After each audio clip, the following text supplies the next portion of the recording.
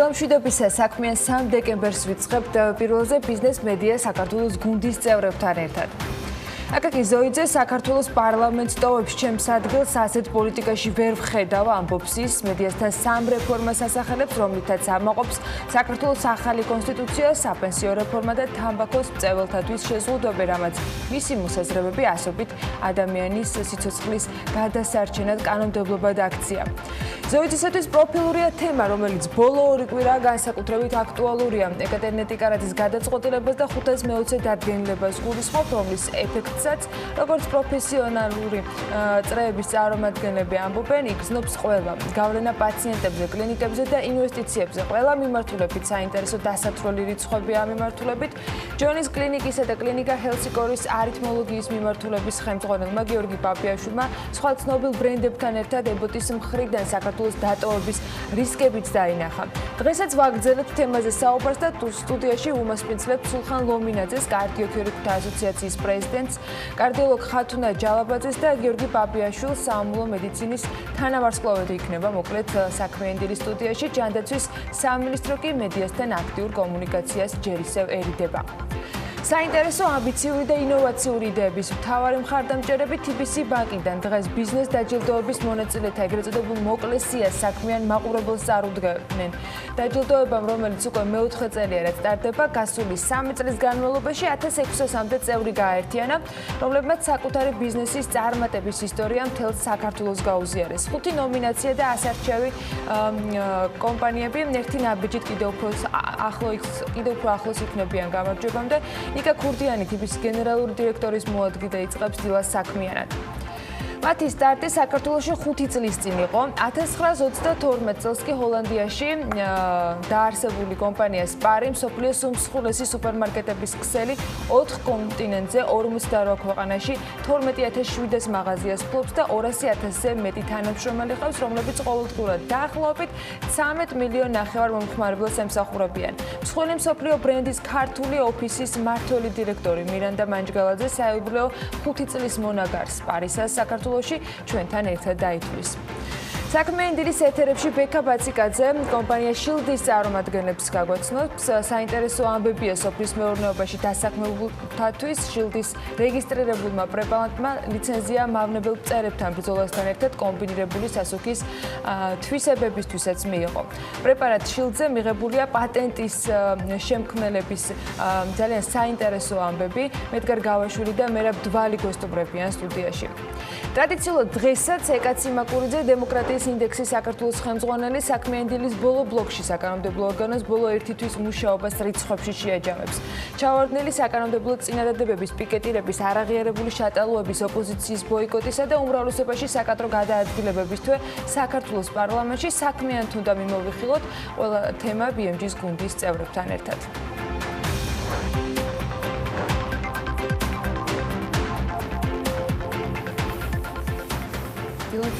დილა მშვიდობის ყველას, მოგესალმებით. დღეს 3 დეკემბერია. ეს არის 25 დღე ვაჟა გაფრინდაშვილის დაკავებიდან, რომლის გათავისუფლების მოთხოვნითაც ესტონეთის დედაქალაქში, ტალინში მცხოვრები საქართველოს მოქალაქეები ქალაქის მთავარ თავისუფლების მოედანზე შეიკრიბნენ. ექიმი ვაჟა გაფრინდაშვილის დაკავება გააპროტესტეს და მას სოლიდარობაც გამოუცხადეს აქციას, რომელიც ქართული სათვისტომოს ორგანიზებით ჩატარდა. ცხადია დაესწრო საქართველოს ელჩი ესტონეთში არჩილ ყარაულაშვილი. ცხინვალის დე-ფაქტო სასამართლომ 9 ნოემბერს დაკავებულ ქართველ ექიმს ვაჟა გაფრინდაშვილს ორთვიანი პატიმრობა 15 ნოემბერს შეუფარდა. გაფრინდაშვილის სამხრეთ ოსეთის დე-ფაქტო უშიშროების კომიტეტი საზღვრის უკანონო გადაკვეთას და რუსეთის სისხლის სამართლის კოდექსის 322 მუხლის დარღვევას ედავება. მოგვიანებით 19 ნოემბერს ცხინვალის კაკებემ განაცხადა, რომ ნათქვამია დაკავებული ქართველი ექიმი ვაჟა გაფრინდაშვილი 2008 წლის მოვლენებში იღებდა მონაწილეობას სამხედრო ექიმის სტატუსით და საქართველოს შეიარაღებული ძალების სამხედრო სამედიცინო სამსახურის კაპიტნის წოდებაც აქვსო. აღნიშნულ ინფორმაციას სიცრუეს უწოდებს ქართული მხარე, მათ შორის გაფრინდაშვილის ოჯახი და მისი კოლეგები. ექიმის გასათავისუფლებლად ქართული მხარე ადასტურებს, რომ ოფიციალური მხარე რომ ყველაფერს აკეთებს, ჯერჯერობით ეს მცდელობები საქართველოს მხრიდან, ასევე მთელი მსოფლიოდან უშედეგოა და საერთაშორისო პარტნიორების მხრიდან ვაჟა გაფრინდაშვილის შესაბამისად გათავისუფლების მოთხოვნაც. ჩვენ ფარხმალს მაინც არ ვყრით, ვიცით რომ ბატონი ვაჟა არის ჯანზე და არის მხნედ, რაც თავარია. ყველამ და თითოეულმა ჩვენგანმა უნდა გავაკეთოთ ყველაფერი, რომ საოკუპაციო რეჟიმის მხრიდან ეს უკანონო პატიმრობა შეწყდეს რაც შეიძლება მალე და არ აქვს მნიშვნელობა რა იქნება ეს ვთქვათ აქცია, სოლიდარობა, პერფორმანსი, ვიდეო მიმართვა თუ ნებისმიერი სხვა აქტივობა, რომელშიც აქტიურად ერთვებიან ჩვენი თანამოქალაქეები მთელი მსოფლიოდან ვიდეო მიმართვა ზაზაფაჩული ამას გაავრცელა. თავისუფლება ვაჟა გაფრინდაშვილს. Freedom for Dr. ვაჟა გაფრინდაშვილი. სოლიდარობის 25 დღეა დღესაც საქმიანი დილისთვის, სოლიდარობის ადამიანისთვის, რომლის სახლში დაბრუნებასაც ელოდება ყველა, მისი ოჯახი, მეგობრები, ახლობლები, კოლეგები, პაციენტები, მოკლედ მთელი საქართველო, ხნეობა და გამძლეობა და ჯანმრთელობა მინდა უსურვო ბატონ ვაჟასაც და ყველა მის გულშემატკივარს. ჯანდაცვის თემა სხვათაშორის ბევრჯერ და ბევრი მიზეზით შევეხეთ ამ ბოლო დროს და ეს ნამდვილად არ ყოფილა მხოლოდ ვაჟა გაფრინდაშვილთან დაკავშირებული. დღესაც გეგმავთ საუბრის გაგრძელებას საკრალულ 520 დადგენილებაზე, რომლის ამოქმედებამაც კლინიკების მუშაობას ძალიან ბევრი პრობლემა შეუქმნა და ვითარების უცვლელობის შემთხვევაში ალბათ კიდევ შეუქმნის. ამ საკითხს კიდევ მიუბრუნდებით. ცოტა გარემოზე და მის დაცვაზეც ვისაუბრებთ, რომელიც ჩვენს ჯანმრთელობასთან პირდაპირ კავშირშია, მათ შორის ნერვებთანაც, როცა გადაადგილების საშუალება საზოგადოებრივი ტრანსპორტი ხდება ხოლმე დედაქალაქში. დედაქალაქზე ხშირად ვწუწუნებთ ხოლმე, მაგრამ პრობლემა რეალურად არა მხოლოდ თბილისშია. რეგიონებში და რაიონულ ცენტრებში უმეტეს შემთხვევაში საზოგადოებრივი ტრანსპორტი საერთოდ არ არსებობს და ესეც არ არის პატარა პრობლემა. სრულად ამ თემას EBRD-ს ახალი სესხი ალბათ ვერ გადაჭრის, მაგრამ მნიშვნელოვანია, რომ ამ მხრივ მომავალ წელს სულ მცირე პროგრესი მაინც უნდა გაჩნდეს. მოკლედ, გუშინ მოგიყევით კიდეც ამ გეგმის შესახებ, რომლის მიხედვითაც საქართველოს რეგიონული განვითარებისა და ინფრასტრუქტურის სამინისტროს მუნიციპალური განვითარების ფონდი ურბანული ტრანსპორტის განვითარების პროგრამის ფარგლებში გეგმავს, რომ 175 ერთეული ავტობუსი შეისყიდოს.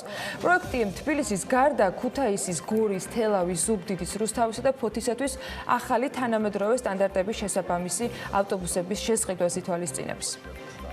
3.4 მილიარდ ევრო. ხელი მოეწერა სასესხო შეთანხმებებს 7 ქალაქისათვის ავტობუსების შეძენასთან დაკავშირებით, როგორც მოგეხსენება თბილისისათვის ეს არის უკვე მეორე ეტაპი, როდესაც ევროპის რეკონსტრუქციისა და განვითარების ბანკის დაფინანსებით შესაძლებელი ხდება ახალი ავტობუსების შეძენა. საქართველოს მუნიციპალური განვითარების ფონდი, ევროპის რეკონსტრუქციისა და განვითარების ბანკის ფინანსური მხარდაჭერით და ასევე სახელმწიფო ბიუჯეტის მხარდაჭერით ახორციელებს რეგიონებისათვის, კერძოდ 6 ქალაქისათვის, ეს არის ქუთაისი, გორი, რუსთავი, თელავი, ზუგდიდი და ფოთი ავტობუსების შესყიდვას. ჯამში ტენდერი უკვე გამოცხადებულია ოქტომბრის თვეში. 17 კომპანიამ უკვე დაინტერესება გამოხატა და გაგზავნილი აქვს სრული დოკუმენტაცია. საუბარი გვაქვს 175 ერთეულ ავტობუსზე, რომლებიც არის 18 ნახევრიანი და 10 მეტრიანი ავტობუსები. გამართული ეკოლოგიურად სუფთა ტრანსპორტის მნიშვნელობაზე მე მგონი არ არის საჭირო ზედმეტი საუბარი. ნაწილიდან კი ახლა კოჯრის ისტორიები მაქვს, შესაძლებლობის ნაწილიდან კოჯრის ისტორიები მაქვს დღევანდელი დილისთვის თქვენთვის შემონახული. სუფთა გარემო და მათ შორის სრულად, ასე ვთქვათ, ნერვული სისტემის მოწესრიგება, ველნეს მიმართულების მოყვარულებისათვის თბილისთან ახლოს კოჯორში საუკეთესო გარემოა. საქართველოს დედაქალაქიდან არც თუ ისე შორს, ზღვის დონიდან 1150 მეტრის სიმაღლეზე კოჯორში 2019 წლის მარტში სტომატოლოგმა ამეწარმე თამაშ ჭედლიძემ სამედიცინო ველნეს კურორტი ბიოლი გახსნა. ათეულობით წლის ადრე დაიწყო ეს ამბავი, რომელსაც სხვათა შორის თამაშ ჭედლიძესთან ერთად რუსულმა Forbes-მა მიაგნო. ხო და ბატონი თამაზი Forbes-თან საუბარში აცხადებს, რომ 15 წლის წინანდელ გადაწყვეტილებაზე ესეთი რაღაც საკმაოდ დეტალური და ესეთი საგნობრივი საუბარი შედგა მას და რუსულ Forbes შორის. ერთშენიერ დღეს ვიყურებოდი სარკეში, ამბობს ბატონი თამაზი და ვიხილე ადამიანი, რომელიც წონაში 164 კილოგრამი იყო და მივხვდი, რომ ეს ადამიანი არ იყო ალბათ, მაგრამ თქვენ მას ჯამთელსაც ვერ დაარქმევდით, აცხადებს ქართველი სპეციალისტი. მან იმ დღიდან ერთ წელიწადში 74 კილოგრამიც დაიკლო და ამის შესახებ წიგნის დაწერა. ბიოლი არის იდეების და აზრების რეალიზაცია, რომელიც ამ ისტორიის შემდეგ წარმოიშვა. დაავადების სამკურნალო საშუალებების გარდა კიდევ ერთი რამ უნდა იყოს მთავარი, ჯანმრთელობის რესურსების იდენტიფიცირება და მათი მართვა, ამბობს თამაზ ჭედლიძე. 2020 წლის მარტამდე ჭედლიძეს მოლოდინით ბიოლის შემოსავალი $1,200,000 მიაღწევს. აღსანიშნავია, რომ ჭედლიძეს რუსეთში საკუთარი კლინიკების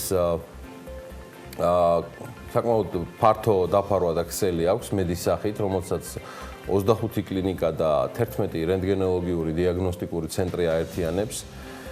მედი რუსეთის მასშტაბით ერთადერთი სპეციალიზირებული ქსელია სტომატოლოგიის და კოსმეტოლოგიის მიმართულებით, რომლის შემოსავალი 2 მილიარდ რუბლს აჭარბებს და მან Forbes-ის უმსხვილესი კერძო სამედიცინო კომპანიების რეიტინგში მე-17 ადგილი დაიკავა. თავად ჭედლიძის ოჯახში ქალების რამდენიმე თაობა გახდათ ექიმებისა, 6 წლის ასაკიდან მასაც სურდა მედიკოსი გამხდარიყო. ჭედლიძემ 78 წელს ლენინგრადის სამედიცინო უნივერსიტეტში ჩააბარა. არხანგელსკის ოლქში სწავლის დასრულების შემდეგ უკვე 99 წელს ექიმის ბრუნდება საქართველოში, სადაც მან მშობლების სახლში სტომატოლოგიური კაბინეტი გახსნა, თუმცა 2 წლის შემდეგ ის კვლავ ლენინგრადში მიდის. ადგილობრივმა დეპუტატებმა სოციალისტ მას მისცეს უფლება, რომ თვითმმართველი კომიტეტის კუთვნილი პატარა ოთახიც დაეკავებინა და ამისთვის ჭედლიძე დეპუტატებს 50 დეპუტატის მკურნალობა უწევდა უფასოდ და ღმერთს მადლობას წირავს ბატონი თამაზი, რომ კომიტეტი მალევე დაიშალა და ჩემი ვალდებულებები გაქრა. წინააღმდეგ შემთხვევაში გავკოტრდებოდი მათი კბილების გადამკიდევ, იხსენებს ჭედლიძე. სტომატოლოგი ადამიანის ჯანმრთელობის რეზერვებს იკვლევს და უჩივის რუსეთიდან პირდაპირ ფრენების გაუქმებას, რადგან კოჯორის კურორტი ჭედლიძის თქმით მისი პაციენტებისთვის არის შექმნილი. სპეციალურად შერჩევისას თამაზ ჭედლიძემ ნებაყოფლობით უუნებლიეთ აარჩია კერძო სამედიცინო მომსახურების ეკონომიკურად ყველაზე პერსპექტიული და მოთხოვნადი სფეროები, ეს არის სტომატოლოგია და ესთეტიკური მედიცინა, ღირებულებების თვალსაზრისით. სხვათაშორის ამას RBK-ც კვლევაც ადასტურებს, სტომატოლოგია ფასიანი სამედიცინო მომსახურების ბაზრის 30%-ს იკავებს და ეხლა ბატონი თამაზი სწორედ აი ამ დროის უმეტეს ნაწილს საქართველოში ბიოლის ველნეს კურორტზე ატარებს, რომელიც ფაქტიურად თბილისში მდებარეობს, კოჯორში. ეს ყველაფერი არის 31 ჰექტარზე, რასაც უყურებთ, გაშენებული და როგორც რუსული Forbes-ი წერს, ამ შემთხვევაში მედის მეპატრონემ მიწა ფერმერებისგან იყიდა, ხოლო ტყე მთავრობისგან. სარეკრეაციო პროექტში ჩადებულმა მთლიანმა ინვესტიციამ $30 მილიონ გადააჭარბა და საკმაოდ საინტერესოდ მიდის ეს ყველაფერი. ეს Forbes-ის თამაშ ჭედლიძეა, ჩვენ საქმიან მაყურებელს ამის შესახებ უფრო მეტიც უნდა ახსოვდეს. კოჯრის ტყის ზღაპრის ისტორიიდან, რომელიც საქმიანების რუბრიკაში თავის დროზე მაანა მანჯგალაძემ მოგვიმზადა, მე მინდა რომ ამ ისტორიას დღეს დილიდან ყველამ კიდევ ერთხელ ვუყუროთ და ერთად დავიმუხტოთ სასიამოვნო ბიოლებით. სახში ახლა ტყუპები, არც მეტი, არც ნაკლები დავით აღმაშენებელი და ალექსანდრე მაკედონელი ელოდებიან. მე ვარ დავით აღმაშენებელი. მე ალექსანდრე მაკედონელი. დღის ძირითადი ნაწილი ველნეს კურორტზე ეკუთვნის, რომელიც ჩვილებივით მისი პირმშოა. დილა და საღამო ტყუპებისაა. მესამე უფროსი ქალიშვილი მარია მამის პროფესიას სანქტ-პეტერბურგში აგრძელებს. კოჯორში იძმებთან სათამაშო თოჯინად არის წარმოდგენილი. ასე ტყუპები უკეთ ერთობიან ლეგოებთან, სამეფო გვირგვინებთან, კუნინძებთან და მამასთან ერთად. დათუნა თulis, რომ უცხო პლანეტელია. თავისი ენა აქვს და ამ ენაზე თარგმნის და ლაპარაკობს. დარწმუნებულია, რომ დედამიწაზე მამამ ჩამოიყვანა. შესაბამისად, მამაც უცხო პლანეტელი გამოდის. თამაზ ჭედლიძე სამშობლოში 40 წლის შემდეგ 20 მილიონის ინვესტიციი და დიდი გეგმები დაბრუნდა იმისთვის, რომ ფული საქართველოში დაებანდებინა. განსხვავებული სამედიცინო დარგი დაემკვიდრებინა. აქაურები დაესაქმებინა, სადაც ჯერ კიდევ ჯანმრთელ ადამიანებს ჯანმრთელობა შეუნარჩუნებდა. არჩევანი დიდი ჰქონდა მსოფლიოს ნებისმიერი წერტილი, მაგრამ ამ ყველაფრისთვის მხოლოდ საქართველო ეგულებოდა. ეს იქნება ის ადგილი, საიდანაც დაიწყო ახალი ინდუსტრია სამედიცინო ველნეს. რამდენია აი 2018 წლისთვის უკვე ინვესტიცია განხორციელებული და ჩადებული? უკვე 20 მილიონს ურტყავს, ცოტა ზემოთაც არის, ცოტა კიდე. საერთო ჯამში ჯერჯერობით. ჯერჯერობით და ეს კიდევ მზარდი შეიძლება? შეიძლება კი არა, ეს დასაწყისია. 40 მაინც მომიწევს ჩადება. დაბრუნება მარტივი არ აღმოჩნდა. ფულს პრობლემები უნდა მოეგვარებინა, მაგრამ პირიქით მოხდა. წავკისის მაფიას ეძახის მათ, ვინც წლების განმავლობაში ბიზნესის წამოწყებაში სხვადასხვა დროს სხვადასხვა სახის პრობლემები შეუქმნა. ჯერ კოჯრის ტყის გაჩეხვა დააბრალეს, შემდეგ სხვისი მიწების მითვისება, შემდეგ ნაკვეთები არარეალურად მაღალ ფასებში შესთავაზეს და ბოლოს 2013-ში ესროლეს. ეს ისენია, რომელიც საქართველოში ნებისმიერი საქმის წამოწყებას ხელს უშლის და ნებისმიერ ბიზნესს აფერხებს. ის პრობლემები გამაჩერებდა მე დამხვდა წავკისის მაფია ასეთ ეგრეთ წოდებული, რომელსაც ეს ნაკვეთები მიწერილი და გადაფორმებული ჰქონდათ. მესმის ეს ასეთი ცხოვრება იყო, ასეთი პერიოდი იყო, ფეოდალიზმის ნაშთებია ჩათვალეთ ეს ყველაფერი. არ შეშინებია 2020-ში დაწყებული მშენებლობა გააგრძელა და 2018 წლის გაზაფხულს უკვე 13 კოტეჯი, თანამედროვე სამედიცინო ცენტრით, უახლესი ტექნოლოგიებით აღჭურვილი ლაბორატორიი და 5 წლის განმავლობაში დატრენინგებული სამედიცინო პერსონალით ხდება. მთავარია ჰაერი, ეკოგარემო, სიმშვიდე, ეკოპროდუქტები, ზუსტ დიაგნოზირება და სრული რეაბილიტაცია. პრევენცია იმისთვის, რომ არ გახდე ავად. აქ იყო როგორც არის ტყე და მინდვრები და ბუჩქები და ჯაგნარი. და ნაგავი კიდე. ნაგავი რა თქმა უნდა სამწუხაროდ. და დღეს რა არის უკვე აქ? დღეს უკვე კურორტია, სამედიცინო ველნეს კურორტი. მაგრამ ჯერ იმდენი რაც უნდა იყოს, აი ბოლო ჯერ არ არის, კიდე რამოდენიმე წელი დამჭირდება ამისთვის. არმალავს, რომ ველნეს კურორტი შეძლებული ადამიანებისთვისაა. ერთკვირიანი კვლევა და რეაბილიტაცია იაფის სიამოვნება არ არის.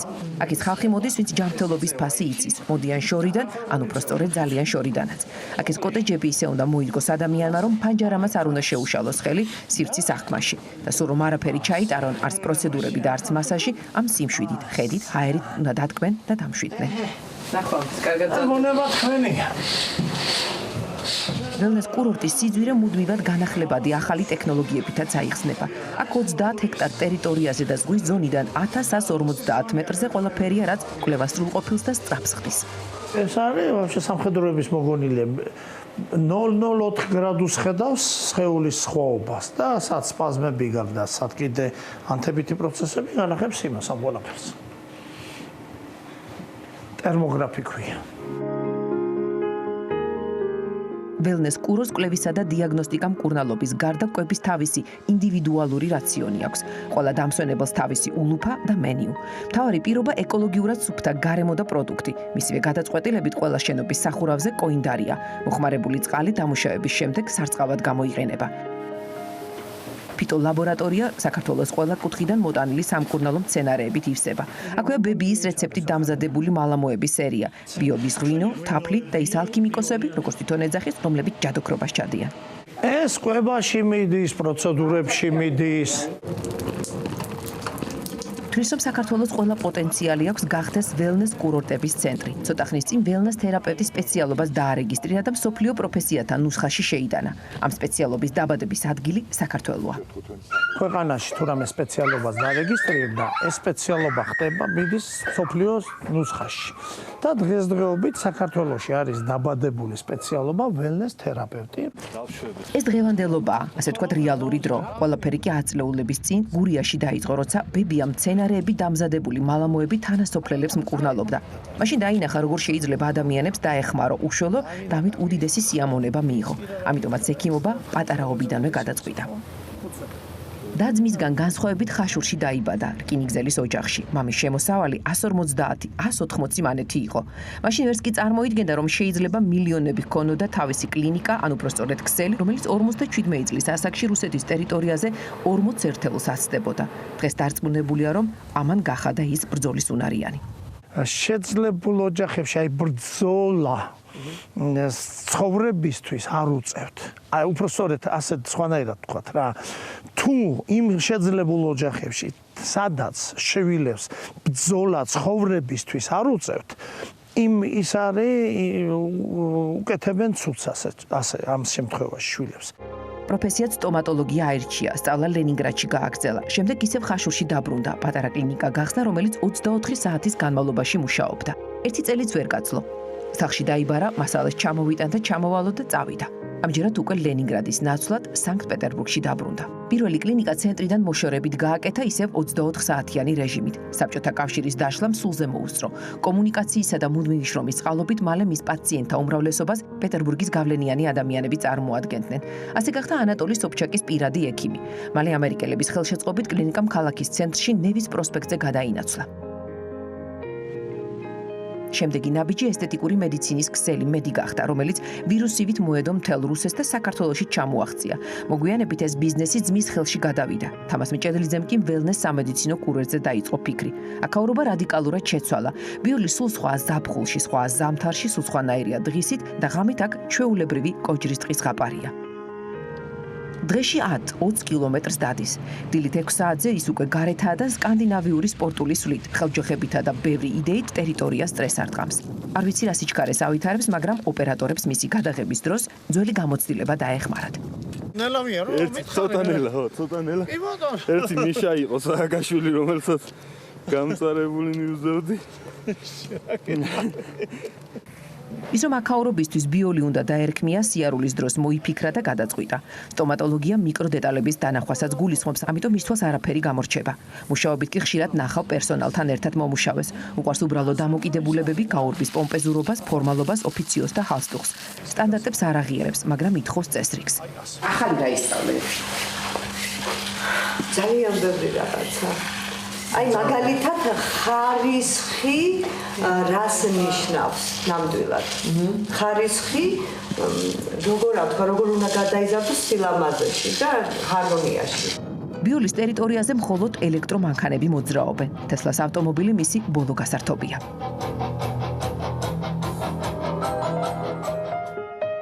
ის ერთ-ერთი დიდი ექსპერიმენტატორია. ყველაფერი, რაც პაციენტამდე მიდის, ჯერ საკუთარ თავზე უნდა გამოცადოს. ასე იყო სტომატოლოგიაშიც. პირველ ბჟენს საკუთარ კბილებზე აკეთებდა.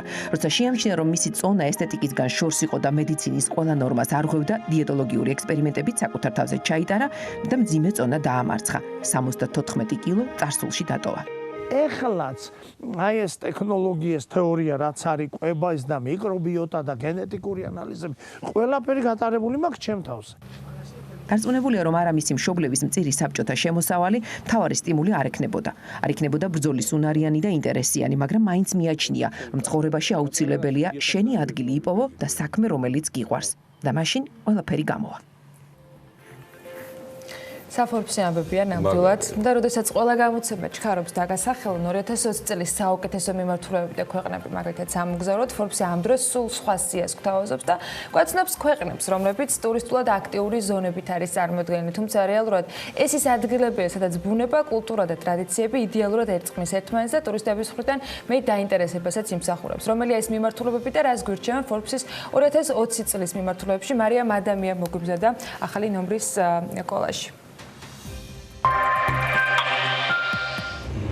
საქართველოში ბიზნესის უწყვეტი წარმოების 23 წლიანი ისტორია რაგზა გაიარა კომპანია დიომ ჟალუზის წარმოებიდან თანამედროვე ტექნოლოგიებით აღჭურვილ ქარხნამდე დეტალებზე დიოს აღმასრულებელი ხელმძღვანელი თამას დაუშვილი Forbes Georgiasთან საუბრობს. გარდა ამისა, Wall Street-იდან საპენსიო რეფორმამდე დეკემბრის ნომერში შეხვდებით ინტერვიუს ლევან სურგულაძესთან საპენსიო რეფორმის ხელმძღვანელთან და გაიგებთ მეც თუ როგორ უნდა წავიდეს წინ ეს რეფორმა ქვეყანაში. მოკლედ, მე მარიამ ადამიანმა ვარ და წარმოგიდგენთ Forbes Georgias დეკემბრის ნომერს. Forbes Georgias დეკემბრის ნომერში წაიკითხავთ სპეცპროექტი პრეზიდენტის ანტიკვარიატი ათონელის რეზიდენციის 2.800.000-იანი ავეჯის ისტორია. საქართველოს უმსხვილესი მწარმოებელი კომპანიების რეიტინგი ლიდერი IDS ბორჯომი საქართველოა. დეკემბრის ნომრის ერთი თემაა ჯანდაცვა. ორი სხვადასხვა სვეტი ზურაბ ჭიაბერაშვილის საყოველთაო ჯანდაცვის პროგრამასა და მომავალზე და რევაზ ვაშაკიძე და ავთანდილ გოგოლი. რას უნდა ემსახუროს ჯანდაცვის პოლიტიკა. ვინ არის ჩვენი მთავარი მტერი? კითხვა, რომელსაც Forbes Georgias ფურცლებიდან მამუკა ხაზარაძე სვამს და პასუხობს. ბიზნესის გადმოსახედი, აქციზი და სააქციზო პოლიტიკას ზვიად ცხვიდარიძის ანალიზი Forbes Georgias დეკემბრის ნომერში. კიდევ ერთი თემა ენერგეტიკა. მარიამ ჩახვაშვილი რუსეთზე ენერგოდამოკიდებულების ზრდის რისკის შესახებ და დავით ჯალაღონია, რომელმაც ანთებული ნატურის ფასი დათვალა. მხოლოდ დეკემბრის ნომრიდან გაიგებთ, შეუძლია თუ არა უზარმაზარი რაოდენობის მონაცემებს სასწრაფის შექმნაში ადამიანის გამოცდილების დამარცხება. Როგორ ქმნის ჯობ ქეისი $1 მილიარდიან სოციალურ ქსელს საწყობების თანამშრომლებისა და მიმტანებისთვის. Როგორია უნაღდო გადახდების მომავალი, როგორ ვითვლით საქართველოში მთლიანში და პროდუქტს, როდიდან აჩვენებს ინფლაცია შემცირების ტრენდს და რა შუაშია ევროკავშირის ძალისხმევით აკეთი ბერლინიდან. ასეთია არასრული ჩამონათვალი იმ თემებისა და სტატიების, რომლებსაც Forbes Georgia-ს დეკემბრის ნომერში შეხვდებით. ეს ქვეყანა რეალურად წარმატებული ადამიანების ისტორიებზე დგას, ამიტომ იკითხეთ Forbes-ი, თქვენი გამდიდრების გამოცდილით სამკვლავი.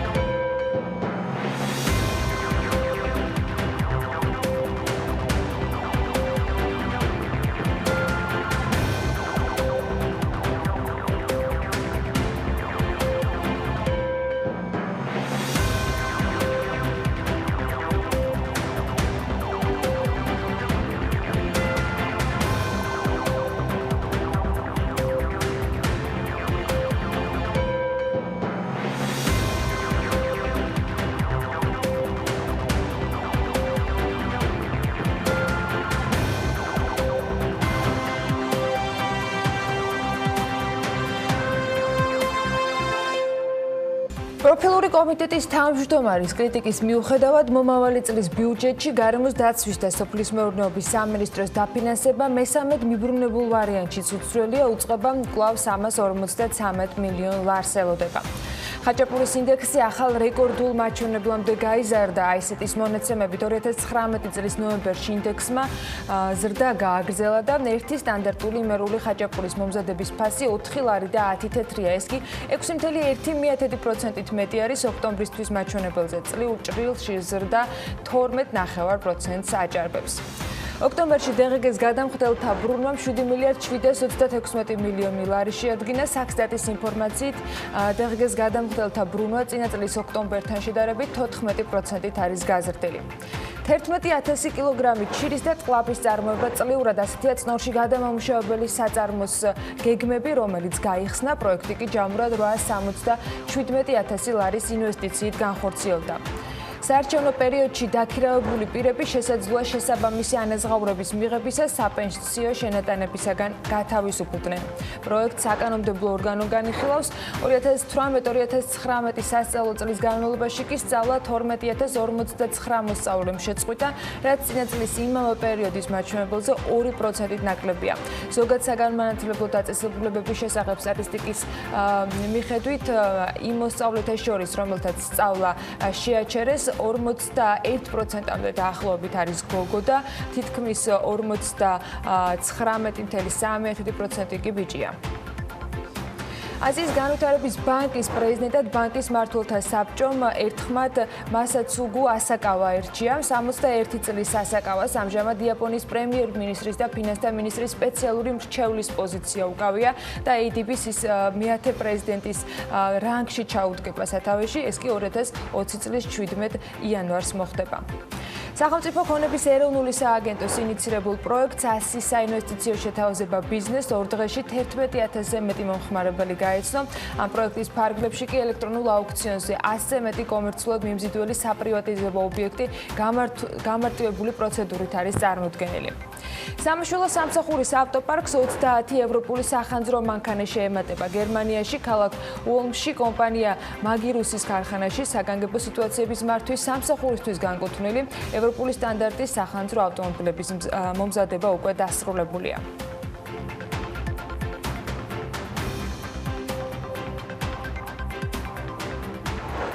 ვერასოდეს წარმოვიდგენდი, რომ ჰიმნის დაწერა მომიწევდა. 2017 წელს ჭადრაკის ევროპის საბჭომ ჩემი მუსიკა დაამტკიცა სპორტის ამ ისტორიული სახეობის ევროპის ოფიციალურ ჰიმნად. დღეს კი ჩემ თვალწინ ამ მუსიკის შესრულებისას მონაკოში ფეხზე იდგნენ მსოფლიო ჭადრაკის ლეგენდები, მათ შორის იუდიტ პოლგარდი, გარი გასპაროვი, ჩვენი უდიდესი ქალბატონები, ნონა გაფრინდაშვილი, მაია ჩიბურდანიძე, ჩემპიონები, დიდოსტატები, არბიტრები, მონაკოს სამეფო ოჯახის მთავრობისა და შემოქმედებითი საზოგადოების გამორჩენილი არჩეული წარმომადგენლები. რა მაგარი შეგრძნება ყოფილა. ეს სიტყვები ნიკოლოზ რაჭველს ეკუთვნის და მუსიკა, რომელსაც ახლა მოისმენს, სწორედ ის იმნია, რომელზეც ის წერს.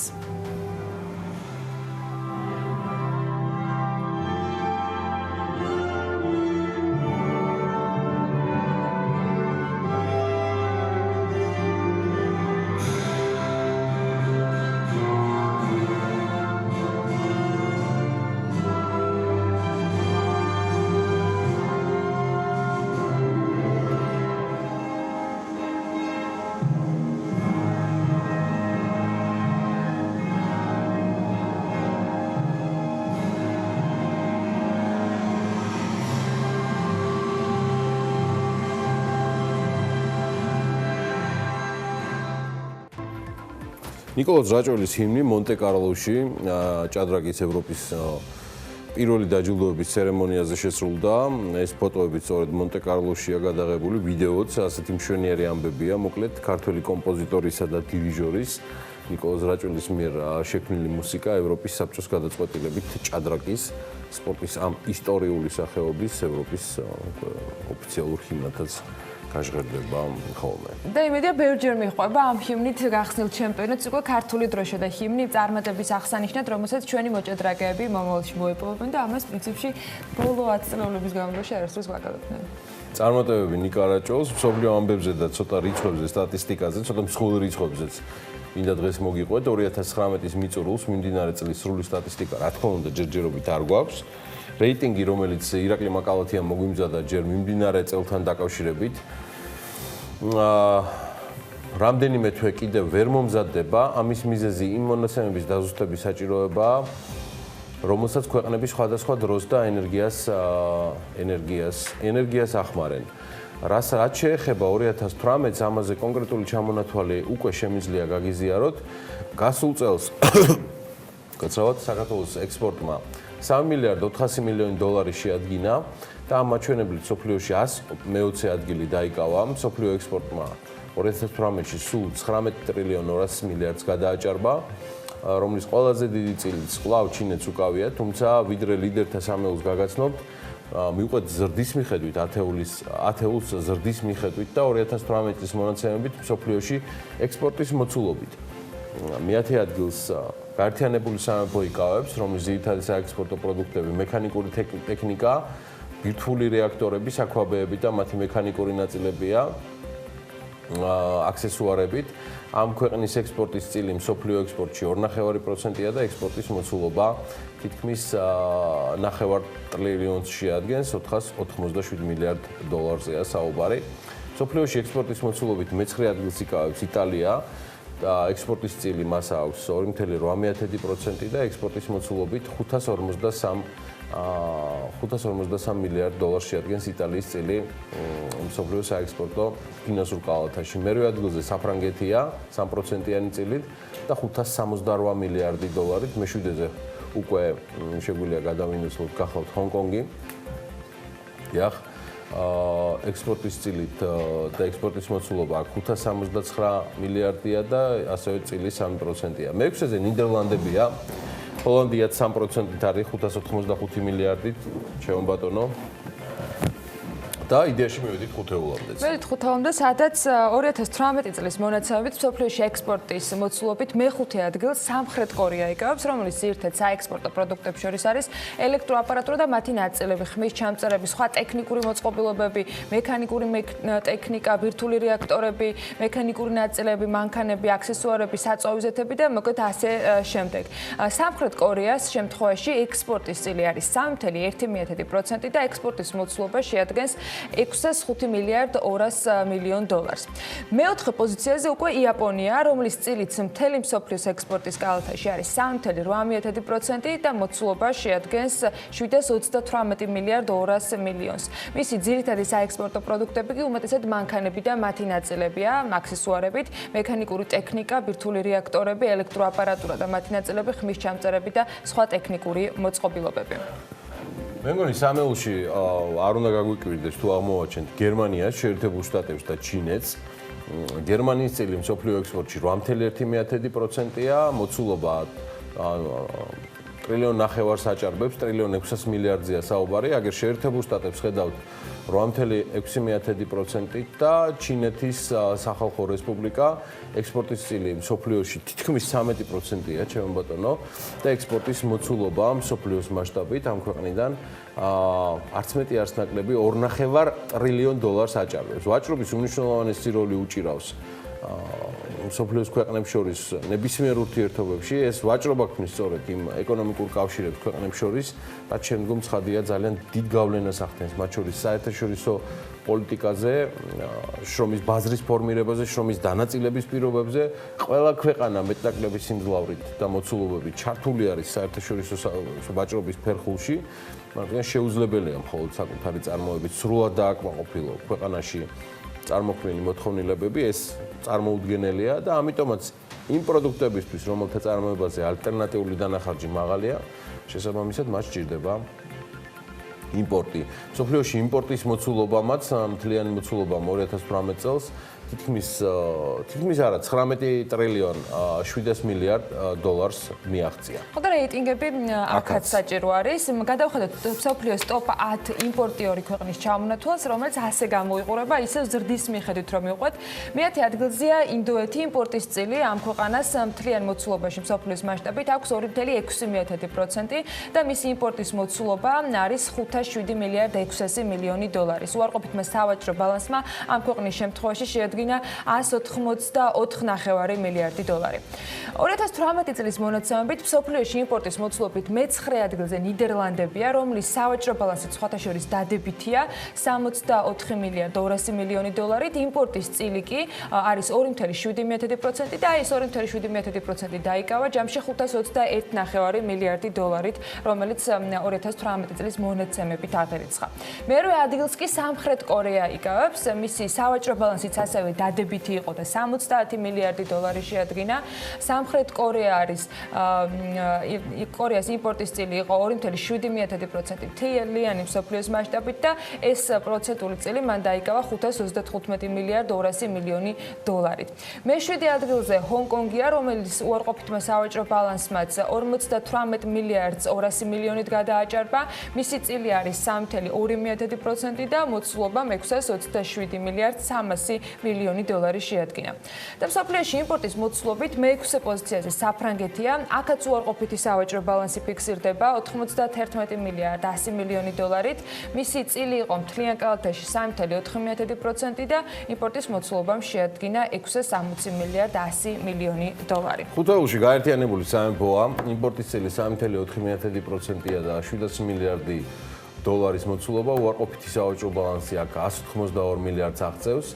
მეოთხეზე იაპონიაა, იმპორტის წილი არის 3.8, თითქმის 700 მილიარდზე არის საუბარი. და უარყოფითი ბალანსი არის 10.2. მესამეზე გერმანია 6.5%-იანი წილით და საუბარია ტრილიონ 300 მილიარდზე. ეს არის გერმანიის რეალური მონაწილეობა იმპორტში, სადაც არის ასევე უარყოფითი სადაც სავაჭრო ბალანსი პოზიტიურია, 270 მილიარდზეა საუბარი. მეორეზე ჩინეთია, თითქმის 11%-ით, 10.9% და იმპორტის მოცულობა ტრილიონში გამოხატული არის 2 ტრილიონ 100 მილიარდი. სავაჭრო ბალანსი აქ პოზიტიურია 360 მილიარდზეა საუბარი და შეერთებული შტატები ყველაზე მსხვილი იმპორტიორი 13.3%-ით, იმპორტის მოცულობა 2.6 ტრილიონი და უარყოფითი სავაჭრო ბალანსი არის 956 მილიარდი. თითქმის ტრილიონია უარყოფითი სავაჭრო ბალანსი. ჩამოთვლილი ქვეყნების მაგალითზე მსოფლიოს ყველაზე მსხვილი იმპორტიორი და ექსპორტიორი ქვეყნების სასაქონლო სტრუქტურა თითქმის იდენტურია. საქართველოს შემთხვევას ნამდვილად პირდაპირი მნიშვნელობით მათ და ამ მოცულობებს ვერაფრით ვერ შევადარებთ. არც სტრუქტურული მსგავსება, არც მოცულობით და არც პროცენტული წილები, რა თქმა უნდა, არც სექტორალური, არც კი 4 მილიონიან ქვეყანაში. მნიშვნელოვანი წვლილი ტურიზმს უკავია შემოსავლებში და აქაც ვიდრე უახლესი მონაცემები გვექნება, მსოფლიოს უნდა გადავხედოთ, სადა რამდენს ხარჯავენ იწვევენ ტურისტები მოგზაურობისას. მსოფლიო ტურიზმის ორგანიზაციამ დათვალა ეს მონაცემები და ამ მონაცემების თანახმად 2018 წელს საერთაშორისო მოგზაურობა ევროპის ქვეყნებში ყველაზე მეტი ჯამში 570 მილიარდი დოლარი დახარჯეს. ადვილად გადასაადგილებელი კონტინენტი, სადაც ადამიანები ქალაქიდან ქალაქში სწრაფად და მარტივად მოგზაურობენ, როგორც სარკინიგზო, ასევე საავტომობილო გზით და სადაც საერთო ვალუტა არის ერთ-ერთი მთავარი მიზეზი, რატომაც იმოგზაურა მათ შორის 710 მილიონმა ტურისტმა ამ კონტინენტზე. ეს მაჩვენებელი აზიის და წყნარი ოკეანის რეგიონში, სადაც იგულისხმება ავსტრალია და სხვა ბევრი ძალიან პატარა კუნძულით 348 მილიონ ტურისტს უტოლდება, ხოლო მათ მიერ დახარჯული თანხა კი 435 მილიარდ დოლარს შეადგენს. ევროპაში ჩამორჩება ეს მონაცემები, თუმცა წინა წელთან შედარებით მაინც შეგვიძლია ვთქვათ, რომ რიცხვები საკმაოდ პოზიტიურია, რადგან ტურისტების რაოდენობა 7%-ით გაიზარდა, რაც ამ კონტინენტის ქვეყნების შემოსავალზეც აისახა თავისთავად. განსაკუთრებით კი მაკაოზე, რომლის ეკონომიკის მამოძრავებელი ძალაც სწორედ ტურიზმი არის. კი ბატონო, შეერთებულ შტატებს 2018-ში 216 მილიონი ტურისტი ესტუმრა, მათ მიერ დახარჯული თანხა 333 მილიარდს უტოლდება.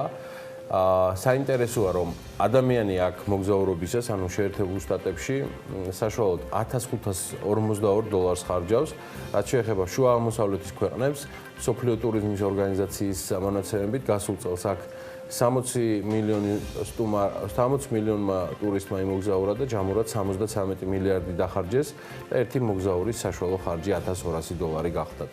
ბოლოს აფრიკა 2018 წელს იქ 67 მილიონი ადამიანი ჩავიდა.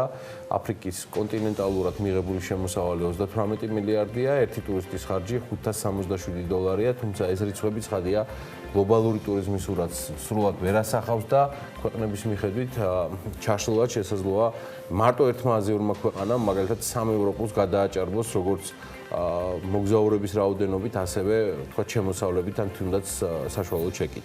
ხო, მოდი გადავხედოთ ახლა იმ დანახარჯებს, რომელსაც ტურისტები ამა თუ იმ ქვეყანაში სწევენ მათი მოგზაურობისას. ათეულში პირველი პოზიცია ამერიკის შეერთებულ შტატებს უკავია 214.9 მილიარდი დოლარით და 79 მილიონ 600.000 მოგზაური. დანარჩენ პოზიციებს კი აი ასე ინაწილებენ ქვეყნები. ესპანეთის შემთხვევაში დახარჯული თანხა 73 მილიარდ 800 მილიონი არის. მას საფრანგეთი მოჰყვება, აქ ხარჯი 67.7 მილიონი იყო, უბრალოდ მოგზაურების რაოდენობა იყო, ხოლო ხარჯი იყო 89 მილიონ 400.000. შემდეგი არის საფრანგეთი, აქ თანხა 63 მილიარდი შეადგინა ხარჯის ჯამა, დიდ ბრიტანეთში დახარჯული თანხა თითქმის 52 მილიარდი იყო. იტალია მოჰყვება ამ ჩამონათვალს მოგზაურობის რაოდენობით 62 მილიონ 100.000 და დახარჯულმა თანხამ 49 მილიარდ 300 მილიონი შეადგინა. ავსტრალიის შემთხვევაში თანხა იყო 45 მილიარდამდე, მოგზაურების რაოდენობა კი 9.2 მილიონი. გერმანია, იაპონია და ჩინეთი არიან ამ ჩამონათვალის შემდეგ პოზიციებზე 43 მილიარდით, 41 მილიარდ 100 მილიონი და 40 მილიარდ 400 მილიონით. მართალია ჩინეთი ტოპ-10-ში ბოლო ადგილზეა, თუმცა ყველაზე მაღალმხარჯველ ტურისტებს შორის ცალსახად ლიდერები არიან, რადგან ერთი წლის განმავლობაში 277 მილიარდი დოლარი დახარჯეს მოგზაურობაში, რაც გაცილებით მეტია ამერიკელების დანახარჯებზე. რაც ამერიკელების დანახარჯი 154 მილიარდს უტოლდება. რაც შეეხება საქართველოს 2018 წელს ქვეყანაში ჩამოსულმა საერთაშორისო ვიზიტორებმა 3 მილიარდი დახარჯეს. ასეთივე მაჩვენებელი ფიქსირდება აზერბაიჯანში, შედარებით ცოტა მილიარდი დახარჯეს ტურისტებმა მეზობელ სომხეთში, თურქეთმა კი გასულ წელს ტურიზმიდან 25 მილიარდი დოლარის შემოსავალი მიიღო. რა თქმა უნდა, 2019 წლის სრულ მონაცემებს დავაჯამებთ, სულ ცოტა ხანში ჯერ წელი უნდა დასრულდეს, ახლა დეკემბერი არის და გვეპატიება, რომ საახალწლო თემატიკას შემოვაპარებთ ხოლმე საქმიანი დილის ეთერში, ხო დავიდრე ბიზნეს ამბებზე გადავალთ. ნინი ლონგურაშვილმა მსოფლიოს სხვადასხვა ქალაქში საახალწლო მზადების ამბები მოიკითხა. შობისთვის სრულ მზადყოფნაშია თეთრი სახლი, რომლის ამსახველი ვიდეო მასალას Twitter-ზე მელანია ტრამპმა თავად დატვირთა, ბეთლემი, პარიზი, გერმანია, ლონდონი, მოკლედ, ვიდრე რომელიმე ქალაქს თავად ესტუმრებოდეთ მსოფლიოს სხვადასხვა საშობაო ბაზრობებზე ნინი გაგვასეირნებს. საშობაოდ მორთულ მსოფლიოს სხვადასხვა ქალაქების დათვალიერებას ბეთლემიდან ვიწყებთ, სადაც საშობაო მთავარი ნაძვის ხე უკვე აინთო. დიდი წითელი ვარსკვლავი, ასობით ფერადი ნათურა და უამრავი ტურისტი. ქალაქში, სადაც ქრისტე იშვა, სადღესასწაულო სეზონი 30 ნოემბერს გაიხსნა. კარგი განწყობაა, სადღესასწაულო განწყობა ყველაზე მეტად ალბათ აქ იგრძნობა. ყოველ წელს ოჯახით მოვდივართ და ყოველთვის ბევრი ტურისტი სტუმრობს ბეთლემს. მანგერინის მოედანზე, სადაც მთავარი ნაძვისხი აინთო ათასობით ტურისტი და პილიგრიმი შეიკრიბა. საშობაოდ მორთული ნაძვისხის განათების ცერემონიას პალესტინის პრემიერი და მთავრობის წარმომადგენლები დაესწნენ. ეს ზუსტად ის ადგილია, სადაც ქრისტე დაიბადა და ყველაზე მაღალი განწყობა აქ არის. ნამდვილი შობა იგრძნობა აქ, არაჩვეულებრივ გარემოში. შესანიშნავი ნაძვისხის ირგვლივ. საშობაო სამზადისი ტრადიციულად გიურგობისთვის ბოლო კვირას მელანია ტრამპმა თეთრ სახლში ნაძვისხის მიტანით გახსნა. შტატებში საშობაო სამზადისის ერთ-ერთი ინდიკატორი თეთრი სახლის ყოველწლიური ტრადიცია არის, რაც ადგილზე უზარმაზარი ნაძვისხის მიტანას გულისხმობს. წელს სახლში 5.5 მეტრის სიმაღლის ხე იქნება მორთული. ნაძვისხე ვაშინგტონში, პენსილვანიის შტატიდან ჩაიტანეს და ტრადიციულად თეთრი სახლის ცისფერ ოთახში დაიდობინა. ტვიტერზე გაზიარებულ დაახლოებით ერთწუთიან ვიდეოში ჩანს, რომ მოხალისეებმა თეთრი სახლის საშობაოდ გაფორმება ვარდებით და თეთრი ფერის ილუმინაციებით გადაწყვიტეს. თეთრ სახლში ჯამში 29 ნაძვისხე დგას. გერმანიაში 1 დეკემბერი სანტა-კლაუსების ყველაზე დიდი შეკრების თარიღად იქცა. 70 სანტა ანგელოზებთან ერთად ქალაქ მურნაუში 2 მიზეზით მოხვდნენ. 1 საშობაო განწყობა შეექმნათ და 2 გინესის რეკორდების წიგნში მოხვედრას შეეცდება, როგორც გასართობი აღლომი, რადგან ისინი რელიგიური ფესტივალის კომერციალიზაციას ეწინააღმდეგებიან. თოვლის ბაბუ არის რწმენა ბავშვებისთვის და ჩვენ არ უნდა დაუშვათ, რომ ეს იყოს კომერციული. ეს დღე არის ბავშვებისთვის და ჩვენი საქმიანობა მთელი გულით მუშაობას მოითხოვს. საშობაო სამზადისი ევროპის ქვეყნებში დიდ თუ პატარა ქალაქებში საშობაო ბაზრობები უკვე გაიხსნა. ახალი წლისთვის ემზადებიან საფრანგეთშიც. გახსნილი არის ქვეყნის უძველესი სტრასბურგის ბაზრობა, სადაც თავს ტრადიციულად ათასობით ტურისტი იყრის.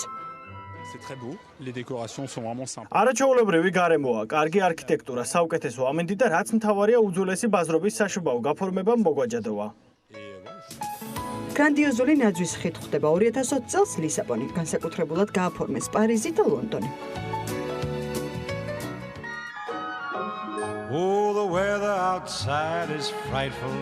ეს თბილისია, მართალია, როგორც ევროპის ქვეყნები ჩვენთან ჯერ საშობაო განწყობა არ დგას, მაგრამ საახალწლო სამზადისი დაწყებულია და განათებების მონტაჟი აქტიურად მიმდინარეობს. თბილსერვის ჯგუფი საახალწლო ილუმინაციებისა და აქსესუარების მონტაჟს ყოველწლიურად ნოემბრის პირველ რიცხვებში იწყებს და დეკემბრის შუა რიცხვებამდე ასრულებს. ახალი წლის სამზადისი თბილისის ბიუჯეტს 3 მილიონ ლარამდე უჯდება. ნაძვისხე, გასანათებელი მოწყობილობები და საშობაო ნაძვისხის ნათურები იტალიიდან მოემგზავრება თბილისისაკენ. Let it snow, let it snow.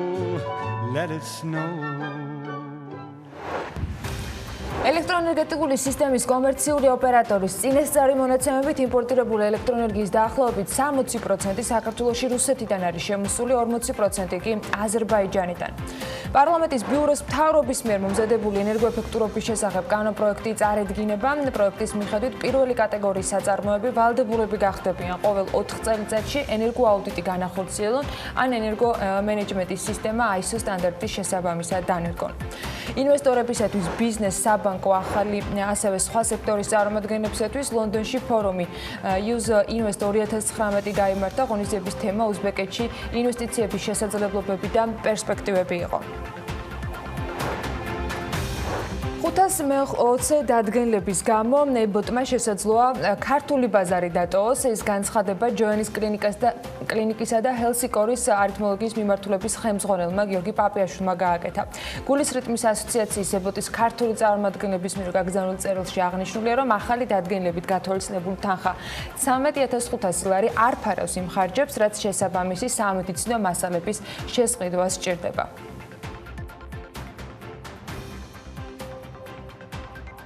სულს გავაქარწყლოთ ისეჭები, რომლებიც რამდენიმე კლინიკაში გაჟღერდა. თითქოს ჩვენ, როგორც კომპანია აბოთის ოფიციალური წარმომადგენლობა საოცარ მოგებას ვნახულობთ.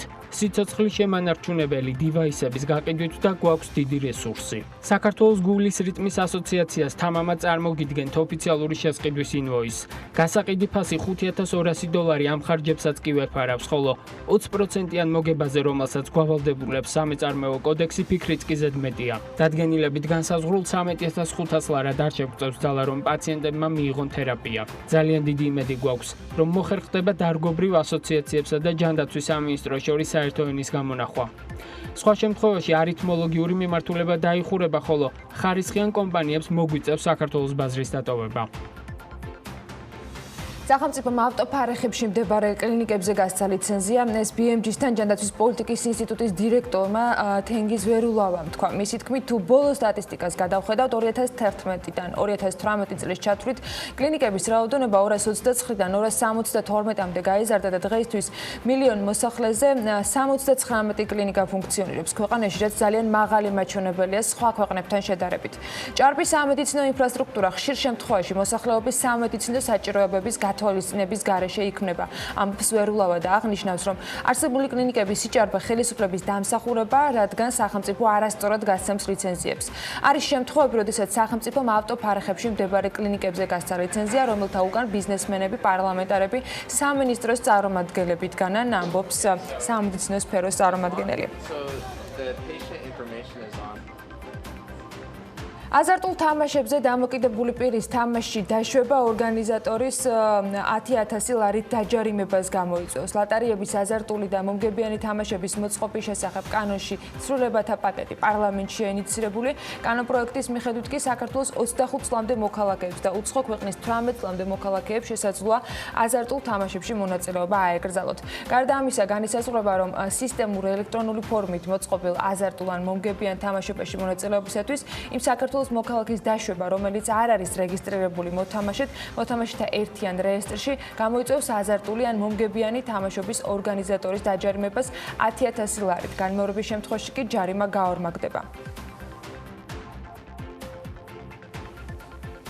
იანვრიდან თეატრებისა და მუზეუმების თანამშრომელთა შრომის ანაზღაურება გაიზრდება 2020 წლის ბიუჯეტის პროექტის განახლებული ვერსიით თითოეული დასაქმებული ხელფასი საშუალოდ 100 ლარით მოიმატებს. ამაზე შესაბამისი პროგრამებიდან 5 მილიონ ლარზე მეტია გათვალისწინებული. 2020 წლის ბიუჯეტის ამჟამინდელ პროექტში წინა ვერსიასთან შედარებით დაფინანსება გაზრდილია კულტურის განვითარების ხელშეწყობისა და კულტურული მემკვიდრეობის დაცვისა და სამუზეუმო სრულყოფის პროგრამებზე. სკოლებში მოსწავლეების რაოდენობა მზარდია. მიმდინარე წელს მათი რიცხვი 592,900 იყო, რაც გასული წლის მონაცემებს დაახლოებით 1,9%-ით აღემატება. მოსწავლეების საერთო რაოდენობის ზრდის პარალელურად მცირდება იმ მოსწავლეების რიცხოვნობაც, ვინც სწავლა შეწყვიტა. გასულ სასწავლო წელს ასეთი იყო 12,059 მოსწავლე, რომელთა თითქმის 60% ბიჭები იყვნენ, 40% კი გოგონები. ზოგად საგანმანათლებლო დაწესებულებების ბოლო მონაცემებს თათია ჩაფიჩაძემ გადახედა და მოდით ნახოთ პატარა მიმოხილვა. 2019-2020 სასწავლო წლის დასაწყისისთვის საქართველოში სულ 2313 სკოლა ფუნქციონირებდა. მათ შორის 2086 საჯარო, ხოლო 227 კერძო. ყველაზე მეტი სკოლა საერთო რაოდენობის 17% იმერეთშია. რაც შეეხება წინა წლებთან შედარებით სკოლების რაოდენობას, 2015-2016 წლებში ეს რიცხვი 2321 იყო. გასულ წელთან შედარებით კი მონაცემები არ შეცვლილა. ბოლო წლების განმავლობაში სკოლებში მოსწავლეების რაოდენობა იზრდება. მაგალითად, თუ კი 2015-2016 წლებში 553,900 მოსწავლე სწავლობდა, მიმდინარე სასწავლო წელს ეს რიცხვი 592,900-მდე გაიზარდა. მოსწავლეების რიცხვი 1,5%-ით აღემატება წინა წლის მონაცემებსაც. საჯარო სკოლებში მოსწავლეთა საერთო რიცხოვნობის 99,4%-ით სწავლობს, შესაბამისად კერძო სკოლებში 10,6%. მოსწავლეთა საერთო რიცხოვნობიდან 47,9%, გოგოა, ხოლო 52,1% ბიჭი. 2018-2019 სასწავლო წლის განმავლობაში სწავლა 12,059 მოსწავლემ შეწყვიტა, რაც წინა წლის ანალოგიურ მაჩვენებელზე 2%-ით ნაკლებია. საქსტატის მონაცემებით იმ მოსწავლეთა შორის, რომელთაც სწავლა შეწყვიტეს, 40,7% გოგოა, ხოლო 59,3% ბიჭი. 2019 წელს სკოლა 86,482 მოსწავლემ დაასრულა, რაც წინა წლის შესაბამის მაჩვენებელს 5,1%-ით აღემატება. როგორც საბაზო, ასევე საშუალო განათლების კურსდამთავრებულთა შორის ბიჭები ჭარბობენ, რომელთა წილის შესაბამისად 52,4% და 51,3% შეადგენს. პარალელურად მცირდება სკოლებში დასაქმებული პედაგოგების რაოდენობაც. მიმდინარე წელს სულ 63,780 პედაგოგია დასაქმებული, რაც გასული წლის ანალოგიურ მაჩვენებელზე 5,3%-ით ნაკლებია. საქსტატის მონაცემებით ბოლო წლებში ყველაზე მეტი პედაგოგი 2017-2018 და 2018-2019 წლებში იყო დასაქმებული, მათი რაოდენობა კი 67,000-ით განისაზღვრებოდა. სოფლიო ამბებს გადავხედოთ. ამერიკის კონგრესის სენატი პროექტ ჩილუეთის ნაკადი ორის წინააღმდეგ სანქციების გაწერას მომავალ წლის სამხედრო ბიუჯეტში ანონსებს, მის მიღებას კი უკვე შობამდე შეეცდებიან. ამის შესახებ გერმანული გამოცემა ბილდი საკუთარ წყაროზე დაყრდნობით წერს და აღნიშნავს, რომ გასადენის მშენებლობა უახლოეს თვეებში უნდა დასრულებულიყო და კონგრესმენებს არ რჩებათ დრო ფართომასშტაბიანი სანქციების მოსამზადებლად. სწორედ ამიტომ მიიღეს გადაწყვეტილება, რომ გვერდი აუარონ ამ გართულებას და სამხედრო ბიუჯეტში გაწერონ. გამოცემა აღნიშნავს, რომ თეორიულად სანქციებმა შესაძლოა მოიცვას შვეიცარიული კომპანია ოლსეასი, რომელიც დაკავებული არის მილების ფსკერზე განლაგებით და ასევე გერმანული იუნიფერი, რომელიც ასევე ჩართული არის პროექტის მშენებლობაში. Tesla-ს აღმასრულებელი დირექტორი ილონ მასკი კი Twitter-ის გვერდზე აქვეყნებს ინფორმაციას, რომ კიბერმანქანების წინასწარმა შეკვეთებმა 250,000 მიაღწია. ის უნდა აღნიშნოთ, რომ მოდელის პრეზენტაცია ჯერ მხოლოდ 5 დღეა გასული. თუ წინასწარი შეკვეთების რაოდენობას გავითვალისწინებთ, კომპანიის შემოსავლების რაოდენობა 14 მილიარდი დოლარით უნდა გაიზარდოს. ტაილანდის სასამართლო მსხვილი თამბაქოს წარმოებლის ფილიპ მორისის ადგილობრივი ფილიალი გადასახადების დამალვაში დამნაშავეს ცნობს. სასამართლომ დაადგინა, რომ ფილიპ მორისი ფილიპინებიდან იმპორტირებული სიგარეტის რეალურ ფასს არ უთითებდა და ამის გამო ბიუჯეტში $1,200 მილიონი ტაილანდური ბატი, ანუ იგივე დაახლოებით $39,700,000 უნდა გადაიხადოს. BBC კი წერს, რომ ვაშინგტონის შტატში ქალაქ მედინას ბიუჯეტში, სადაც მსოფლიოს ორი უმდიდრესი ადამიანი, ამაზონის ხელმძღვანელი ჯეფ ბეზოსი და მაიკროსოფტის დამფუძნებელი ბილ გეიტსი ცხოვრობენ დეფიციტის ზღვარზეა. მორიგი შემცირების თავიდან ასარიდებლად ქალაქის ხელმძღვანელობამ ძალიან მარტივი გამოსავალი მიიღო და მოსახლეობას უძრავ ქონებაზე დამატებითი გადასახადის დაწესებასთან დაკავშირებით თანხმობას თხოვა. მედინაში სახლის საშუალო ღირებულება $2,800,000 და მედინელების შემოსავალი საშუალო თვეში არის $15,500. შტატებში რიგით მესამე ქალაქი გახლავთ მედინა მაღალ შემოსავლიანი მოსახლეობის მხრივ. ეს ბიზნესი ახლები და სულ რამდენიმე წუთში საუკეთესო პროდუქტის ან მომსახურების შექმნისათვის, თანამშრომელზე განსაკუთრებული ზრუნვისათვის, გამორჩეული სოციალური პასუხისმგებლობისათვის, საუკეთესო ინოვაციებისათვის, საუკეთესო სტარტაპისათვის, TBC ბიზნეს დაჯილდოებით დასახელებული ნომინაციების გამარჯვებულების გამოცხადებამდე რამდენიმე დღე რჩება. რიგით მეოთხე 2019 წლის დაჯილდოების სამზადისში ნიკა ქურდიანი შემოგვიერთება სულ რამდენიმე წუთში საქმიანი დილის ეთერში და დაჯილდოების მოკლე სიას გავეცნობით.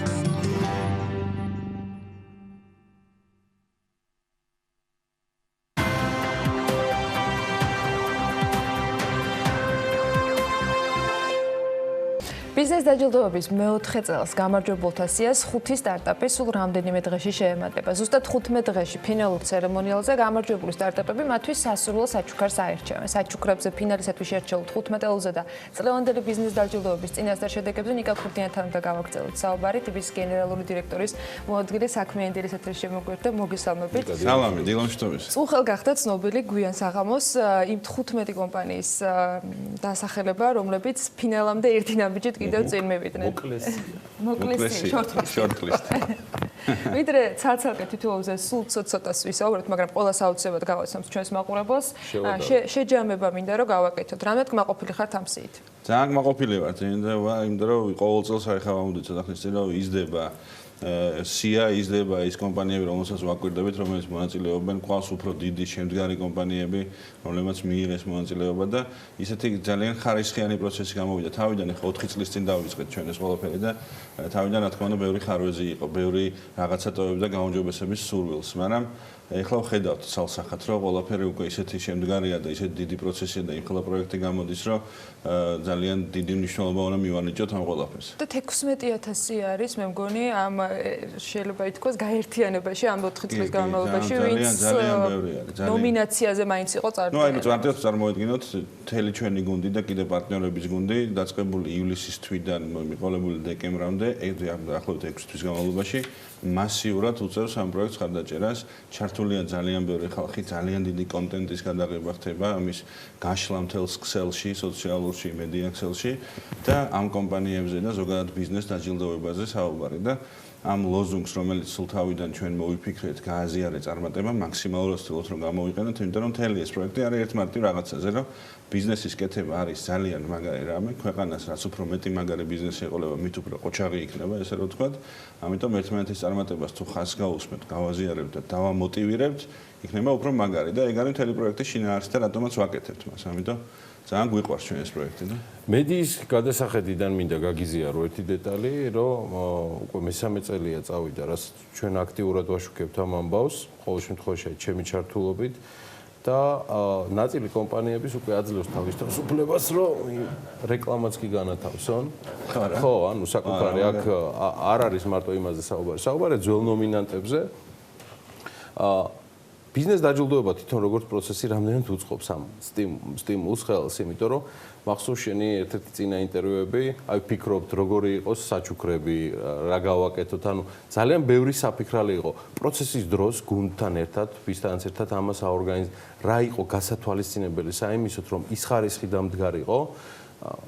მე მცირედ ინტერესი და კონფლიქტი არ არის, ერთ რამეს გეტყვით, როგორც ამ ბიზნეს დაჯილდოების ჟიურის წევრი საკმაოდ დიდი დროის დათმობა მომიწია პირდაპირ გეუბნებით შერჩევისას იმ ნომინანტებს შორის, რადგან მართლა აურაცხელი მასალის გარდა იყო უკვე საუბარი, რომ რამდენიმე შემდგარი კომპანია იყო თავისი პორტფოლიოთ. ნიკა, პროცესი რამდენად უწყობს ხელს, რომ ეს კომპანიები ესე გაიზარდოს? პროცესი, ნუ თავიდან იყო, რა ვიცი, არ მინდა ეს დავარქვა მარკეტინგული პროექტი, მაგრამ თავიდან იყო უფრო პროექტი, სადაც ჩვენ კრებთით სოციუმს, ბიზნეს სოციუმს და წარმომადგენლობით. ხო, და მე მათ მედიას წარმოვადგენთ. ეხლა როგორც ჩვენ სწორედ აღნიშნე, ეს არის უკვე რაღაც აკადემიური პროცესი, სადაც წლიდან წლამდე ჟურის ხარისხიც გავაუმჯობესეთ. ეხლა წელს შენ ხარ წარმომადგენელი, ერთ-ერთი კიდე არის, რა ვიცი, ვალერი ჩეხელია რუმციდან და ასე შემდეგ, ბევრი, ხო?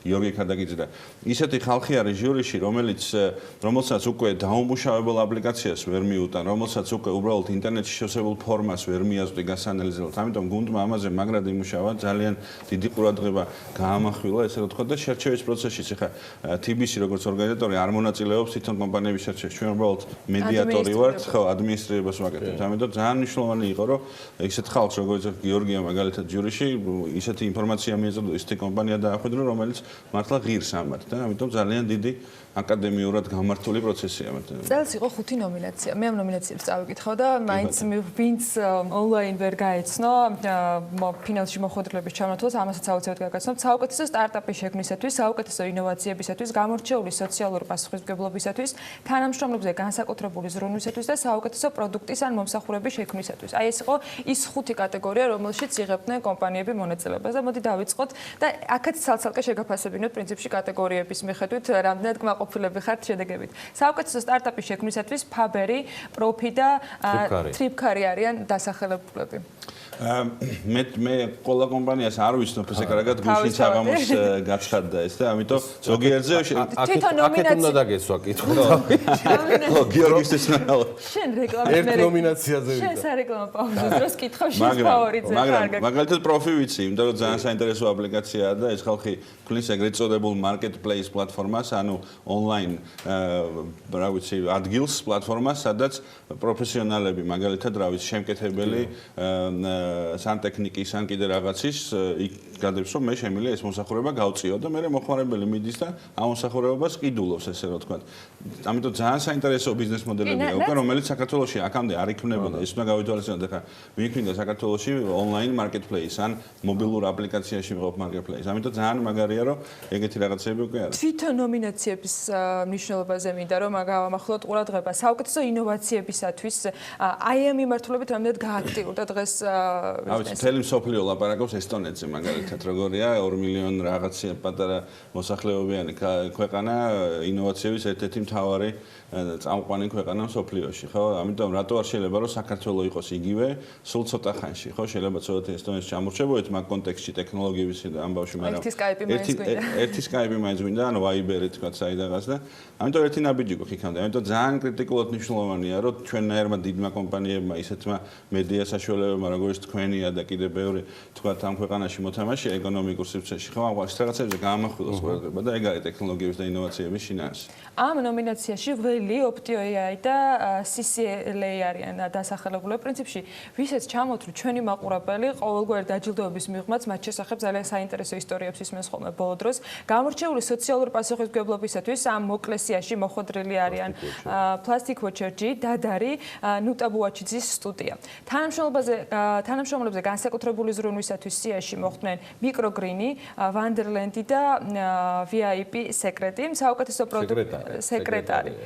საუკეთესო პროდუქტის ან მომსახურებისათვის შექმნისათვის სამოსელი პირველი ალაზნისთავი და სოფლიდან ჭი. აი, რამოდენიმეს ვიცნობ ხო? მაგალითად, სამოსელი პირველი უკვე რამდენი წელია ბაზარზეა? 2008-დან და მე თუ გითხავთ, ერთ-ერთი ყველაზე მაგარი კომპანია, იმიტომ რომ ისეთ ქართულ რაღაცას აწვება და ისეთი დაჟინებით და აღადგინა ხო ძალიან ბევრი მოდელი ქართული ჩათვლების. და უმაღლესი ხარისხი უჭირავს. თავარი თქვი, რომ ამ ქართულზე ჯინმა მოიტანა, რომ კომპანია ისე განვითარდა ლაპო, რომ რეალურად გადავიდა სხვა სეგმენტს, სხვა ანუ როგორ რეგიონალურზე, კავკასიურ ტანსაცმელს აწვევია. იმიტომ რომ აი ქართულმა მისცა იჟინი რომ ეხა კავკასიურიო და ქართული კომპანია აწვება მთლიანი კავკასიურის ასული. ნატაბოჩის სტუდია 700 ბავშვზე არის ასული რა. 700 ბავშვს ასწავლის ძალიან მაგარი სხვადასხვა სკილებს, ხო? ანუ ხატვა იქნება ეს ენები თუ რა ან ავიღოთ, რა ვიცი, OptioAI, ხო? Artificial Intelligence-ის სტარტაპი არის, რომელსაც მე ქართველები იყვნენ და შემთხვევით გადავეყარე ლუქსემბურგში სტარტაპების პატარა workshop-ზე, სადაც მე ვიყავ მიპატიჟებული და ეს ხალხის თურმე იყო დაპატიჟებული საქართველოსთან. ამიტომ ძალიან ბევრი მაგარი კომპანია საკმაოდ მსხვილი საინვესტიციო პორტფელი მოიზიდეს ბოლო რამდენიმე თვის განმავლობაში და აქ რო იწყებდა თავისი ელემენტი სოფლიდან ჯი რა მაგარი პროექტია არაფრიდან გამომდინარე ზამბახარო იმაშვებოდა ზამბახაც ერთ-ერთი სხვათა შორის ჟურის წევრი არის რუსლან ხოროშვილი კიდე ჩვენი რესპონდენტები თანაწამყვანები არიან ერთის თქმა რაც შემიძლია 17 დეკემბრამდე TBC-სთან ერთად გვაქვს ეს თირამ გადაწყვეტილი რომ ის რასაც ვერ ჩავშლით ესე დეტალურად ნიკა ქურდიანთან ერთად აუცილებლად მოგავწვით ამ ინფორმაციებს ყოველი საქმიანი დილის განმავლობაში მაქსიმალურად ყველა გადარჩეულ ნომინანტზე რომელიც წარმოადგენენ ეგრეთ წოდებულ მოკლესიას, ანუ გადარჩეულ ნომინანტებს შორის და მერწმუნეთ ძალიან საინტერესო მოგზაურობა გელით უკვე თქვენს ჩვენთან ერთად, რადგან ამას ყველაფერს ახლავს ვიდეო ისტორიები, მათთან დაინტერვიუება, მოკლედ რაღაც სხვადასხვა ფორმატები მოვიფიქრეთ და მე უკვე ამბავი გვექნება. ამ 15 წელს აქვს არჩევანი გასაკეთებელი, ვიდრე მათ შეარჩევენ, მათაც უნდა ვფიქრონ წინასწარ, რომელი ჯილდო აიღო და ჯილდო და 3 კატეგორია არის. წელსაც პრინციპში დაახლოებით იგივე შეთავაზება არის, რაც იყო გასულ წელს, მაგრამ მაინც შარშან რომელი ჯილდოები იყო ყველაზე პოპულარული და წელსაც რა შეთავაზებები გაქვს თქვენ გამარჯვებულს? ჯილდოები არის იგივე, როგორც იყო შარშან, მაგრამ არა ისეთი, როგორც იყო შარშან წინ. ანუ შარშან წინ იყო ზვია ციკოლიას ჯილდო, რომელიც მაინც სპეციალურად ჩვენთვის და ამ დაჯილდოებისთვის გამოგვიგონა და მოგვიმზადა, ესე რომ ვთქვათ, მაგრამ ამის და მიუხედავად ეს რა თქმა უნდა წელსაც არის, უბრალოდ დავამატეთ უკვე ისეთი რაც კომპანიას წაადგება და მაგალითად ეს არის მარკეტინგული და ბრენდ სტრატეგიის შექმნა, ვებსაიტის შექმნა და დიჯიტალ მარკეტინგის აწყობა და ეგეთი პროდუქტები, რომელიც პროგრამული უზრუნველყოფა, მაგალითად თუ კომპანიას მაგალითად ავიღოთ რომელიღაცა პლატფორმა ტექნოლოგიური, თუ მათ ჭირდებათ რაღაცის შექმნა ან ყიდვა, ჩვენ შეიძლება მაგაში შევუწყოთ ხელი და ამას თვითონ ირჩევენ. ამას რა თქმა უნდა თვითონ ირჩევენ. ამიტომ მაგრამ ფულს არ ჩუქნით რა, ანუ ეგ ძალიან კრიტიკულია. ჩვენ თავიდან რატომაც არ გვინდოდა ეგეთი მატერიალური ჯილდოები იყო, ფულის შუქება, სხვა შინაარსს აძლევს ამ ყველაფერს და აქ შინაარსი ფულის შუქება და მოგება არ არის. ამიტომ თქვით, რომ მოდი კომპანიის განვითარების ჯილდო მაინც დავამატოთ და ძალიან წაგვადგა, იმიტომ რომ ძალიან კმაყოფილები არიან შარშანდელი გამარჯვებულები და ძალიან magari გამოვიდა. მე ყველას მინდა რომ წარმატება უსრო ამ 15-ელს და ყველა იმ ადამიანს, ვინც დაჯილდოებაში საკუთარი თავი წარმოადგინა და რაც ძალიან მნიშვნელოვანი არის ამ დაჯილდოების ფარგლებში, მათ შორის იმ კომპანიებისთვის, რომლებიც დღეს შესაძლოა ამ დაჯილდოების მონაწილეები არც ყოფილან და საკუთარი განაცხადები არ შემოუტანიათ.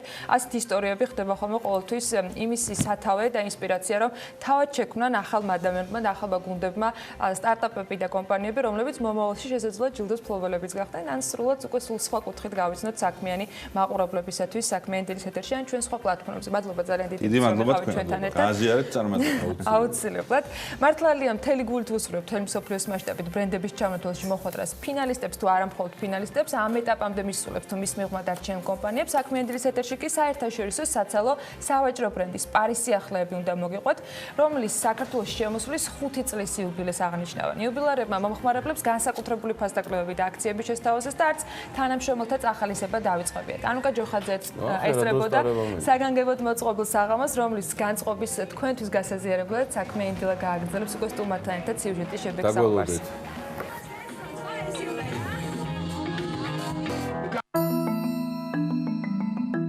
სოფლიოში Spar International-ის 13112 მაღაზია, სადაც 350,000-ზე მეტი თანამშრომელი მუშაობს და ისინი ყოველდღიურად 13 მილიონ მომხმარებელს ემსახურებიან. პირველი Spar-ი საქართველოში 2014 წელს გაიხსნა და მას შემდეგ Spar International-ის ოჯახის წევრი გახდა. საქართველოს Spar-მა სულ ცოტა ხნის წინ 5 წლის იუბილე აღნიშნა და მომხმარებლებს თავიანთ პროდუქციაზე დიდი ფასდაკლებები შესთავაზა. თუმცა მომხმარებლების შემდეგ ჯერ კომპანიის მნიშვნელოვან აქტივზე, თანამშრომლებზეა. ზეიმობ ჩვენს დაბადების დღეს 5 წლის იუბილეს. მომხმარებელს თავაზობდი ძალიან ბევრ სიურპრიზს ხუჩაბათამდე, ესეც სიმბოლურად 5-თან იყო დაკავშირებული. შესაბამისად, რადგანაც ჩვენი დაბადების დღეა დღეს, ყველა თანამშრომელი ზეიმობს ჩვენს დაბადების დღეს, უამრავი სიურპრიზი, საჩუქარი, როგორც დაბადების დღეს ჩვევია და ვფიქრობ ძალიან მაგარი საღამო გამოვიდა და ამაზე ალბათ ჩვენი თანამშრომლები დადებითი მუხტით კიდევ უფრო კარგ მომსახურებას გაუწევენ ჩვენს მომხმარებლებს. საღამოს, რომელიც Spar Georgiam თავისი თანამშრომლებისთვის მოაწყო, სიურპრიზების გარეშე არ ჩაუვლია. კომპანიის მენეჯმენტმა მათთვის ადგილზე არაერთი პრიზი გაათამაშა. გამოვლინდნენ გამარჯვებულებიც. მთავარი პრიზი კი ევროპაში მოგზაურობა აღმოჩნდა. როგორც Spar-ის თანამშრომლები ამბობენ, კომპანიის მხრიდან მსგავსი ტიპის აქტივობების განხორციელება მათ მოტივაციას ზრდის და შრომაც ბევრად უფრო ნაყოფიერი ხდება. რამდენიმე თვეა მუშაობს Spar-ში და თავარი პრიზი მოვიდა მეორე კაცი არის საბჭოური ევროპაში. ძალიან დიდი მადლობა კომპანიას, საუკეთესო მენეჯერები, საუკეთესო თანამშრომლები. განსაკუთრებით აქტივობები მნიშვნელოვანია კომპანიისთვის და მოტივაცია დიდი თანამშრომლებისთვის. მე 5 წელია რაც კომპანია Spar-ში მუშაობ. ძალიან მნიშვნელოვანია ესეთი ივენთები და ფართები თითოეული თანამშრომლისთვის და საერთოდ კომპანიის განვითარებისათვის. ძალიან კმაყოფილები ვართ თითოეული თანამშრომლები და დიდი მადლობა Spar-ს, ერთად უკეთესია. გაფართოება მსოფლიოს სხვადასხვა ქვეყანაში კომპანია Spar-ის განვითარების სტრატეგიის მნიშვნელოვანი ელემენტია. ამ სტრატეგიას ინარჩუნებს Spar Georgia-ც, რომელიც ამ ეტაპზე საქართველოს მასშტაბით 197 ფილიალით არის წარმოდგენილი, სადაც 3600-მდე სამუშაო ადგილია. საერთაშორისო საცალო ვაჭრობის ბრენდი Spar, რომელსაც ალბათ სოფლიოს თითქმის ყველა ქალაქში შეხვდებით, საქართველოში 2014 წელს შემოვიდა და 5 წლის იუბილეა. რამ განაპირობა ბრენდის წარმატება ბაზარზე, რა სიახლეებს თავაზობენ მომხმარებლებს და რას გეგმავენ საომავლოდ, ამასთან დაკავშირებით მინდა მანჯგალაძესთან Spar-ის მმართველ დირექტორთან გეგმავთ საუბარს, რომელიც სტუდიაში უკვე შემოგვიერთდა. მოგესალმებით, გილოცავთ 5 წლის იუბილეს პირველ რიგში. მე ძალიან მიყვარს ხოლმე იუბილარი კომპანიები, რომლებიც მომხმარებლებს უმზადებენ სიურპრიზებს, თქვენც მათ ჩამონათვალში მოხვდით 5 წლის იუბილერის Spar-ი განსაკუთრებული აქციებით და განსაკუთრებული კვირაულით შეხვდა ამ ყველაფერს. როგორ აღნიშნეთ უკვე 5 წლიანი საქართველოში ყოფნა? მოგესალმებით, პირველ რიგში მადლობა მოწვევისთვის, მადლობა რომ მოგვიწვიეთ და ამაზე სასაუბროთ, ანუ შევხვდით დღეს. რეალურად დიახ 5 წელი გავიდა, 2014 წელს შემოვიდა Spar-ი. Spar-ი ვითარდება ორი მიმართულებით, ეს არის ფრენჩაიზერების მიმართულებით და ფრენჩაიზერების მიმართულებით ერთ-ერთი წარმატებული თუ ერთადერთი არა. მოდელია სპარი საქართველოში, იმიტომ რომ ჩვენ გვყავს 89 ბიზნეს პარტნიორი, რომელთაც აქვთ უკვე 100-ზე მეტი მაღაზია და შესაბამისად მთელი საქართველოს მასშტაბით, ანუ კიდევ ერთი კარგი ქართული საქმე რაც სპარის მიერ კეთდება, ეს არის რომ მთელი საქართველოს მასშტაბით ვითარდება ქსელი და ეს კიდევ აჩენს ყველგან, ესე რომ ვთქვათ, საქართველოს ყველა კუთხეში დასაქმების პერსპექტივებს. შესაბამისად 200-ზე მეტი სხვადასხვა ბრენდის მაღაზია გვაქვს, მაგრამ 187 გვაქვს უკვე სპარის სახელით წარმოდგენილი მაღაზია. ეხლა მინდა გავამახვილო ყურადღება, ანუ ჩვენ მომხმარებელს თავაზობდით ხუთშაბათიდან ხუთშაბათამდე, როგორც უკვე აღვნიშნე სიუჟეტში, სიმბოლურად ძალიან ღრმა ფასდაკლებებს და ეს ძალიან წარმატებულად განვახორციელეთ. ეს აისახა როგორც გაყიდვებზე, ასევე თვითონ მომხმარებლის კმაყოფილებაზეც აისახა. მაგრამ დაბადების დღე ყოველთვის რაღაცა შენ ხდები, ხო, 5 წლის რაღაცა ეს შენ გჩუქნიან ხოლმე. დაბადების დღის კონცეფცია არის ის, რომ შენ ხდები რამდენიღაცა წლის და ვიღაცა მოდის სტუმრად და ზუსტად ეს ამ კონცეფციაზე ავაგეთ მთელი ეს ესე რომ ვთქვათ კამპანია დაბადების დღის. მომხმარებელს ვთავაზობდით ღრმა ფასდაკლებას და რა გამოვიწვეთ მათი ძალიან დიდი კმაყოფილება, მაგრამ არ დავიწყეთ თანამშრომელი, იმიტომ რომ ჩვენ გავხდით 5 წლის და აქედან გამომდინარე თანამშრომლებსაც გავუკეთეთ ძალიან ბევრი საჩუქარი და გავუკეთეთ ყველაზე მნიშვნელოვანი რაც იყო ესე რომ ვთქვათ ბოლო გალა კონცერტი, სადაც იყო აბსოლუტურად ყველა თანამშრომელი დაპატიჟებული. გარდა იმ თანამშრომლებსაც, რომელსაც ღამის ცვალში უწევდათ მუშაობა და ეს იმიტომ რომ ჩვენ სერვისში ვართ და 24 საათიანი სერვისი თავაზობთ მომხმარებელს და შეუძლებელი იყო უბრალოდ ყველა ესე რომ ვთქვათ მაღაზიის დაკეტვა და აქედან გამომდინარე უბრალოდ მივეცით ყველა ადამიანს შანსი, რომ ეს მოულოდნელი სიურპრიზები და საჩუქრები გაგვეკეთებინა ყველასთვის.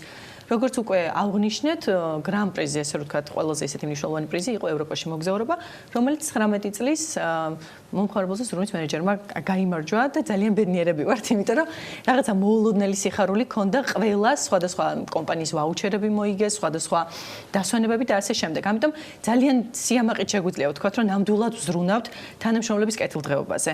თვითონ სამსახურის სპეციფიკა, როგორც იცით, არის ძალიან დატვირთული თავისი სპეციფიკიდან გამომდინარეა, იმიტომ რომ 24 საათი უწევთ სერვისს მომხმარებელს, მაგრამ მაქსიმალურად კომპანია ცდილობს, რომ თანამშრომელს აგზნობინოს თავი კარგად. ეს არის დაუშვათ ტრანსპორტირებაზე დანამატი, რომელსაც ჩვენ ვაძლევთ თანამშრომლებს ყოველთვიურად, იმიტომ რომ სტუდენტებია ძირითადად ჩვენ დასაქმებულები და აქედან გამომდინარე მათი ერთ-ერთი ბარიერი არის ტრანსპორტირება და მგზავრობა, არის კვება, სადაც 50%-იან ფასდაკლებას ვაძლევთ მთელი დღის განმავლობაში ჩვენს ნაწარმს და იცით რომ ჩვენი პროდუქცია არის ძალიან ფართოდ წარმოდგენილი სხვა ქსელებთან მიმართებაში და მათ შეუძლიათ მთელი დღის განმავლობაში საუზმე იქნება, სადილ იქნება თუ ვახშამი 50%-იანი ფასდაკლებით ისარგებლონ ჩვენს წარმოებაზე, რამაც დიდი პოზიტივი გამოიწვია და შესაბამისად მოქნილი გრაფიკი ვცდილობთ მაქსიმალურად რომ ყველას part time რასაც ქვია შეუწყოთ ხელი 4 საათი იქნება თუ 2 საათი იქნება მაღაზიაში იყვნენ დაკავებული და შესაბამისად აიღონ ის ხელფასი რაც მათ საათობრივად გამოიმუშავებენ. დღეს სულ რამდენი თანამშრომელია? 3400-ზე მეტი თანამშრომელი გვყავს დასაქმებული მთელი საქართველოს მასშტაბით. მირანდა, კიდე წლის ბოლომდე მაინც იმედი მაქვს, რომ თქვენ შეგვთვები სხვადასხვა თემებზე, რთული წელი იყო საკმაოდ წლევანდელი და ჯამში როგორც მართველი დირექტორი, როგორ აფასებთ იმ შედეგებს? მე იუბილემ მესმის კიდევ ერთხელ გილოცავთ, ეს მართლა ძალიან მნიშვნელოვანი ნაწილი არის განწყობის თქვენთვის და მთელი გუნდისთვის, 3400 ადამიანის ხელმძღვანელობა, პატრონობა არის ძალიან მნიშვნელოვანი თემა, თუმცა წელმა მაინც ჯამში როგორ ჩაიარა. შეიძლება თუ არა ერთმნიშვნელოვნად თქვა, რომ ეს იყო სპარისთვის განვითარების კიდევ ერთი წელი. ნამდვილად იყო, იმიტომ რომ ბოლო 2 წლის განმავლობაში 50%-ზე მეტი რაოდენობით გავიზარდეთ მაღაზიები. შესაბამისად, ცალსახად ზრდა ნიშნავს ძალიან დიდ წარმატებას. მადლობა ღმერთს, რომ მენეჯმენტში არის მოსმენის კულტურის მენეჯმენტი, სადაც ნიშნავს, რომ ანუ ყველაფერს ვისმენთ და შესაბამისად ვრეაგირებთ შესაბამისად.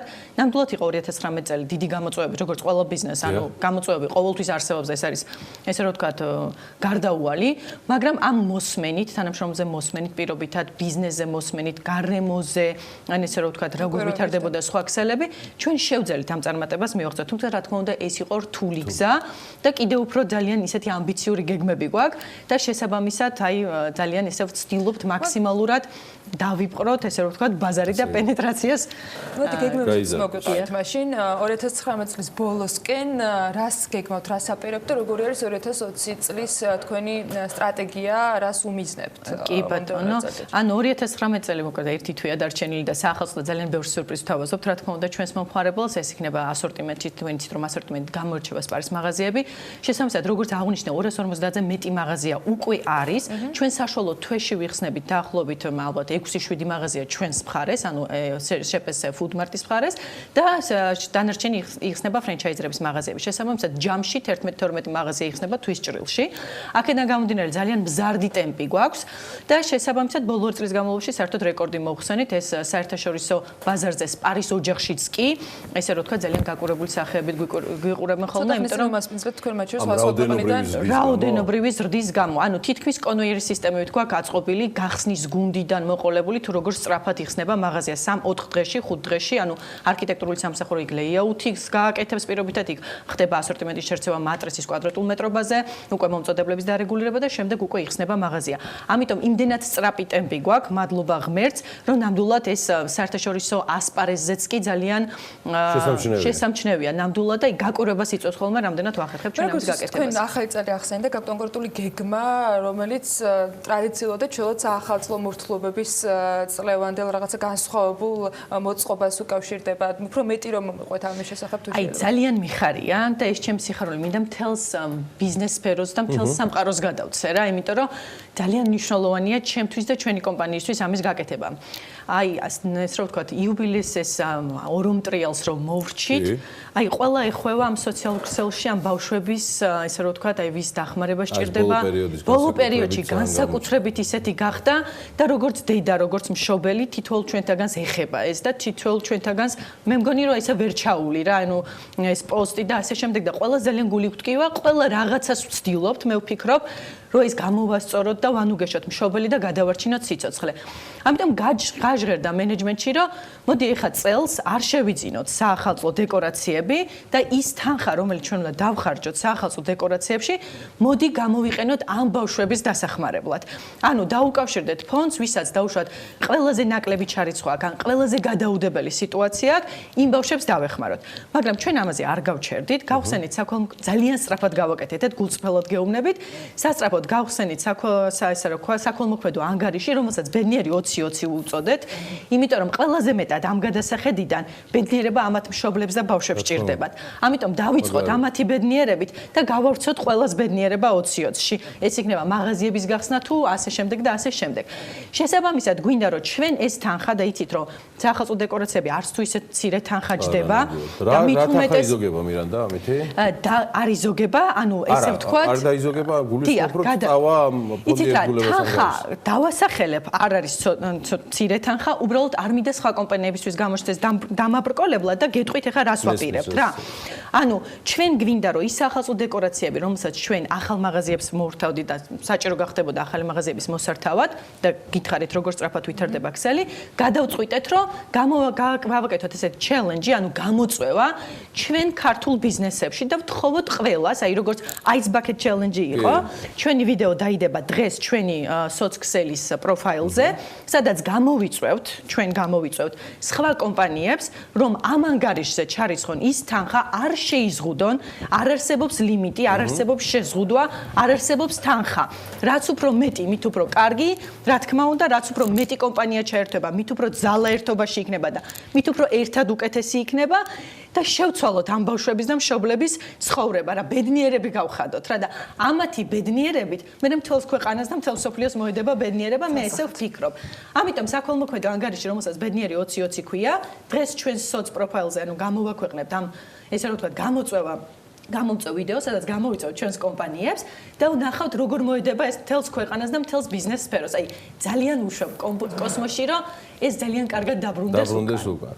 მანამდე, ვიდრე მირანდამ უკვე დაიწყო საუბარი, იყო ჩაღა ჩვენმა საეთერომ და საქველმოქმედო ფონდი ერთგულებას ანგარიშის ნომერი, ყველა დაინტერესებული პირისთვის, ვინც გსურთ საუბარი და ვიდეო და საუბარი მირანდა მანჯგალაძესთან, გულისხმობს პარის მმართველ დირექტორს, სულ რამდენიმე წუთში დაიდება ცხადია ამ მიმართებით. ეს არის საქველმოქმედო ფონდის რეკვიზიტები და შესაბამისად შეგიძლია მიმართოთ, ასევე დააკვირდით და მიყევით პარის სოციმედიას, რადგან იქ უკვე ამ ყველაფერთან დაკავშირებული საკმაოდ მნიშვნელოვანი ვიდეო ვერსიების გაჩნდება. წარმატებების სპარს, მირანდა. ძალიან დიდი მადლობა. მადლობა ესეთი ენერგიისთვის, მადლობა ესეთი სიახლეებისთვის, მადლობა სპარს. არ ჩათვალოთ ერთი წამით, რომ სპარი არ იქნება განათებული საახალწლოდ, აქ არის საუბარი დაზოგვაზე ახალი ილუმინაციების მიმართულებით, თორემ ძველი, რომელიც გვაქვს და სპარი ტრადიციულად ანათებს დედაქალაქს და საქართველოს სხვა ქალაქებს, ცხადია გამოყენებული იქნება და ამას ემატება ეს გამოწვევა, რომელსაც სპარი დღეს ბიზნეს კომპანიებს და თავის პარტნიორებს თავაზობს. სულ მალე დაგიბრუნდებით რეკლამის შემდეგ, გავაცილებთ მიანდას და მე ვაგრძელებ საქმიან დილას. მადლობა ასეთი კარგი ამბების მოყვანისთვის. გაიხარეთ, მადლობა.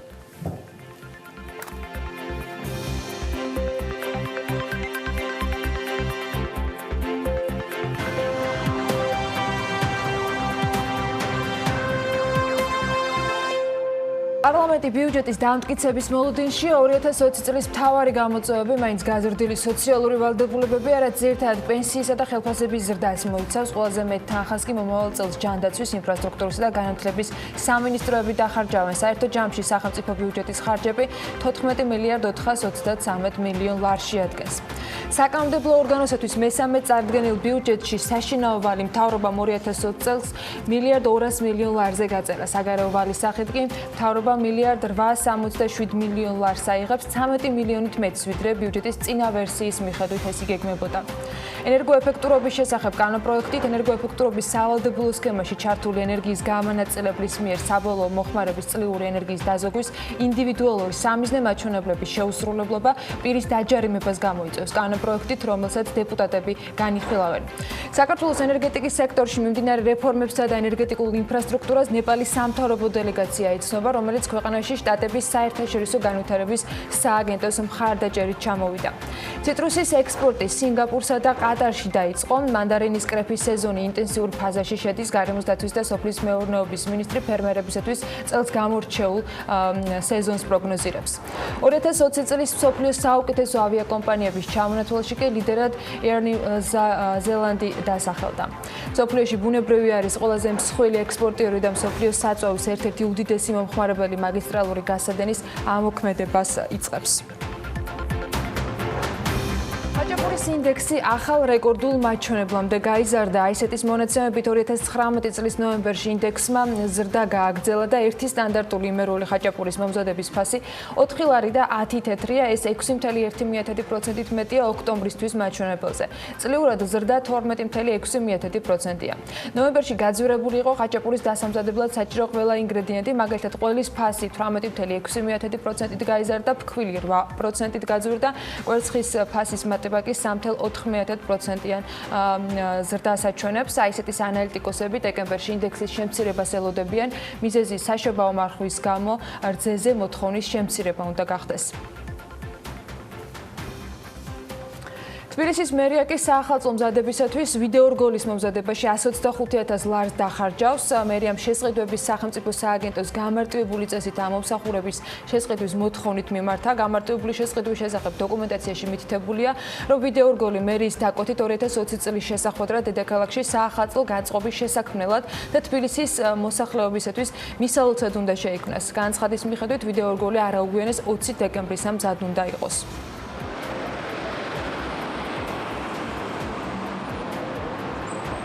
დედაქალაქის მთავრობა ახალ ფონდს ქმნის, რომელშიც 35-დან 42 მილიონ ლარამდე თანხის მობილიზებას გეგმავენ. ფონდი ცენტრპოინტის პრობლემის მოსაგვარებლად იქმნება და ამ თანხით პირველ რიგში 7 დაუმთავრებელი მშენებლობის განახლება დასრულება უნდა მოხდეს. საუბარია კორპუსებზე, რომლებიც ნაწილობრივ არის აშენებული, იქ მოქალაქეები ცხოვრობენ, თუმცა მათი საცხოვრებლად გამოყენება, როგორც მერიაში აღნიშნავენ, თითქმის შეუძლებელია. ახალი ფონდი არა ბიუჯეტიდან, არამედ კერძო მოსაკრებლიდან დაფინანსდება. შეიქმნება კომისია, რომელიც უფლებამოსილია შეაფასოს დეველოპერების მიერ წარმოდგენილი წინადადებები და ურბანული თვალსაზრისით თანხმობის შემთხვევაში სამშენებლო კომპანიებისათვის გარკვეული გამონაკლისების მინიჭების სანაცვლოდ შესაბამისი თანხის გადახდა მოხდება.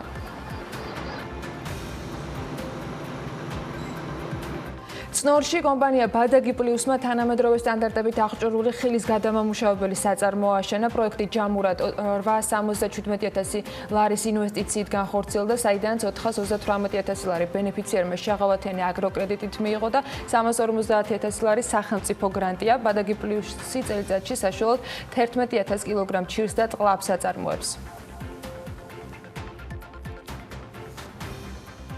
ინვესტორებისათვის ბიზნეს, საბანკო, ასევე სხვა სექტორის წარმომადგენლებისათვის ლონდონში ფორუმი US Invest 2019 გაიმართა. ღონისძიების თემა უზბეკეთში ინვესტიციების შესაძლებლობები და პერსპექტივები იყო. ფორუმზე მსოფლიოს სხვადასხვა სექტორის მაღალი რგოლის მენეჯერება, ასევე უზბეკეთის მთავრობის წარმომადგენლებმა დამსწრე აუდიტორიას უზბეკეთში საინვესტიციო გარემოს შესახებ მიაწოდეს ინფორმაცია. მონაწილეობის შესაძლებლობა ჰქონდათ ჩართულიყვნენ დისკუსიაში და მათთვის საინტერესო საკითხზე მიიღოთ პასუხები. TBC წელს უზბეკ ინვესტის 2019 პარტნიორია იმ გეგმებიდან გამომდინარე, რომელიც მათ ამ ქვეყანაში აქვთ. საქართველოს ნოემბერში იმპორტირებული ელექტროენერგიის 60% რუსეთში შეიძინა. ელექტროენერგეტიკული სისტემის კომერციული ოპერატორის წინასწარი მონაცემებით კი ქვეყანაში მიმდინარე წლის ნოემბერში ელექტროენერგიის იმპორტმა დაახლოებით 200 მილიონი კილოვატ-საათი შეადგინა, რაც წინა წლის ნოემბერზე დაახლოებით 10%-ით ნაკლებია. იმპორტირებული ელექტროენერგიის 60% საქართველოში რუსეთიდან შემოვიდა, 40% კი აზერბაიჯანიდან. იმპორტის კლება შედარებით დაბალ მოხმარებას უკავშირდება, რაც თავის მხრივ კლიმატური პირობებით არის განპირობებული.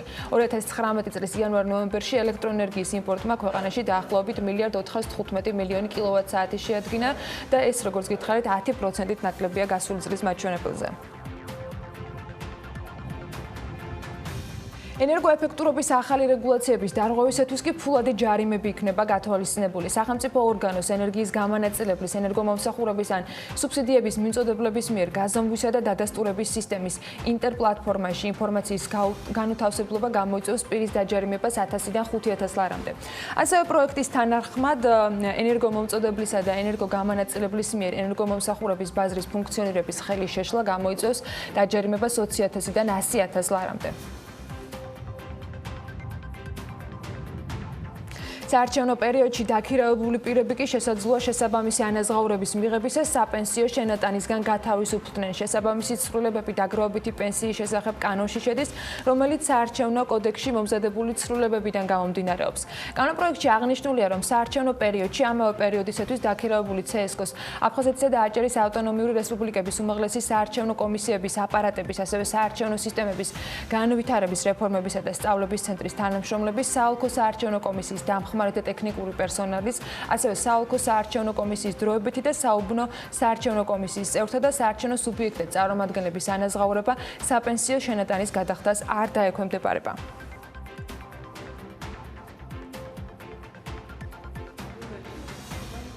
ვაჭრობაში ანტიდემპინგური ღონისძიებების შემოღების შესახებ საქართველოს კანონის მიღების შემდეგ კონკურენციის სააგენტოს ახალი ფუნქცია ემატება, რისთვისაც საჭირო იქნება სახელმწიფო ბიუჯეტიდან შესაბამისი საბიუჯეტო ასიგნებების გამოყოფა. საჭირო ხდება დაახლოებით 12 თანამშრომლის აყვანა, მათთვის შესაბამისი ინფრასტრუქტურის გამოყოფა და ეს თავის მხრივ გავლენას ბიუჯეტის ხარჯვით ნაწილზეც მოახდენს. კანონის მიღების შემდეგ პირველ წელს გასაწევი ხარჯი 422,000 ლარით განისაზღვრება, მომდევნო წლებში 390,000-ით. ეს კანონპროექტის განმარტებით ბარათში აღნიშნული კონკურენციის შესახებ საქართველოს კანონის ცვლილების შეტანის თაობაზე. საკითხზე საქართველოს პარლამენტის დარგობრივი ეკონომიკის და ეკონომიკური კომიტეტის პოლიტიკის და საქართველოს კონკურენციის სააგენტოს სამუშაო შეხვედრად შედგა. რომან კაკულიამ ამ შეხვედრის დეტალებზე საქმის კურსის ეთერში ცვლად ისაუბრა, მათ შორის იმ გეგმებზე და მუშაობის შეფრხების მიზეზებზე, რომელიც ამ მიმართულებით არსებობს. მასშტაბლებლები, სამართალდამტვი, ასევე ადგილობრივი ხელისუფლების წარმომადგენლები. სახელმწიფო ქონების ეროვნული სააგენტოს ინიცირებულ პროექტს 100 საინვესტიციო შეთავაზება ბიზნეს 2 დღეში 11,000-ზე მეტი მომხმარებელი გაეცნო. პროექტის ფარგლებში ელექტრონულ აუქციონზე 100 მეტი კომერციულად მიმზიდველი საპრივატიზებო ობიექტი გამარტივებული პროცედურით არის წარდგენილი. შეიქმნა სპეციალურად შემუშავებული ინტერაქტიული რუკა, სადაც დატანილია პროექტის ფარგლებში ყველა საინვესტიციო პაკეტი და დაინტერესებულ პირს შეუძლია ეწვიოს მისთვის სასურველ ელექტრონულ აუქციონს, მიიღოს მონაწილეობა ვაჭრობაში და გახდეს უძრავი ქონების მესაკუთრე. პლატფორმა განახლებადია და მუდმივად შეივსება ახალი საპრივატიზებო ობიექტებით განმარტავენ ეკონომიკის სამინისტროში.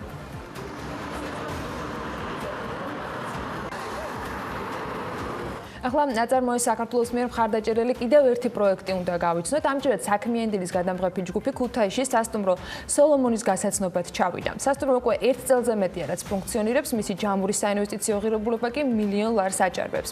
დეტალები უკვე თათია ჩაფიჩაძის და რატი კაციტაძის სიუჟეტში შეგვიძლია ვნახოთ.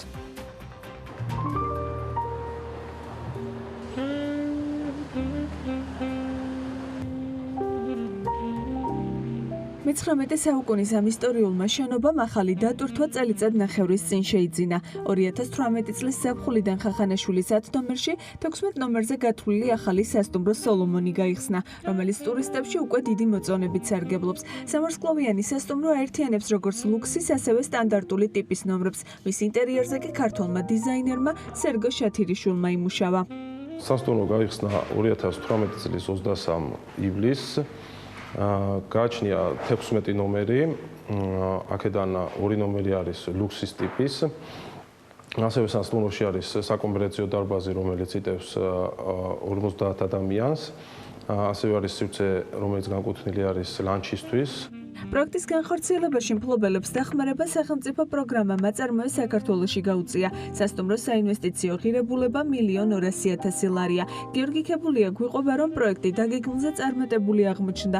სოლომონს ძირითადად ევროპის ქვეყნებიდან სტუმრობენ, სეზონზე დატვირთულობის მაჩვენებელი კი უკვე 97%-ია.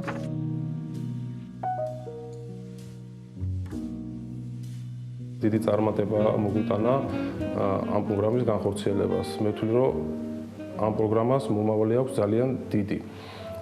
სახელმწიფო დაგვეხმარა პროცენტის თანადაფინანსებაში. ურთიერთობა ჰქონდა პროკრედიტ ბანკთან, რომელმაც ხელი შეგვიწყო მშენებლობის პროცესში და ფაქტიურად 0 ტონი იყო ჩვენი შენატანი აღებული სესხიდან. რა დროის განმავლობაში ჩვენ შევძელით შენობის აშენება, დასრულება და ექსპლუატაციაში გაშვება. ერთი თვის წინ სასტუმროს ამავე სახელის ქვეშ ღვინის რესტორანიც დაემატა, სადაც ქართულ კერძებთან ერთად სტუმრებს ცოცხალი მუსიკით დატკბობის საშუალებაც ეძლევათ. სამომავლო გეგმებზე საუბრისას მფლობელები აცხადებენ, რომ არსებული ტერიტორიის ათვისებას და სასტუმროს გაფართოებას გეგმავენ, მით უფრო იმ ფონზე, როცა ქვეყანაში მოთხოვნა სწორედ ეკონომ კლასის სასტუმროებზე იზრდება. ჩვენი წელიწადნახევრიანი ოპერირების განმავლობაში მივედით იმ დასკვნამდე, რომ აუცილებელი არის უახლოეს მომავალში გაფართოება და ამისათვის დგამთ უკვე შემდგომ ნაბიჯებს. რა თქმა უნდა, თუ იქნება იგივე პროგრამა ომასპინძლე საქართველოში, ეს კიდევ მეტი წარმატებისთვის იქნება განკუთვნილი და ჩვენ მომავალსაც უფრო მეტად გაზრდის შანსებს, რომ გავაძლიეროთ ჩვენი ბიზნესი. ამ ეტაპზე სასტუმროში 12 ადამიანია დასაქმებული. ბიზნეს იდეების, ბიზნეს გეგმად გადაქცევის ხელშეწყობისათვის თითქმის 1 წლის წინ თბილისის მერიისა და ევროკავშირის კოოპერაციის შედეგად ბიზნეს აქსელერატორის პარკი შეიქმნა, რომელიც დღემდე სხვადასხვა სერვის შეთავაზების გზით ინვესტიციის მოზიდვაში 400-მდე მცირე და საშუალო მეწარმეს დაეხმარა. ეს ყველაფერი არ არის. ერთ მაგარ ამბავზე, რომელშიც ასევე პარკი იყო ჩართული, საქმიანი დილა გიყვებოდათ ეტაპობრივად 1000-ზე მეტი სტარტაპი ადგილობრივ და რეგიონულ ეტაპზე შეურის 100-ზე მეტი წევრი და ბრენდ ამბასადორი. ეს არის გლობალური ევორდის კონკურსი, რომელიც 3 კონტინენტსა და 7 რეგიონს აერთიანებს. გასულ კვირას გაიმართა. სანდრო კანდელაკი ბიზნეს აქსელერატორის პარკის მენეჯერი შემოგვიდა საქმიანი დილის ეთერში. გუშინაც გიყვებოდით ამ ამბავზე და დღეს უკვე შევაჯამებთ მასთან ერთად ამ ღონისძიების ამბებს. 29-ში იყო გრიბოედოვის თეატრში. ეს არის ჩვეულებრივი ფინალური ეტაპი. როგორ ჩაიარა უკვე შენგან მინდა რომ მოვისმინდე მე. დილამშვიდობისა, მადლობა მოწვევისთვის და დაინტერესებისთვის. ზოგადად ესეთი სახის და ესეთი მასშტაბის ღონისძიება საქართველოში არ ჩატარებულა, იქიდან გამომდინარე, რომ ჩართული იყო 7 რეგიონის ეკოსისტემა, სტარტაპ ეკოსისტემა ამ ყველაფერში და შესაბამისად სხვა შორის წელს შეუერთდა პირველად ევრაზია სტარტაპ ევორდს საქართველოს, ქართულმა სტარტაპებმაც მიიღეს ამაში მონაწილეობა, მაგრამ სამწუხაროდ წელს ჩვენგან გამარჯვებული არ იყო ესე. და ქვეყნისთვის მნიშვნელოვანი იყო იქიდან გამომდინარე, რომ ძალიან ბევრი ქვეყნის, როგორც ასე ვთქვათ, სტარტაპ ეკოსისტემის წარმომადგენელმა, ასევე ბევრმა საინტერესო საინვესტიციო ჯგუფმა და ენჯელ ინვესტორებს რო ეძახით, ამ ადამიანებს მოიყარეს თავი და რაც ყველაზე მნიშვნელოვანი გაიგეს იმის შესახებ, რომ საქართველოში ეს მიმართულება ძალიან პრიორიტეტული არის ჩვენ ქვეყნისთვის და ძალიან ბევრი საინტერესო სტარტაპი იქნება და ბევრი აქტივობა ხდება. ასეთ შეხვედრებზე უფრო კარგად ჩანს ხოლმე ჩვენ სად ვართ. ანუ ჩვენი კომპანიები დაახლოებით სად არიან. ხშირად ვაკეთებთ აქცენტს ამერიკულ ბაზარზე, როცა სტარტაპებზე ვსაუბრობთ, იმიტომ რომ Silicon Valley ცალკე სამყარო არის ამ მხრივ. თუმცა აზია არანაკლებ თქვა საინტერესო არის. ევროპულ ქვეყნებშიც ქართული სტარტაპები საკმაოდ წარმატებულად ახერხებენ რომ საკუთარი სერვისები შესთავაზონ იქ. აი ამ ნაკრებით, რომელიც ამ პლატფორმაზე შეიკრიბა, ქართული სტარტაპები საით არიან და რა ფორმით შეიძლება მათი თქვა შეთავაზებები იყოს იგივე ინვესტორებისათვის საინტერესო. აქვე დავამატებ იმას, რომ გარდა იმისა, რომ ეს იყო დაჯილდოება და შემაჯამებელი ღონისძიება, ამას გარდა იყო კიდევ 2 საინტერესო ღონისძიება, ერთი იყო ჰაკათონი და მეორე იყო ეკოსისტემ სამიტი. ამ ეკოსისტემის სამიც მიზანი იყო ზუსტად ის, რომ ქართველ, ასე ვთქვათ, ამ მეწარმეობის ეკოსისტემის ჩართულ ადამიანებს საშუალება მისცემოდეთ სხვა ქვეყნების წარმომადგენლებთან რაღაც პანელურ დისკუსიაში ჩართულიყვნენ, ესაუბრათ იმ გამომწვევებზე, რომ საქართველოს წინაშე დგას და ასე იმ ქვეყნების წინაშე და ყოფილიყო რაღაც, ასე ვთქვათ, მინიმუმ საინფორმაციო და ნეტვორკინგ ღონისძიება, რამაც ხელშურს ძალიან დადებითი შედეგები მოიტანა იმ გაგებით, რომ დაიწყო, ასე ვთქვათ, პირველი ნაბიჯები გადაიდგა იმას დაკავშირებით, რომ იმ აქსელერატორებთან დაუწყეთ ურთიერთობა. და შესაბამისად, საქართველოს იმ ეტაპზეა, რომ რაც შეიძლება ბევრი სტარტაპის გაშვება უნდა მოახდინოს უცხოურ აქსელერატორებში, სადაც წვდომა უფრო მეტია ფინანსებზე, რაც საქართველოში სამწუხაროდ ნაკლები, იმიტომ რომ კერძო სექტორის ჩართულობა ძალიან რთულია ინოვაციურ ბიზნესებში. კარგი, მე ერთგვარად მაინც ვთქვი კითხვების სელექციას, იმიტომ რომ ინტერვიუ სანდრო კანდელაკთან ასევე არის ძალიან დეტალური გამოქვეყნებული დეკემბრის ვორკში, რომელიც სულ რამდენიმე დღეში, ალბათ უკვე ხვალანზე იქნება Excel-ში, იქ შპარკის თვისებრივად ახალ მიმართებებზე არის ჩართული და მათ შორის ჩართულობაზე ძალიან მნიშვნელოვანი კომპანიებისა, რომლებიც ფაქტიურად პარტნიორები გახდნენ ამ პროცესისა. შენ თვითონ მემირჩევნია გამოარჩიო ის საკითხები, რომელიც მიღმა იმისა, რაც ახლა ვისაუბრეთ, თვლი რომ მნიშვნელოვანია წლის ბოლოს რითაც აქსელერატორმა თავი გამოიჩინა და ძალიან ბევრ, რამდენიმე ათეულ თუ ასეულს უკვე არა, გაუხსნა გზა ახალი შესაძლებლობისკენ. მადლობა, გიორგი.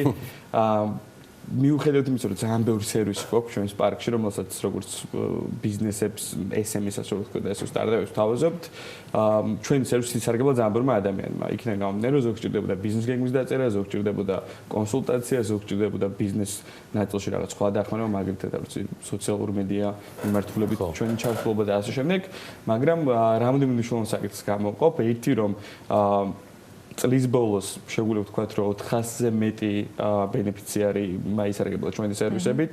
სხვა სერვისებით, კი.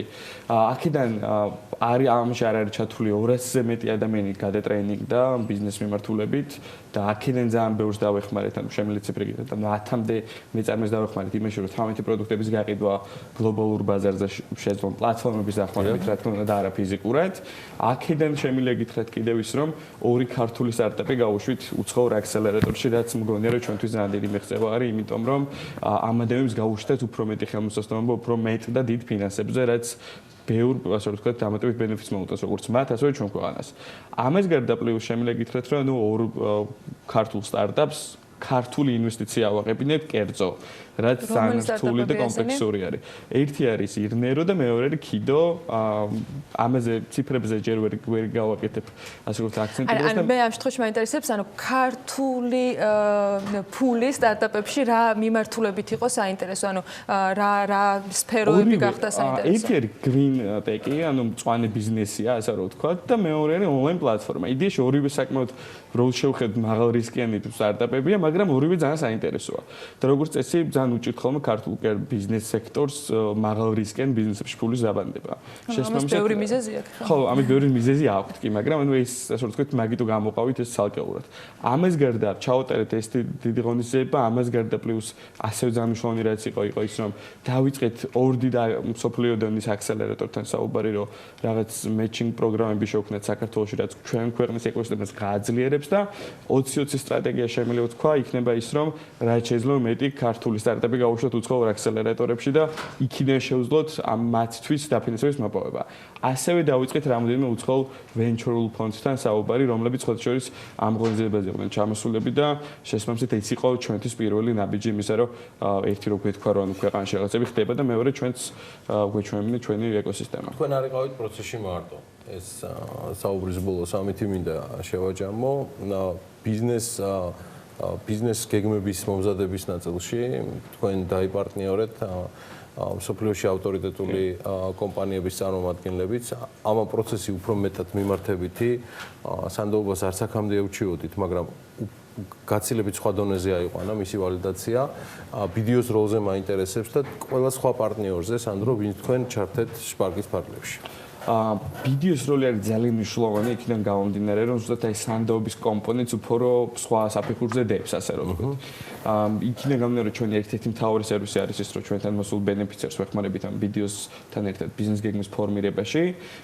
ამან გამოიწვია ზუსტად ის, რომ ორი ქართული ბიზნესი ამ ფორმით დაინტერესდა და ამ ფორმით ჩაერთო ჩვენს ორ ბენეფიციერში. და შესაბამისად ინვესტიციაც მაგიტომ მოხდა. რაც შეეხება სხვა ჩვენს პარტნიორებს, ანუ აქ შემიძლია თქვა, რომ რამდენიმე ძალიან საინტერესო პარტნიორი ყავს ამ მომენტში. ეს არის მათ შორის Google, არის EWB, რომელიც არის ინტერნაციონალური მეწარმეობის ქსელი და კიდევ ლოკალური პარტნიორები, რომლებიც მაგალითად Forbes-ი, რომელიც ყოველთვის გვერდში გვიდგას და Forbes-ი. მიუხედავად იმისა, რომ Spark-ი არ არის ჯერ დიდი არქივის ფლობელი, ანუ არ არის დიდი ხანი, რაც შეიქმნა პრინციპში და ამ ფორმით ხართ ჩართულები, ამ ერთ წელს რიცხვები საკმაოდ კარგ შედეგებს აჩვენებს, მაგრამ მე მინდა 2020-ზე უფრო მეტი ვისაუბროთ იმ დაგეგმილ ღონისძიებებზე, გარდა საერთო სტრატეგიისა, რომელზეც შენ აღნიშნავდი, უახლოეს პერიოდში რას ველოდებით Spark-ისგან და მისი პარტნიორებისგან? 2020 იქნება ძალიან გამორჩეული, იქიდან გამომდინარე, რომ გვაქვს ესეთი ძალიან სწორი სტრატეგია მასთან დაკავშირებით, რომ გავუშვათ სტარტაპები უცხოურ აქსელერატორში. მაგრამ ერთ-ერთი მთავარი რაც არის კიდევ ერთხელ მაინც ამბობ? არ დავასახელებ იმას, რაფია მე დავყოფებ ინფორმაცია მაგომში. ერთ-ერთი დიდი ორგანიზაცია აქსელერატორი გვთავაზობს პროგრამის ასე ვთქვათ შექმნას საქართველოში, რომელიც ეს არ იქნება სტანდარტული აქსელერაციის პროგრამა, იქნება საქართველოზე მორგებული. რაც პირდაპირ შემიძლია თქვა, ანუ კარს გვიღებს იმ აქსელერატორებზე და იმ ბაზრებზე და ზოგადად იმ ადამიანებზე, ვისაც ძალიან ბევრი ფული აქვს, venture ფონდებს გულისხმობ, რომლებიც აქამდე არ დაინტერესდებოდნენ, რადგან ასე ვთქვათ ეს აქსელერაციის ეს პროგრამა არის სტანდარტი მათთვის. შესაბამისად, ანუ მათი ფილტრით მოხვდებით იქ. ეს არის ერთ-ერთი ყველაზე მთავარი. ამას გარდა გვექნება კიდე ძალიან ბევრი აქტივობა. როდის შემიძლია რომ ეს კითხვა გავიმეორო ამ ფონდთან დაკავშირებით ვინ არის? მარტში, როდესაც ჩვენ ამ ყველაფერს გავხსნით. და გავუშვით ამას მარტო. კარგი. დავიმახსოვრე. სანდრო კანდელაკი, მადლობა მას. იგი ბიზნეს აქსელერატორ Spark-ის მენეჯერია. დავანონსე კიდეც და თქვენ ნახეთ ჩვენ დღევანდელ თიზერში რომ დეკემბრის Forbes-ი 2-3 დღეში გამოვა და სანდროსთან დეტალურ ინტერვიუს მანტიხილავთ. სანდრო, მადლობა დიდი. წარმატებები. ამასობაში ქართული კომპანიების კაპიტალიზაციამ გასულ კვირასთან შედარებით გაუმჯობესდა და ჯამურად ის ამ შემთხვევაში 1.9 მილიარდ ფუნტ სტერლინგს შეადგენს. ეს მონაგარი არის მხოლოდ და მხოლოდ ერთი კვირის, თუმცა სტუმარი, რომელიც ყოველ სამშაბათს გვიერთდება გალტენტაგარტის სათაო ოფისიდან და წარმოადგენს წამყვანი საინვესტიციო ბანკის საბროკერო მიმართულების ხელმძღვანელს, დღეს ჩვენთან ერთად მიმოიხილავს ძირითადად საერთაშორისო ბირჟების და ინდექსების ამბებს. გოგა მელიქიძე ტრადიციულად უკვე მზად არის ჩართვისთვის, როგორც გითხარით, უკვე გალტენტაგარტის სათაო ოფისიდან. მე მას მივესალმები. მონაგარი ამ კვირის საზდავაკვირდი ბირჟებს არის, მოდი ესე ვიტყვი, საკმაოდ წინააღმდეგობრივი. თუ ვიტყვით, რომ კვირის ჭრილში გოგა ჯამში პოზიტივი იყო, თუ არ ჩავთვლით ნავთობის ფასის 4% ნახევრიან კლებას და სხვა რაიმე განსაკუთრებული დაფიქსირებული არ არის, მაგრამ თითქმის კი არა და არც ერთი ინდექსი არ იძლევა რაიმე პოზიტივს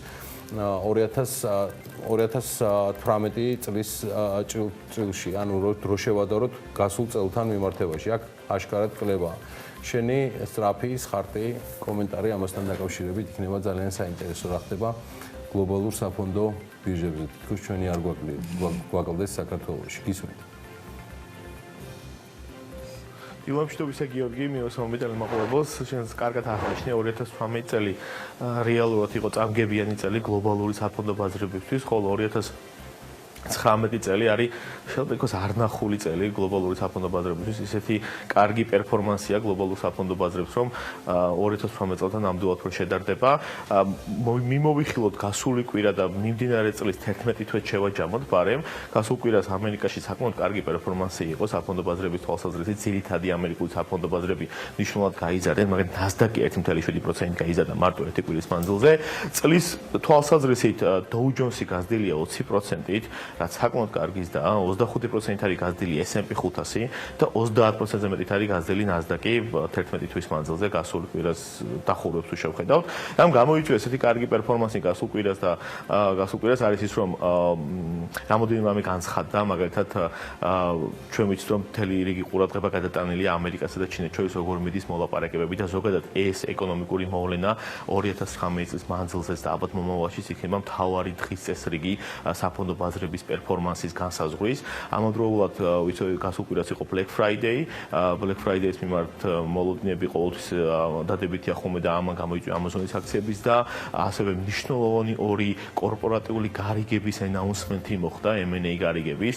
Ameritrade ჩავშვები აპირებს რომ Ameritrade იყიროს უზარმაზარი გარიგება. ეს არის ორი უმსხვილესი საბროკერო კომპანია ამერიკაში და ამავდროულად LVMH-ი, რომელიც არის უმსხვილესი ფრანგული საინვესტიციო ჰოლდინგი, აპირებს Tiffany & Co-ს ყიდვას და ამ ორმა ესე ვთქვათ M&A news-მაც საკმაოდ დადებითი იმპულსი მისცა საფონდო ბაზრებს. ისე რომ დაუბრუნდი ამერიკასა და ჩინეთს შორის მოლაპარაკებას, ვიცით რომ პირველი ფაზის მოლაპარაკება მიმდინარეობს და ამ მიმართულებით დადებითი მოლოდინებია ერთის მხრივ, თუმცა მეორე მხრივ ისაც ფაქტია რომ ტრამპმა ესე ვთქვათ მხარი დაუჭირა ჰონკონგში მიმდინარე პროტესტს, რასაც ოდნავ ესე ვთქვათ იმედგაცრუება მოყვა ჩინეთის მხრიდან, ამაზე ოდნავ მოგვიანებით მოყვა, როცა ჩინეთს ეკადავალ, რაც შეეხება სხვა ამერიკაში მიმდინარე მოვლენებს, ამერიკის მესამე კვარტლის მთლიანი შიდა პროდუქტის რეალური ზრდა დააზუსტეს.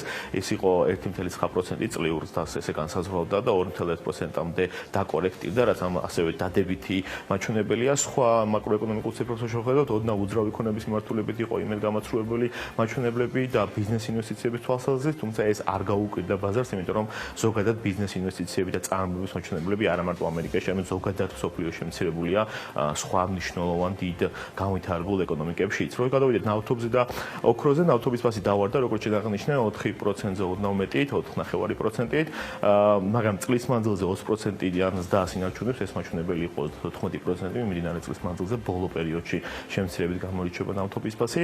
რაც შეეხება ოქროს ფასს, ოქროს ფასი მსუბუქად გაიზარდა 0.14%-ით კვირის შიგნით, წლის მანძილზე 14% არის გაზრდილი და ზოგადად ოქროს მიმართ მოლოდინები მაღალია მომდევნო წლის თვალსაზრისით არის მოლოდინო ერთ-ერთი მნიშვნელოვანი საინვესტიციო აქტივი შეიძლება იყოს. რაც შეეხება ევროზონას, როცა Wall Street-ზე, ანუ ამერიკაში ესეთი კარგი ზრდებია საფონდო ბაზრების, როგორც წესი ეს ევროზონასაც გადაედება ხოლმე, ევროზონაშიც ძირითად ევროპულ საფონდო ბაზრებზე ზრდები დავინახეთ საფონდო ბაზრების. რო შევხედოთ თითოეულ ინდექსს, Stoxx 600, რომელიც ევროზონის უმსხვილესი საფონდო ბაზა, უმსხვილესი საფონდო ინდექსი 600 ევროპულ კომპანიას აერთიანებს წლის თვალსაზრისით 11 თვის მანძილზე 20%-მდეა გაზრდილი 20%-ზე ოდნავ მეტითაც იგივეს და აქციებს შეიძლება ითქვას როგორც Dow Jones ამერიკაში.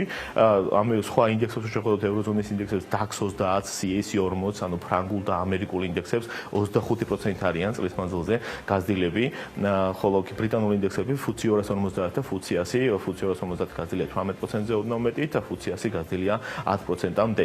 რა ხდება ევროზონაში ძირითადი ესე ვთქვათ ეკონომიკური მოვლენები როგორ გამოიყურება, ვიცით რომ 12 დეკემბერს არის ბრიტანეთში ასე ვთქვათ საპარლამენტო არჩევნები, წინასწარი პოლებით კონსერვატორები იმარჯვებენ, ამ ნიუსს დაყრდნობით ფუნტი გამყარდა დოლარის მიმართ 0.7%-ით, ამავდროულად ბორის ჯონსონმა განაცხადა რომ თუ ეს ასე მოხდა და იგი ასე ვთქვათ გაიმარჯვა კონსერვატიულმა პარტიამ 25 დეკემბრამდე შობამდე იგი ასე ვთქვათ ახალ მოლაპარაკებას ასე ვთქვათ უზრუნველყოფს ევროკავშირთან ბრეგზიტის დილთან დაკავშირებით.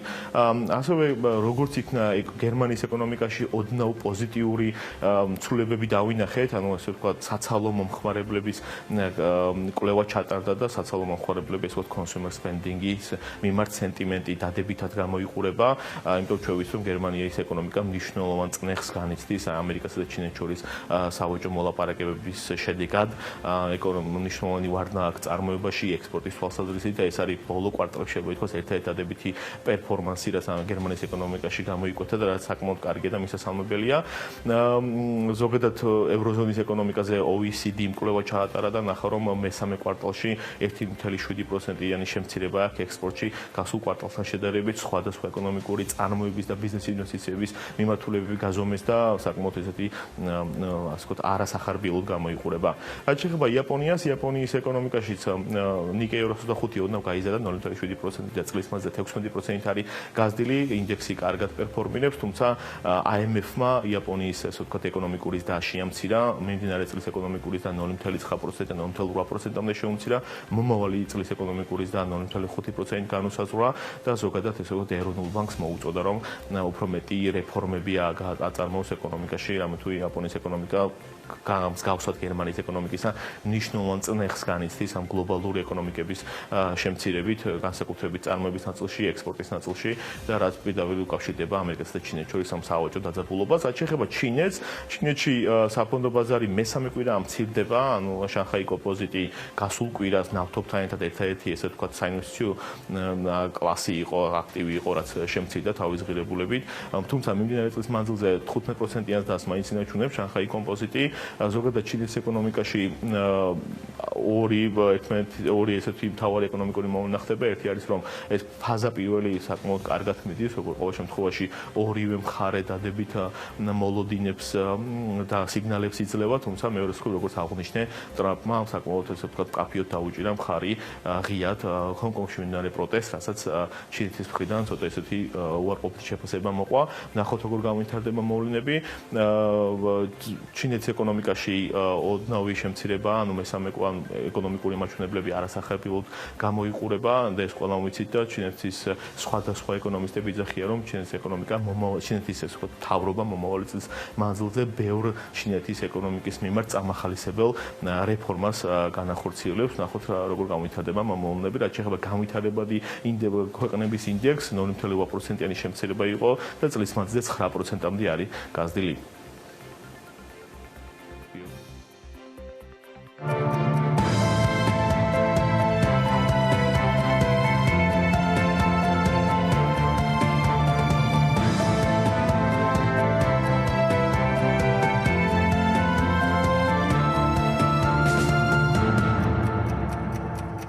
მადლობა გოგა მელიქიძე საინტერესო მიმოხილვისთვის და კიდევ ერთი უმნიშვნელოვანესი თემა, რომელსაც ახლა დავაანონსებთ და შევბერავთ მცირედი სარეკლამო პაუზის შემდეგ. ჯანდაცვის მინისტრი კვლავ კრიტიკის მთავარ სამიზნედ რჩება. მიზეზი უცვლელია. 520 დადგენილება, რომლის ამოქმედების შემთხვევაშიც სამედიცინო სფეროს ფაქტობრივად ყველა წარმომადგენელი უარყოფით შედეგებს აანონსებს, უკვე დამდგარს ნაწილობრივად. მოსაოდნელ შედეგებში ბევრი საკითხი არის დასახელებული. კლინიკების ფუნქციონირების შეწყვეტიდან დაწყებული, დასრულებული ექიმების ანაზღაურების შემცირებით და მათ შორის საერთაშორისო კომპანიები, რომლებიც აანონსებენ ღიად საქართველოს ბაზრიდან გასვლას. სულხან ლომინაძე, ხათუნა ჯალაბაძე, გიორგი პაპიაშვილი, BMG-ისთვის ქართული მედიცინის თანავარსკვლავედი სულ რამდენიმე წუთში იქნება ამ სტუდიაში, ჯერჯერობით მდუმარებაში რჩება საქართველოს ჯანდაცვის მინისტრი და სამინისტრო 520 დადგენილებასთან დაკავშირებით და მხოლოდ დადასტურებული არგუმენტების შემთხვევაში გეგმავენ 520 დადგენილების შესვლას. კარგი, დაველოდოთ სულ მალე საქმიანი დილა გრძელდება რეკლამის შედეგად.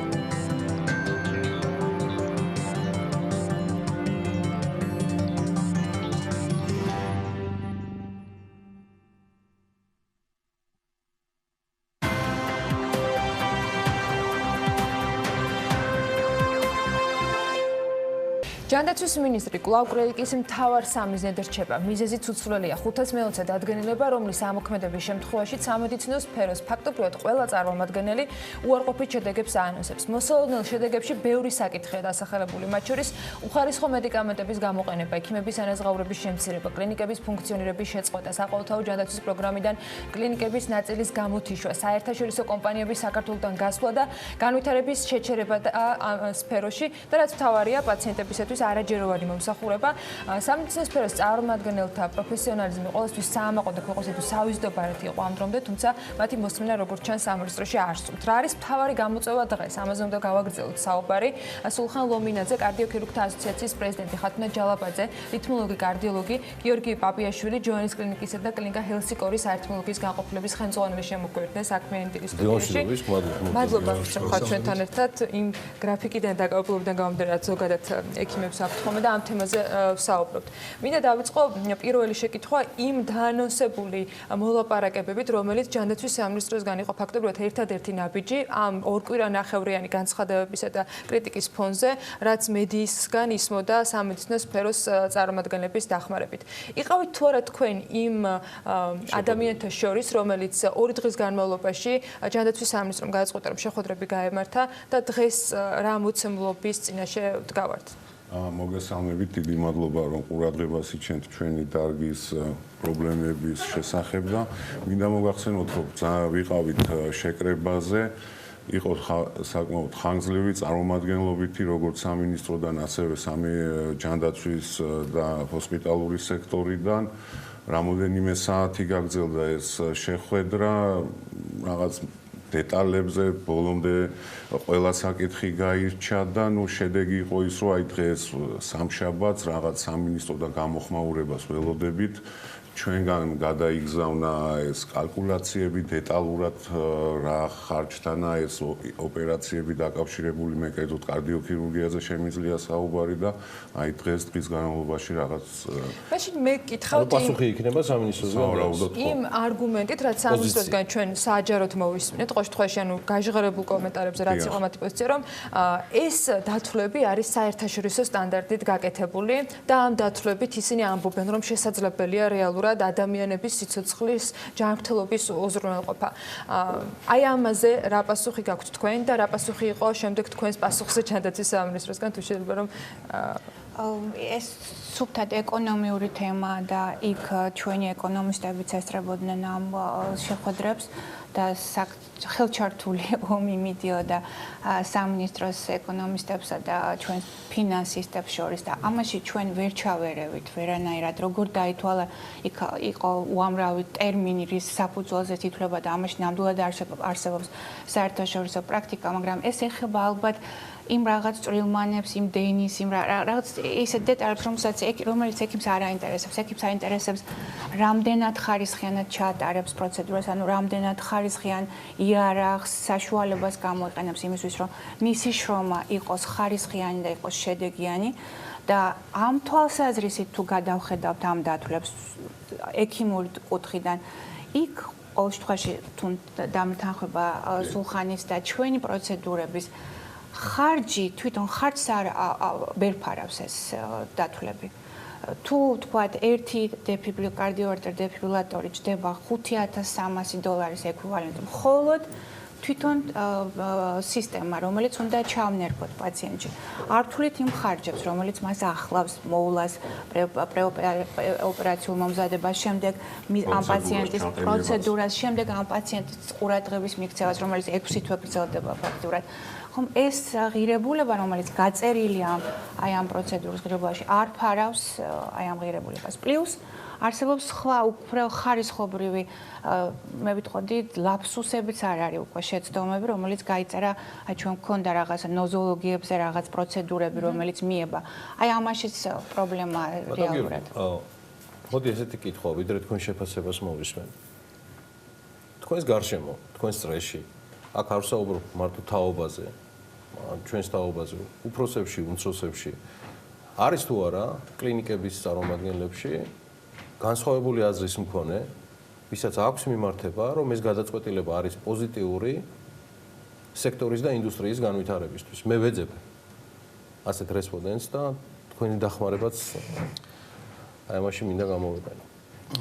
კი ბატონო, სიმართლე გითხრათ, პრაქტიკულად ყველა კლინიკას, რომელთანაც გვაქვს ურთიერთობა, რომელთაც ვიცნობთ, მათი წარმომადგენლები აბსოლუტურად უარყოფითად არიან განწყობილები ამ დადგენილების მიმართ და კონკრეტულად შემოთავაზებული ტარიფების მიმართ. მე რა მინდა ხაზი გაუსვა, რომ არც ერთი ჩვენი კოლეგა და მათ შორის კლინიკის წარმომადგენლები ზოგადად არ ეწინააღმდეგებით რეგულაციების შემოღებას და არ ეწინააღმდეგებით ამ სფეროში წესრიგის დამყარებას, იმიტომ რომ ჩვენ გვესმის აბსოლუტურად, რომ ჯანდაცვის საყოველთაო ჯანდაცვის პროგრამას მართლაც რეალურად ეკონომიურად ძიმე დღე უდგას რეალურად, მაგრამ ამას თავის მიზეზები ჰქონდა. ამას ჰქონდა ის მიზეზები, რომ მართლაც იყო უკონტროლო გაცემა ლიცენზიების და იყო ისეთი შემთხვევები არაერთი, როცა პრაქტიკულად არ შემიძლია კლინიკები უწოდო ისეთ დაწესებულებებს, რომლებიც თქვა სარდაფებში გახსნილ დაწესებულებებს მიეცა ლიცენზიები, რომელთა ერთადერთი დანიშნულება იყო მხოლოდ და მხოლოდ საყოველთაო ჯანდაცვიდან თანხების ათვისება და არაფერი საერთო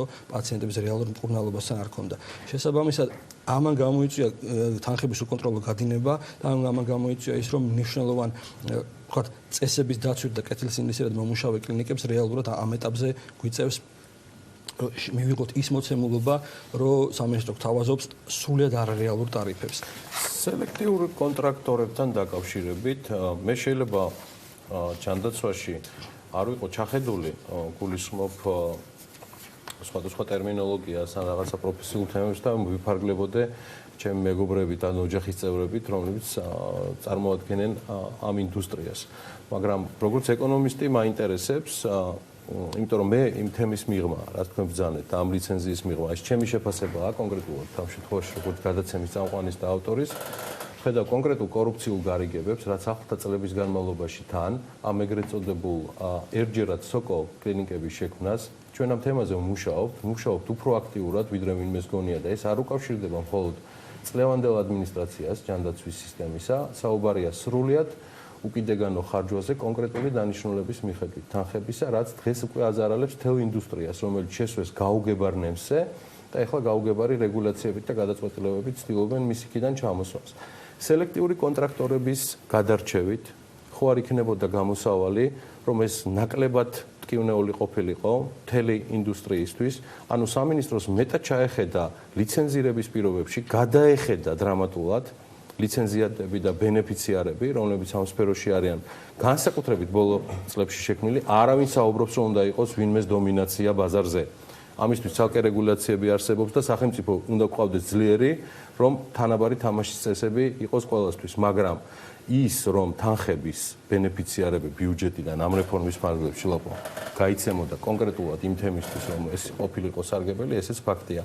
რა გამოსავალია? მე მინდა თქვენთან ერთად გამოსავალი მოვძენო, სანამ სამშაბათს დღის ბოლომდე მეც მოვისმენ თქვენთან ერთად ვარიანტს, რას გვთავაზობს სახელმწიფო. გეთანხმებით, რომ სელექტიური კონტრაქტირება არის ერთ-ერთი გამოსავალი ამ სიტუაციაში და ამასთან ერთად რასაკვირველია რაღაც ფასების გადახედვა მაინც უნდა მოხდეს. სამინისტრო სამართლიანად აპელირებს, რომ არის კლინიკები, სადაც დატვირთვა არის 17-18% და ზოგან 80-90 და საშუალო გამოდის 57%. რასაკვირველია, ამ პირობებში ეს თანხა, ნებისმიერი თანხა ვერ იქნება ხარჯდეფექტური და ხდება ამ ხელახვრელებში თანხების კარგვა ჩვენი ბიუჯეტის და აქედან გამომდინარე სელექტიური კონტრაქტირება რასაკვირველი არის ერთ-ერთი უმთავრესი გამოსავალი ამ რეფორმის და ჩვენ ყოველთვის როგორც ბატონმა გიორგიმ აღნიშნა ამის მომხრეები ვიყავით ჩვენი ასოციაციიდან რამოდენიმეჯერ არის ამ ბოლო რამოდენიმე წლის განმავლობაში წერილი შესული სამინისტროში რომ მოგვეხდინა რეგულაციები, ხარისხის კონტროლი ყველა კლინიკაში, სადაც კარდიოქირურგიული პროცედურები ტარდება, შედეგები შეგვედარებია და ამის შემდეგ უკვე აღარ იქნებოდა საქართველოში 25 კარდიოქირურგიული განყოფილება და უნდა იყოს 5 იდეაში. იყო საუბარი სწორედ ამ დატვირთულობის კოეფიციენტიდან გამომდინარე საყოველთაო დაზღვევის პროგრამის ყველა ერთი არ მინდა გამომჩეს რა, იმიტომ რომ ამის თქმა ვერც ერთ ეთერში ვერ მოასწარი რა. განსაკუთრებით კარდიოქირურგია, ამას იმიტომ არ ვამბობ, რომ აქ შედან ამ მიმართულების წარმომადგენლები გნევოთ უფრო მეტ ქაბატონი ხათუნა თუ ბატონი სულხანი, მადლობა მობრძანებისთვის ბატონ გიორგის, სოფლიო რეიტინგებით და ყველანაირი პუბლიკაციებით, რომელსაც მე ვადევნებ თვალყურს, ვართ აღიარებული ლიდერებს შორის. ანუ თუ ხდება სადღაც მაგალითად რომელიღაც ისრაელის კლინიკის, ამერიკული ან კანადის კლინიკების მოხსენიება ამ მიმართულებით, იქვე ითქმის ქართულ კარდიოქირურგიაზე და რატო არ უფრთხილდებით იმას, რაც წლების განმავლობაში და ეს გუშინ არ დაწყებულა. აქ 210 წელზე მეტ პორტფოლიოზეა საუბარი, რომელიც დაგროვებულია დამოუკიდებელი საქართველოს ისტორიაში, ჩვენ დროს წამოზრდილი და მოძლიერებული მიმართულება ერთ-ერთი, რომელიც სოფლიოში ინდიკაციას უძლიერესად იძლევა. ეს რო არ მეთქვა არ შემეძლო. ეხლა ბოდიშვილი. ის სქემა, რომელზეც ახლა ერთ ვარიანტად საუბრობთ, რომ შეიძლება იყოს გამოსავალი, იყო ნათქვამი, რომ რაღაცა გარკვეული რაოდენობის პაციენტების თქვა და არ ყოველ შემთხვევაში შესაძლოა კლინიკებთან საყოველთაო ჯანდაცვის სისტემა საერთოდ ვერ კონტრაქტებდეს და ვერ მუშაობდეს. აი ამ ფორმატის შემთხვევაში, მათ შორის მოვიცნოთ ჩვენი მინისტრისგან ცოტა არათავსებადი შეფასებაც იმასთან დაკავშირებით, რომ პატარა წვრილი კლინიკები არ უნდა იყოს და უნდა იყოს გამსხოლება, როცა აბსოლუტურად განსხვავებული დამოკიდებულება სახელმწიფოს მხრიდან და გიორგი ბრაზეც დასვა კითხოდა თქვენც აღნიშნეთ, რომ ბევრი პატარა კლინიკა გაიხსნა. თქვენ გრჩებათ თუ არა შთაბეჭდილება, რომ სამინისტრომ გადაწყვიტოს სწორედ ამ ხარჯების ოპტიმიზაციიდან გამომდინარე, არა ლიცენზიების თქვათ გადახედვით, არამედ ამ გზით დაარეგულიროს ბაზარზე კლინიკების რაოდენობა და მათი მუშაობა. ეს არის თუ არა დასახელებულ მიზანზე ვთქვათ პასუხი, არამედ სხვა რეალურად შედეგის მისაღებად მიღებული გადაწყვეტილება. იცით რა, თუ ეს არის მათი მხრიდან მიზანი, მაშინ მინდა გითხრათ, რომ საკმაოდ არაეფექტური მიზანია, იმიტომ რომ არაეფექტური გზა არის განხორციელების, იმიტომ რომ თუ ლიცენზირების გამკაცრების მაგივრად და სელექტიური კონტრაქტების მაგივრად ჩვენ უბრალოდ ავდგებით და ტარიფებს, ფასებს ჩავჭრით ისე, რომ საერთოდ არ იქნება გათვალისწინებული რეალური თვითღირებულება ამ ჩარევების, ხო? პირველ რიგში რას გამოიწვევს ეს? შეიძლება გამოიწვევს, რა თქმა უნდა, ზოგიერთი კლინიკის დახურვა ან მათი მიერ მომსახურების გაუარესება, მაგრამ ძირითადად ეს აისახება სწორედ იმ კლინიკებზე, რომლებიც ხარისხის ხარჯზე არასოდეს აკეთებდნენ ეკონომიას და რომლებიც ცდილობდნენ, რომ კეთილსინდისიერად ემუშავათ. თორე ყველა ის ეგრეთ წოდებული ცეხი, რომელიც ისედაც ბოდიში და ყველაფერს მკადრებელი შეიძლება ყოფილიყო, ის აქაც მოახერხებს ამ პირობებში ოპერირებას, რა თქმა უნდა. ამიტომ ხარისხი დაზიანდება პირველ რიგში და არ მოხდება იმ კლინიკების ჩაძირვა და დახურვა, რომელიც მართლაც შეიძლება დასახურდეს. დაზიანდება პაციენტი და დაზიანდება იმ ადამიანების სიცხე, ვინც ამ დახმარებას საჭიროებენ. მე მინდა რომ პაციენტებზე ვისაუბროთ პოტენციურად, ვინც შესაძლოა აი ამ სქემაში ძალიან დიდ გაუგებრობაში აღმოჩნდნენ. ადამიანები რომ კიდევაც გეთანხმებით და მინდა გამოვიყენო თქვენი ეთერი სოციალურ სივრცეში უკვე საკმაოდ დიდი აგრესია წამოვიდა სამედიცინო დაწესებულების წინააღმდეგ და ეს არის გადათვლილი, რა თქმა უნდა, ექიმებზეც, რომ სამედიცინო დაწესებულებებს აქვს ძალიან დიდი მოგება, რომ ექიმები იღებენ ძალიან დიდ ფულს და ეს საკმაოდ არასასიამოვნო ფორმით ჟღერდება სოციალურ სივრცეში. დაუშვებელია აპელირდეს ამაზე ყურადღება, საზოგადოების ყურადღება. ჩვენ გვესმის, რომ სახელმწიფოს სახსრები უნდა დაიზოგოს, რომ ჯანდაცვა ყველაზე ძვირადღირებული სერვისია, მაგრამ არავითარ შემთხვევაში ეს ხარჯები არ უნდა დაიზოგოს ხარისხის ფასზე. თუ ჩვენ დავტოვებთ ამ ტარიფებს, რომელიც სახელმწიფომ შემოგთავაზა, ორი ვარიანტი უნდა განვიხილოთ. ან სახელმწიფო გამოაცხადებს ტენდერს და შეისყიდის იაფ მასალას, ხარისხზე არაა საუბარი, იაფ მასალას, რომელიც ჩაეტევა და მომცემს მე კონტრაქტორს, მომცემს მე ამით საშუალებს უფლებას, რაც არავითარ შემთხვევაში არ უნდა დაუშვას სამედიცინო საზოგადოებამ და თვითონ პაციენტმა, იმიტომ რომ პაციენტი ზარალდება. მეორე ვარიანტია, რომ სახელმწიფომ შესაძლებელია რაღაცა პერიოდი მოგვცეს, რომ ჩვენ შევთავაზოთ მათ უფრო ეფექტური ეს გამოსავალია ალბათმა? ეს გამოსავალი იქნება, რომ დრო გადავწიოთ. გადავწიოთ დრო, როდესაც ჩვენ გვექნება ამ მოცემ, როგორც თვითონ გვსავაზობენ, ამ მოცემულობის პირობებში მოვიფიქროთ უკეთეს საშუალება, რომ თქვათ იგივე თუნდაც საზღვარგარეთ. იქ სახელმწიფო კლინიკები ძალიან ძლიერია. მაგრამ სახელმწიფო კლინიკაშიც და კერძო კლინიკაშიც პაციენტი ღებულობს ერთი და იგივე ხარისხის მომსახურებას. იქ არის მხოლოდ კომფორტზე საუბარი, ფასების განსხვავება, არის მხოლოდ კომფორტზე, ვიღაცას რიგში დგომა არ უნდა, ვიღაცას ყავაჭიქა უნდა პროცედურის წინ ვიღაცას არა. ეს არის მხოლოდ ის კომფორტი და შეფუთვა, რომელიც თვალს სიამოვნებს. ხარისხი კურნალობის ხარისხი ყველგან ერთნაირია. თუ ამაზე წავალთ და სახელმწიფო ამაში მოგვეხმარება, ჩვენ მივესალმებით. კარგი. სად ხედავთ თქვენ გამოსავალს კარდიოქირურგთა ასოციაციას გულისხმობ? კიდევ ერთხელ დაუბრუნდები სელექტიურ კონტრაქტირებას, იმიტომ რომ ჩვენ და ლიცენზირებას კლინიკების ჩვენ სამინისტროსთან ერთად სექტემბრისთვის უკვე ეს თემა დახურული ჰქონდა. კარდიოქირურგიული კლინიკების ლიცენზირება და მათი თავიდან პასპორტიზაცია.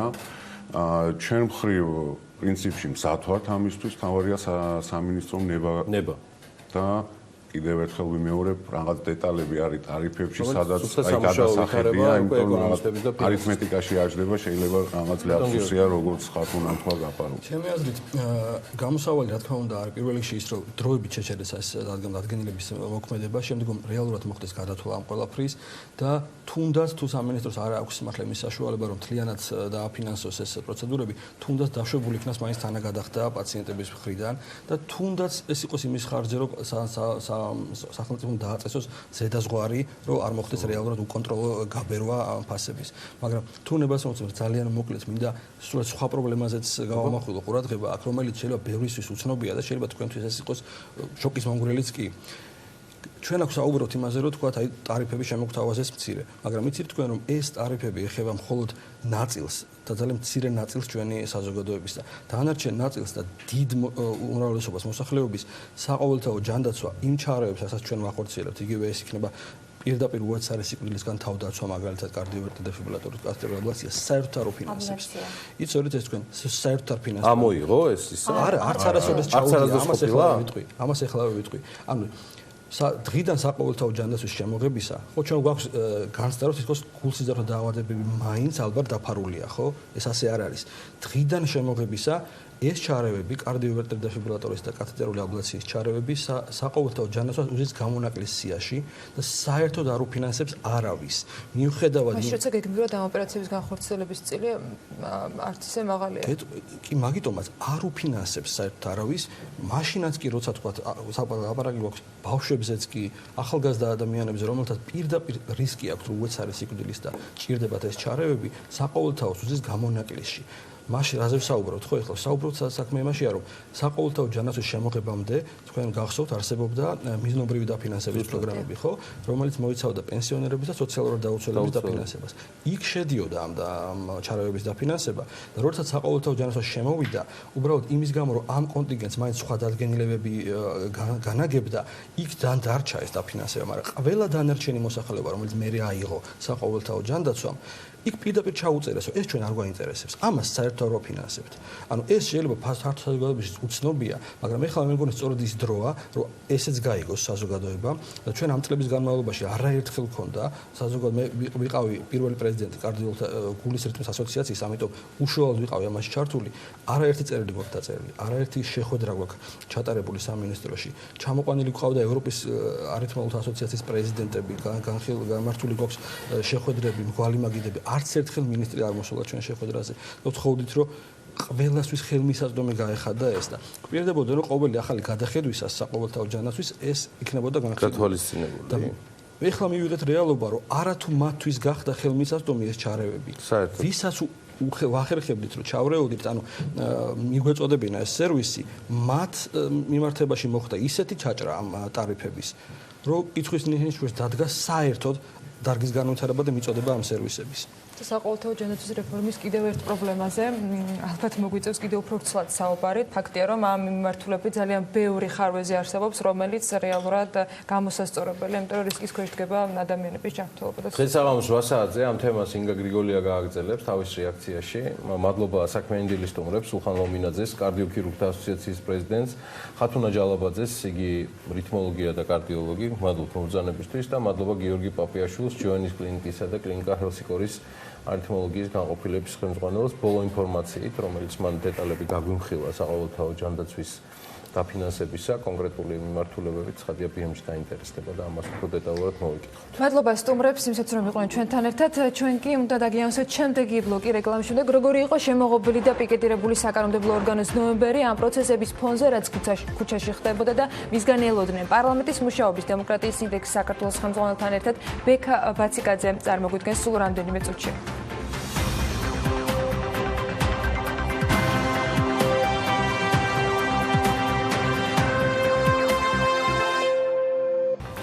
520 დადგენილების გამო აბოტმა შესაძლოა ქართული ბაზარი დატოვოს. კომპანიის ქართული წარმომადგენლობა აღნიშნავს, რომ ახალი დადგენილებით გათვალისწინებული თანხა 13500 ლარი არ ფარავს იმ ხარჯებს, რაც შესაბამისი სამედიცინო მასალების შესყიდვას ესაჭიროება. იანვრიდან თეატრებისა და მუზეუმების თანამშრომელთა შრომის ანაზღაურება გაიზრდება. 2020 წლის ბიუჯეტის პროექტის განახლებული ვერსიით თითოეული დასაქმებულის ხელფასს საშუალოდ 100 ლარით მოიმატებს. საქართველოს ნოემბერში იმპორტირებული ელექტროენერგიის 60% რუსეთში შეიძინა. ესკოს მონაცემებით მიმდინარე წლის ნოემბერში ელექტროენერგიის იმპორტმა დაახლოებით 200 მილიონი კილოვატ-საათი შეადგინა, რაც წინა წლის ნოემბერზე დაახლოებით 10%-ით ნაკლებია. 2019-2020 წლების სასწავლო წლის დასაწყისისთვის სკოლებში დასაქმებული პედაგოგების რაოდენობა 63780 იყო, რაც გასული წლის ანალოგიურ მაჩვენებელზე 5.3%-ით ნაკლებია. პედაგოგების რიცხოვნობაში ქალების წილი 86.8%, ხოლო კაცების წილი 13.2%-ია. ბანგკოკი, თბილისი, ბანგკოკის მიმართულებით პირდაპირ ჩარტერული რეისები დაინიშნა. ფრენები 2019-2020 წლების ზამთრის სანავიგაციო სეზონის განმავლობაში განხორციელდება. 5 დეკემბერს ბიდიოს ორგანიზებით პროგრამა ბალანსის ღონისძიება გაიმართება, რომლის მთავარი თემა მცირე და საშუალო სავაჭრო კომპანიების ავტომატიზაცია. კონფერენციაზე განიხილება ვაჭრობის ბიზნესის გამოწვევები და პრობლემები, რომლებიც სწორი პროგრამული უზრუნველყოფით წყდება. პირველში დაიწყო და 8 დეკემბრამდე გაგრძელდება თბილისის მე-20 საერთაშორისო კინოფესტივალი, რომელიც წელს საიუბილეო თარიღს აღნიშნავს და მას პარტნიორობას TBC-ის სტატუსი უწევს. კომპანია Eword Holding-ის სახით საქართველოს ბიზნეს ასოციაციას კიდევ ერთი ახალი წევრი შეუერთდა. როგორც ბიზნეს ასოციაციის მიერ გავრცელებულ ინფორმაციაში წერია, შეპეს Eword Holding-ი სხვადასხვა ბიზნეს სეგმენტის მქონე კომპანიებს გაერთიანებას წარმოადგენს, თუმცა განსაკუთრებული მნიშვნელობა ენიჭება სამშენებლო მიმართულებას. VTB ბანკის დაფინანსებით ბათუმში აგროჰაბის პირველი ობიექტი გაიხსნა. დაახლოებით 2000 კვადრატულ მეტრზე განლაგებულ ფართომასშტაბიან ჰიპერმარკეტში წარმოდგენილი იქნება ყველა ის პროდუქტი, რომელსაც კომპანია საკუთარ საწარმოში ამზადებს. ახლა უკვე ძალიან საინტერესო ადგილზე უნდა მოგიყვეთ. ეს არის Cloud 9 და მისი სერვისები, რომელიც საქართველოში არსებული ინტერნეტ მოხმარების 75%-ს ემსახურება. ეს კომპანია შეიძლება არ გეცნოთ, თუმცა თქვენ რომ ფილმებს უყურებთ, ცდომა გაქვთ ქართულ ვებგვერდებზე და მათ თავისუფლად იყენებთ, სწორედ მათი დამსახურებაა. ლევან თაღიაშვილი ესაუბრა Cloud 9-სა და Cloud 9-ს და დაინტერესდა მისი შესაძლებლობებით. თქვენ შეიძლება ახლა smartphone-თან ან კომპიუტერთან ხართ მოკალათებული, უყურებთ ფილმს, წერთ მეგობარს ან რაიმე ნებისმიერ საქმეს აკეთებთ და არც კი იცით, რომ საქართველოში არსებული ინტერნეტ ტრაფიკის 75% სწორედ ამ ოთახზე გადის. ამ ყველაფერს კი ერთი კომპანია Cloud 9 უზრუნველყოფს. კომპანია ქართულ ბაზარზე უკვე 5 წელია ოპერირებს და საქართველოში ერთ-ერთი ყველაზე მსხვილი მოთამაშეა. ის ინდუსტრიის ლიდერის ITDC-სა და Export Solutions Georgia-ს მიერაა შექმნილი. Cloud სერვისები, IT კონსულტაცია, კოლოკაცია, მედია ფაილების გავრცელების ქსელი, დატა ცენტრები. ეს მხოლოდ მოკლე ჩამონათვალია იმის სერვისებისა, რასაც Cloud 9 მომხმარებელს თავაზობს. უსაფრთხოების ყველა ზომის გათვალისწინებით BMG-ის მაყურებლებისთვის მათი შიდა სამზარეულო უფრო ახლოდან დავათვალიერეთ და კომპანიის შესაძლებლობებსაც უკეთ გავეცანით. ჩვენ ახლა შევალთ Cloud 9-ს დატა ცენტრში. ეს არის ოთახი, სადაც ქართული ინტერნეტის 70-80%-ია ამ მომენტში განთავსებული. ტექნიკურად აქ შექმნილია ყველა ის პირობა, რომ ჩვენი აპარატურა განვათავსოთ, ან მომხმარებლებმა თავისი აპარატურა განათავსონ და ამით უზრუნველყონ თავიანთი სერვერების და სისტემების მაქსიმალურად ოპტიმალური წვდომა ინტერნეტთან და სხვა რესურსებთან. ახლა რამდენიმე ცნობილი საიტი თუ შეგვიძლია დამსახელო, რომლის სერვერიც არის აქ განთავსებული. ამ მომენტში აქედან იხსნება გასართობი საიტებიდან აჭარანეტი, iMovies-ი, MyVideoG-ის ინფრასტრუქტურა მთლიანად აქ არის განთავსებული. რამოდენიმე ტელევიზია, საზოგადოებრივი მაუწყებელი, იმედი და ასე შემდეგ. DNS root server-ს რო ვისაუბროთ, როგორც იცი, ეს არის ერთ-ერთი ადგილი. კი, ინტერნეტს აქვს 13 წერტილი, რომელზეც დაყრდნობითად თვითონ ინტერნეტი მუშაობს. ეს წერტილები დუბლირებულია ძალიან ბევრგან მსოფლიოს გარშემო და საქართველოში ერთადერთი ამ წერტილის წარმომადგენლობა ჩვენ დატა ცენტრშია წარმოდგენილი. ადამიანი, როდესაც კრებს ქართულ დომენს, პირველად მარტო ქართულ დომენს არა, ზოგადად ნებისმიერ დომენს როცა კრებს ადამიანი, ხშირ შემთხვევაში აი ამ დატა ცენტრიდან იწყება მისი გზა ინტერნეტში. ცხადია, კითხვები კიბერუსაფრთხოებაზეც გქონდა, რადგან ბოლო პერიოდში არაერთი ტელევიზია თუ ორგანიზაცია სწორედ მსგავსი შეტევის მსხვერპლი გახდა. რამოდენიმე კვირის წინ, როცა ძალიან დიდი რაოდენობის ქართული საიტები გატეხეს, მართალია ჩვენს მომხმარებლებს ინციდენტი იმ დღეს არ დაუფიქსირებიათ, მაგრამ მთელი დღის განმავლობაში მიმდინარეობდა ძალიან აქტიური შეტევა ჩვენ ქსელზე და ამ დღეს დაფიქსირდა ჩვენთან რეალურად საქართველოში უპრეცედენტო მოცულობის დედოს შეტევა, რომელიც აქამდე არასოდეს არ დაგვიფიქსირებია და პროვაიდერებსაც კი, რომლებისგანაც ჩვენ ინტერნეტს ვღებულობთ, რომ ჩვენ დატაცენტს მივაწოდოთ, მათაც კი გარკვეული პრობლემები შეექმნა დროის რაღაც მომენტში, იმიტომ რომ არავინ არ ვარაუდობდა, რომ საქართველოში ასეთი მოცულობის შეტევა შეიძლება. ოთახი, რომელსაც ახლა უყურებთ, თითქმის 1 პეტაბაიტის ზომის ინფორმაციას იტევს და სწორედ მისი მეშვეობით საშუალება გაქვთ ინტერნეტით ნებისმიერ დროსა და ადგილას ისარგებლოთ. აი, ეს ოთახი არის ახლა ფაქტობრივად ქართული ინტერნეტის გული, ხო? დაახლოებით რა მოცულობაზე გვაქვს საუბარი, თუ შეგვიძლია გარკვეული რიცხვები მივაწოდოთ ჩვენ მაყურებელს, თუნდაც ან ტექნიკურ ნაწილში ან მომხმარებლების რაოდენობა, რა მოცულობას იტევს ეს ოთახი? ამ ოთახში ყოველ დღე, ამ ოთახიდან ინფორმაციას ყოველ დღე ღებულობს მინიმუმ 9 მილიონი ინტერნეტ მომხმარებელი. საერთო სივრცე, რომელიც ალბათ დატაცენტში ახლა არის, სადაც ფაილებია შენახული, მედია კონტენტი და ასე შემდეგ, უკვე кайხანია პეტაბაიტს გადააჭარბა. და ეს არის 1000 ტერაბაიტზე უფრო მეტი. და თვითონ ტრაფიკი, რომელიც რეალურად მოცულობა ინფორმაციის, რომელიც საღამოობით მოეწოდება მომხმარებლებს ამ დატაცენტრიდან 80 გიგაბიტია მინიმუმ და უნდა ვაღიაროთ, რომ საქართველოს შეიძლება ბევრი გამოწვევა აქვს. თუმცა ინტერნეტის ხარისხისა და სისწრაფის კუთხით რეგიონში ერთ-ერთი მოწინავე პოზიციას ვიკავებთ, რაც სწორედ Cloud 9-ისა და მსგავსი კომპანიების დიდი დამსახურებაა. ნოემბრის თვეში საპარლამენტო უმრავლესობის წევრი დეპუტატების მიერ არც ერთი კანონპროექტი არ ყოფილა ინიცირებული ამ ფონზე ჯანდაცვის სისტემაში ტარიფების დადგენის შესახებ მიღებული ხმაურიანი გადაწყვეტილება ისე იყო მიღებული მთავრობის მიერ, რომ საპარლამენტო ფორმატში ეს საკითხი არც კი განუხილავთ, ასევე აქციების პარალელურად პარლამენტი აგრძელებდა საქმიანობას და რამდენიმე მნიშვნელოვანი გადაწყვეტილებებიც იქნა მიღებული. საკანონმდებლო ორგანოს ნოემბრის საქმიანობას დემოკრატიის ინდექსი საქართველოს ხელმძღვანელთან ეკა ციმაკურიძესთან ერთად შევაფასებთ. გამარჯობა ეკა დილა მშვიდობის.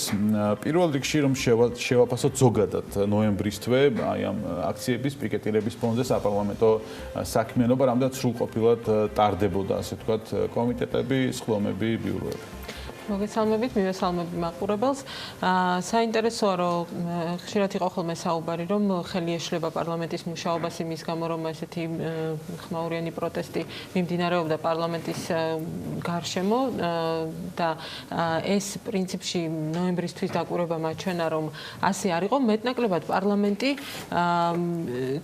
თუ შეიძლება ითქვას, იგივე არაეფექტურობით ან იგივე პასიურობით აგრძელებდა მუშაობას, როგორც იქამდე, თუ იქამდე, ანუ ოქტომბრის თვეში მაგალითად რა დაახლოებით რა ტიპის აქტიურობაც ჰქონდა პარლამენტს და რა ჩვენი მხრიდან რა კრიტიკასაც იმსახურებდა, დაახლოებით ანალოგიურ რეჟიმში იმუშავა მიმდინარე თვესაც, არ გაუმჯობესებულა პარლამენტის მუშაობა, თუმცა არც ასე ვთქვათ, არ შეფერხებულა მნიშვნელოვნად არ შეფერხებულა მისი საქმიანობა. მაგრამ იყო თუ არა აი ამ აქციებიდან და პიკეტირებიდან გამომდინარე რაღაც დამახასიათებელი ასე ვთქვათ მინუსები, რაც ნოემბრის თვეში თქვენი კვლევით პარლამენტმა რისი განხილვაც უნდოდა, მზაობა ქონდა ან ნება გამოავლინა, ეს საკითხები განიხილა, თუმცა საინტერესო იყო ის, რომ პრინციპში დაზარალდნენ გარე დამკვირვებლები, ასე ვთქვათ, ჩვენ სხვა ადამიანები, ვისაც დასწრება უნდოდა სხვადასხვა კომიტეტების თუ შეხვედრების სხდომებზე, იყო აბსოლუტურად შეზღუდული პარლამენტის შენობაში შესვლა და საშვების დაშვება იმ პერიოდებშიც კი, როდესაც უშუალოდ აქციები არ მიმდინარეობდა და არც პიკეტირება არ ხდებოდა პარლამენტის შესასვლელების. ეს იყო გადამულად დროის გარკვეული პერიოდის განმავლობაში და ბოლო დრომდე გრძელდება ეს პრობლემა.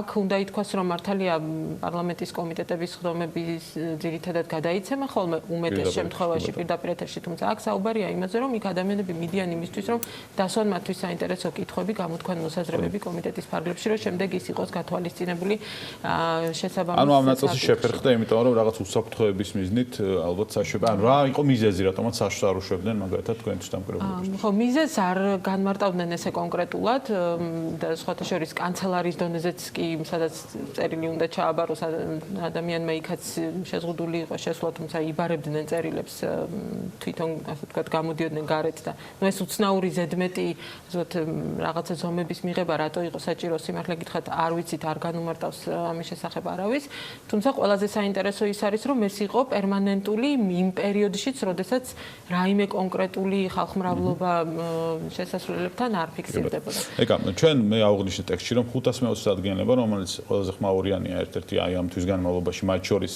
იმ ფონზე რომელიც არის თქვათ პოლიტიკაში პარლამენტს არ განხილავს ამის მიზეზი არ არის შეფერხებული მუშაობა იმიტომ რომ იყო კანონპროექტები რომლებიც განიხილეს იყო დაჩქარებული წესის მათ შორის მოთხოვნილი განხილვები კანონპროექტების მთავრობის მხრიდან რომელიც დააკმაყოფილა პარლამენტმა ამ 520 ადგენილებაზე ასე ვთქვათ გასასამართლებელი რომ რაღაც არეულობა იყო არა მით უფრო თუ გავითვალისწინებთ რომ 520 ადგილება მას შემდეგ რაც ის მიღებულ იქნა დამოუკიდებელი დეპუტატების მოწვევით ასე ვთქვათ შეხვედრის ფორმატში იყო მსჯელობის საგანი პარლამენტში ანუ სურვილი რომ ჰქონოდა უმრავლესობის წარმომადგენლებს აუცილებლად უფრო დეტალურად და უფრო დროულად მოხდებოდა ამ დადგენილების გარშემო განხილვა. ამ ტიპის გადაწყვეტილებებზე მთავრობის ამბავი მნიშვნელოვანია რომ პარლამენტმა მოაწყოს განხილვა. დიახ, ეს კონკრეტული დადგენილება ტარიფების განსაზღვრა ჯანდაცვის სფეროში არის იმდენად მნიშვნელოვანი და ფართომასშტაბიანი ცვლილება რომ აქ ეს არის თავისთავად პარლამენტის ფუნქცია, რომ განსაზღვროს ჯანდაცვის სისტემაში პოლიტიკა. მას ეს ფუნქცია გარკვეულ ნაწილებში აქვს დელეგირებული აღმასრულებელი ხელისუფლებისთვის, ხო, ამ შემთხვევაში მთავრობისთვის. თუმცა იმდენად მასშტაბურია და იმდენად დიდ გავლენას ახდენს მთლიანად ჯანდაცვის სექტორზე ეს გადაწყვეტილება, რომ ეს არ არის იმ ხასიათის გადაწყვეტილება, რომელიც მთავრობას შეიძლებოდა რომ მიეღო ისე როგორც მიიღო, ხო? ძალიან მნიშვნელოვანი იყო რომ თავის თავზე აეღო პარლამენტს ეს ფუნქცია და მით უმეტეს გასათვალისწინებელია რომ ადრეც იყო საუბარი ამაზე რომ თვითონ არის ამ შემთხვევაში აღმასრულებელი ხელისუფლება შემსყიდველი ამ მომსახურების და აქ ცოტა ინტერესთა კონფლიქტის საკითხი იკვეთება ასეთ ვითარებაში მით უმეტეს თავი რო დავანებოთ იმას რომ პოლიტიკის განსაზღვრელი ამა თუ იმ დარგში არის პარლამენტი და არა აღმასრულებელი ხელისუფლება უბრალოდ გაატარებს პარლამენტის მიერ დადგენილ ამა თუ იმ პოლიტიკას ესეც არის კიდევ ერთი არგუმენტი რომ თუ კი ინტერესთა კონფლიქტის მომენტები იკვეთებოდა და ეს არის პრინციპში სახეზე მით უფრო ინტერესი უნდა ქონოდა პარლამენტზე უფრო სიღრმისეულად ენშელა ერთი აქვს გავლენა სექტორზე მეორე აქვს გავლენა ბიუჯეტზე მესამე აქვს გავლენა მოსახლეობაზე პაციენტებზე დაზღვევლებზე ანუ ექიმებზე ბევრი ჯაჭვია რომელზეც შეუძლია რომ პარლამენტმა იმსჯელოს თუმცა ეს ნოემბერში არ გაუკეთებია რიცხვები როგორია კონკრეტული მე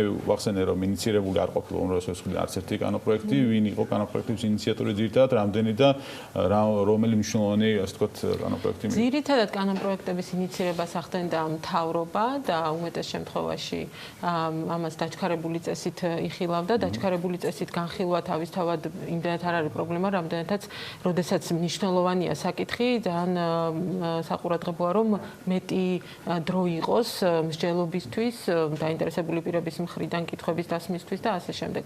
ამ თვალსაზრისით ყოველთვის არ ხდება ხოლმე ისე რომ დაჩქარებული წესით განხილვის აუცილებლობა არსებობდეს და ასე იხილავდეს. ირკვევა რომ ყველა შემთხვევაში ეს იყო 23 შემთხვევიდან 14 შემთხვევაში როდესაც მთავრობამ დააინიცირა კანონპროექტი დაჩქარებული წესით განხილვა მოითხოვა და ყველა შემთხვევაში პარლამენტმა დაუკმაყოფილა. სხვა მხრივ კიდევ საინტერესოა რომ უფრო მეტად დამოუკიდებელი დეპუტატები აქტიურობენ საკანონმდებლო ინიციატივების წარდგენის კუთხით და უფრო ნაკლებ შემთხვევაში ოპოზიციური პარტიები ეს იყო ნოემბრის 32-დან 23 იყო მთავრობის ინიციატივა 8 იყო დამოუკიდებელი დეპუტატის ინიციირებული და საინტერესოა რომ დამოუკიდებელი დეპუტატები უფრო აქტიურები არიან შეხვედრების გამართვის კუთხითაც დაუშვათ სადაც მათ ხელეწიფებათ იგივე მთავრობის კონტროლის განხორციელების კუთხითაც უფრო მეტად ან ოპოზიციის დეპუტატები ან დამოუკიდებელი დეპუტატები აქტიურობენ ხოლმე. მათ შორის საგამოძიებო კომისიების შექმნაზეც ინიციატივებს ეს პარლამენტის დადგენილების ფორმით შედის ხოლმე. ამ დროისთვის განხილვაში არის 8 გაინიციატივა. თუმცა აქ საინტერესოა, რომ წინა ჯერზეც ვახსენეთ ჩვენ, რომ მიუხედავად იმისა, რომ გამარტივდა მნიშვნელოვნად საგამოძიებო კომისიის შექმნის პროცედურა, პრაქტიკაზე ეს გამარტივება არ ასახულა და მაინც ისე გამოდის, რომ არ ხდება საგამოძიებო კომისიების შექმნა მნიშვნელოვან საკითხებზე მათ შორის. ეს რამდენიმე რამეს აჩვენებს. ერთი, რომ ზოგადად ბევრია 8 საგამოძიებო კომისიის შექმნის მოთხოვნა, უკვე რაღაცა ანალიზის და დასკვნის გაკეთების შესაძლებლობას იძლევა, რომ ქვეყანაში რაღაც ინსტიტუციები, რომელთა საქმიანობასთან დაკავშირებითაც მოითხოვენ ხოლმე დეპუტატების საგამოძიებო კომისიების შექმნას, თლად კარგად არ მუშაობენ, ხო? ანუ ეს არის თუნდაც პროკურატურის სისტემა, საბანკო სექტორში TBC ბანკის წინააღმდეგ განვითარებულ მოვლენებთან დაკავშირებით, რამდენიმე ესეთი მნიშვნელოვანი გახმაურებული საკითხი დგას საგამოძიებო კომისიის ფორმატში. საინტერესო ის არის, რომ ტექნიკურად ფერხდება საგამოძიებო კომისიების შექმნის საკითხი, გადაცემულია, ასე ვთქვათ, დღის წესრიგში, პარლამენტის პლენარული სხდომის დღის წესრიგში არის ჩასული საკითხი, გადაცემულია პლენარულისთვის სამშელოდ, მაგრამ არასოდეს კენჭისყრაზე ეს საკითხი არ დგება. ამ ფორმით ხდება ამ საკითხის შეფერხება. რომ დადგეს კენჭისყრაზე, ჩემი ღრმაწმენით იმდენად დაბალი რაოდენობა ჭირდება პარლამენტარების მხარდაჭერის, რომ დიდი ალბათობით მხარდაჭერას რამდენიმე საგამოძიებო კომისია მაინც მიიღებდა. ანუ მაინც არის ინსტრუმენტები, რომელთაც შეიძლება რომ ეს პროცესი კომისიის შექმნის შეაფერხონ. სადეპუტატო შეკითხვების ნაწილი საინტერესო იყო იმ მასალაში, რომელიც თქვენ გადმოგზავნეთ და იქ იყო მუნიციპალიტეტებთან მიმართებით დეპუტატების მიერ გაგზავნილი შეკითხვები ამაზე რომ სადეპუტატო კითხვები მნიშვნელოვანია მთავრობაზე კონტროლის განხორციელების კუთხით და აქ ამიტომ არის ეს ყურადღება მისაქცევი, რომ როგორც წესი საპარლამენტო უმრავლესობის წარმომადგენლები ძალიან პასიურობენ ხოლმე მთავრობაზე კონტროლის განხორციელების თვალსაზრისით და ეს შეკითხვებიც 70 შეკითხვა რაც ნოემბრისთვის განმავლობაში გაიგზავნა 60 აქედან იყო გაგზავნილი ოპოზიციური ევროპული საქართველოს საპარლამენტო ოპოზიციის მხრიდან საკითხი ეხებოდა მუნიციპალიტეტებში და მუნიციპალიტეტების მიერ დაფუძნებულ არაკომერციული იურიდიულ პირებში დასაქმებულების რაოდენობას და მათ ხელფასებს როგორც ჩანს ცდილობს ასე ვთქვათ ოპოზიცია გაარკვიოს კონკრეტული საკითხები ამ მიმართულებით, თუმცა ჩვენ ვხედავთ, რომ ერთის მხრივ ხელისუფლება დიდად არ იწუხებს თავს მთავრობაზე კონტროლის განხორციელების კუთხით და ზოგადად თავისი საზედამხედველო ფუნქციების განხორციელების კუთხით და მეორეს მხრივ არც თვითონ დაუშვათ ვისაც უგზავნიან ამ სადეპუტატო კითხვებს, ისინიც თუ კი ეს ოპოზიციიდან მოდის, არ აქტიურობენ მასზე პასუხის გაცემის თვალსაზრისით. ჩვენ დავინახეთ, რომ ძალიან ბევრმა მუნიციპალიტეტმა უბრალოდ არ უპასუხა დეპუტატების კითხვებს. რამდენი იყო ეს მუნიციპალიტეტი, იმიტომ რომ 18-მა მუნიციპალიტეტმა ყოველ შემთხვევაში ვადა არის გასული, რა ვადაშიც მათ უნდა ეპასუხათ, გაეცათ პასუხი და ჯერჯერობით პასუხი არ არის გაცემული, ეს უკვე არის პრობლემა და ძირითადად მერების საქმიანობასთან დაკავშირებით ისედაც ისმის ხოლმე ყოველ შემთხვევაში გარკვეული რაოდენობა მერებთან მიმართებაში დიდი ქალაქების განსაკუთრებით გარკვეული კრიტიკა და ისინიც არ არიან ხოლმე მოწადინებული, რომ რაღაცა საპასუხოდ. ხო, საკმაოდ ბევრი იყო ის ქალაქები, რომლის მერებმაც საერთოდ პასუხი არ გასცეს, მთიანეთი, ქუთაისი, ქედის მუნიციპალიტეტი, წალენჯიხის, ზესტაფონის, ახალციხის, გორის, ბოლნისის, მარნეულის, მათ საერთოდ არ გასცეს პასუხი.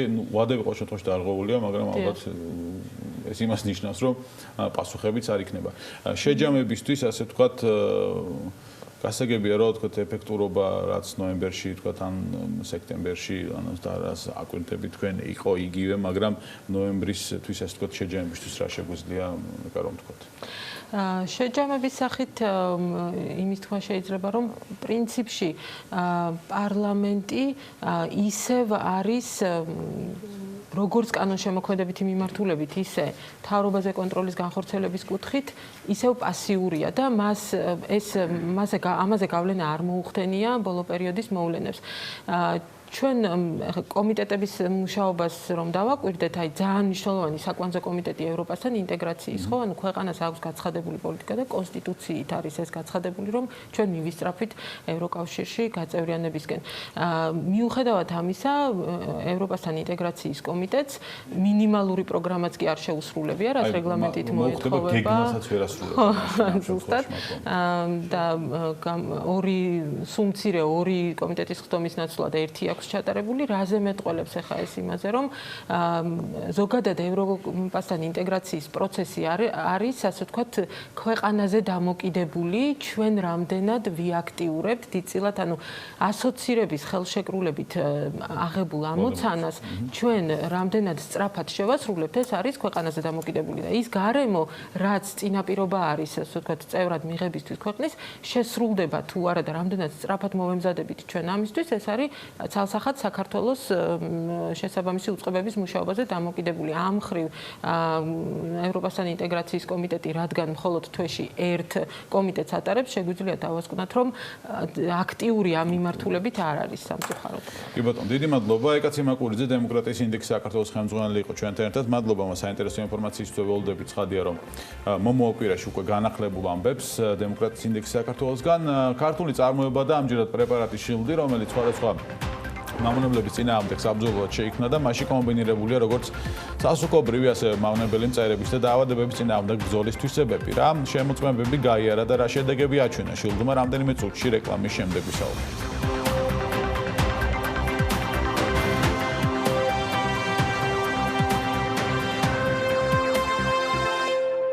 ბაზარზე ფაროსანას საწინააღმდეგო ქართული წარმოების ინოვაციური პრეპარატი გამოჩნდა. ამის შესახებ BMG უკვე მოგიყვათ. შილდის პროდუქტზე ბაზარზე უკვე არსებული პრეპარატებზე განსხვავებით ბევრად უფრო ეფექტური, ეკონომიური და ეკოლოგიურად სუფთაა. შილდის მენეჯმენტის განცხადებით, მათ მიერ შექმნილმა პრეპარატმა არაერთი ლაბორატორიული შემოწმება გაიარა და მისი რეალიზაციაც იგეგმება. მათივე ინფორმაციით, გარემოს დაცვის და სოფლის მეურნეობის სამინისტროს ხელშეწყობით პრეპარატის რეგისტრაცია აგროქიმიკატების წესის მიხედვით მოხდა. პრეპარატის უპირატესობებზე და მისი შემქმნელი სამომავლო გეგმებზე ვისაუბრებ სტუმრებთან ერთად.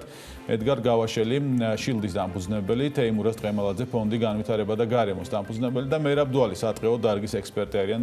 საქმიანი დილის ეთერში დილა მშვიდობის მოგესალმებით. მადლობა გადაცემაში მობრძანებისთვის. ბატონო ედგარ, დასაწყისში ცხადია, რომ უნდა ვისაუბროთ შილდის შექმნაზე. ჩვენ ამის შესახებ მაყურებელს მოვუყევით, იყო სიუჟეტიც, მათ შორის BMG-ზე იყო განთავსებული მასალა. მინდა კითხოთ, რა ასე ვთქვათ, გამოცდები გაიარა თქვენმა შექმნილმა პრეპარატმა დღეს, ასე ვთქვათ, რა ეტაპზეა უკვე შილდი? ისე იგი, რადგანაც მიიღო რეგისტრაცია და ლიცენზია, გავლილი აქვს ყველა შესაბამისი დაწყებული ლაბორატორიული ცდები და კვლევებით, დამთავრებული საველე კვლევებით და ცდებით, რადგანაც შედარებებიც მოხდა ამ დროს სხვა არსებულ პრეპარატებთან, არსებულ გამოყენებულ დღეს საქართველოს ბაზარზე პრეპარატებთან და გადაუჭარბებლად მინდა ვახსენოთ, რომ ყველა პარამეტრში თითქმის შილდმა უპირატესობები აჩვენა, ყველა პარამეტრში. ეს იყო როგორც ესე ვთქვათ, სწრაფი ეფექტის თვალსაზრისით, ასევე დინამიკაში, დაკვირვების თვალსაზრისით, დროის განმავლობაში როგორ მოქმედებდა. გამოიცადა ჩემო, ესე იგი, ყველა კულტურებზე თხილი, ესე იგი, ფაროსანას პრობლემებთან დაკავშირებით, სიმინდის კულტურებზე, ციტრუსის, სხვადასხვა კულტურებზე ყველა მიმართულებით, საველე ფართომასშტაბიანი ცდები, სიმინდის კულტურებზე და სხვაზე 44 და 50 გექტრების რაოდენობით. სხვადასხვა დაავადებებიც არა მარტო ფაროსანს, არამედ კალიების და სხვადასხვა დაავადებების და სხვადასხვა მწერების მიმართულებით აჩვენა ყველაზე დიდი შედეგი. ინსექტორეპელენტური თვისებები. ყოველივე ამის შემდეგ საექსპერტო დასკვნები მეხუთე კატეგორია ყოველთ უნებელი ტოქსიკურობის და ეკოლოგიის და სამედიცინო თვალსაზრისით და შემდეგ რეგისტრაცია უკვე ესე მოხდა პრეპარატი სასუქი ინსექტო და რეპერენტული თვისებებით. ესე იგი კომბინირებულად კომპოზიციაში არის როგორც სასუქი, ასევე მისი თვისებები და ის მავნე დაავადებების და მწერების წინააღმდეგ საბრძოლველად. ინსექტო და რეპერენტული თვისებები და ასევე აზოტურ სასუქობრივ კვებას აძლევს ამა თუ იმ კულტურის მცენარე. დოზირებებიც 1 ლიტრის ვარიანტია, სადღაც გექტრის რაოდენობებში გადაზავებით წყალთან სხვადასხვა კულტურებზე. წარმატებით გამოიცადა ტყის დაავადებებზე, როგორც ფაროსანას, კალიების და სხვა კულტურებზე და ასევე ტყეზე დაავადებებზე, ესე ეგრეთ წოდებული ნაცლავი ქერქის ჭამია და ხო და იქაც კარგი საუკეთესო შედეგები აჩვენა, მისაყვანია ბოლომდე, რა თქმა უნდა, აღინიშნოს სოფლის მეურნეობის მინისტრის და ეზღანლობის ხელშეწყობა, მაგრამ უფრო მეტია საჭირო რომ შემდეგისთვის ესე გავიტანოს მის პოტენციალზე აუცილებლად კითხავთ. კი ბატონო, ბატონო მედგარ, მინდა ბატონ თეიმურას და ბატონ მერაბთან გადავიდეთ. დაპატენტებულია ეს ყველაფერი, პატენტის გაიარა ყველაფერი და რაც შეეხება დღესთან დაკავშირებით, ხო, მინდა რომ თქვენ კითხოთ, აი დღეს, როდესაც გვაქვს ტექნოლოგიები და ანუ ეს სფეროც ვითარდება, ხო? დაცვის საშუალებები, მათ შორის ტყის, მათ შორის მცენარეების და კულტურის, აგროკულტურის, აი ამ განვითარებასთან მიმართებით რა პრეპარატი მივიღეთ დღეს, რა არის აი ეს თავარი გამოწვევები და ის კრიტერიუმები რაც უნდა ყოფილიყო. საერთოდ დღეს ძალიან დიდი პრობლემები აქვს. დაწყებული უკანონო ჭრებიდან ხანძრები და ერთ-ერთი მნიშვნელოვანი არის ეს დაავადებები. რის მიმართაც დღესდღეობით ესეთი პრევენციული ღონისძიებები პრაქტიკულად არ ჩატარებულა და შედეგიც გვაქვს. ხედავთ ამას ბორჯომში, ადიღენის რეგიონში, თვითონ თბილისში და თბილისის გარშემო, რამდენი ხე იჭრება, ეს არის დაავადებები, რომელსაც შველა უნდა. თუ ეს დროულად იქნებოდა ჩატარებული მსგავსი სამუშაოები, ეს შედეგი არ იქნებოდა და ალბათ გადარჩებოდა რაღაცა ათეულობით, ასეულობით თუ რა არ ვიცი რა რაოდენობით დღე. ჩვენ ვკარგავთ ბზას, ვკარგავთ წაბლს. ეს არის უნიკალური ხეები, რომელიც ჩვენთვის ძალიან ძვირფასი არის და ალბათ დროული არის ეს პრეპარატი, შილდი და მე მივესალმები, იმიტომ რომ ძალიან წარმატებით გაიარა გამოცდები ამან და ძალიან მნიშვნელოვანია თავისი თვისებებით.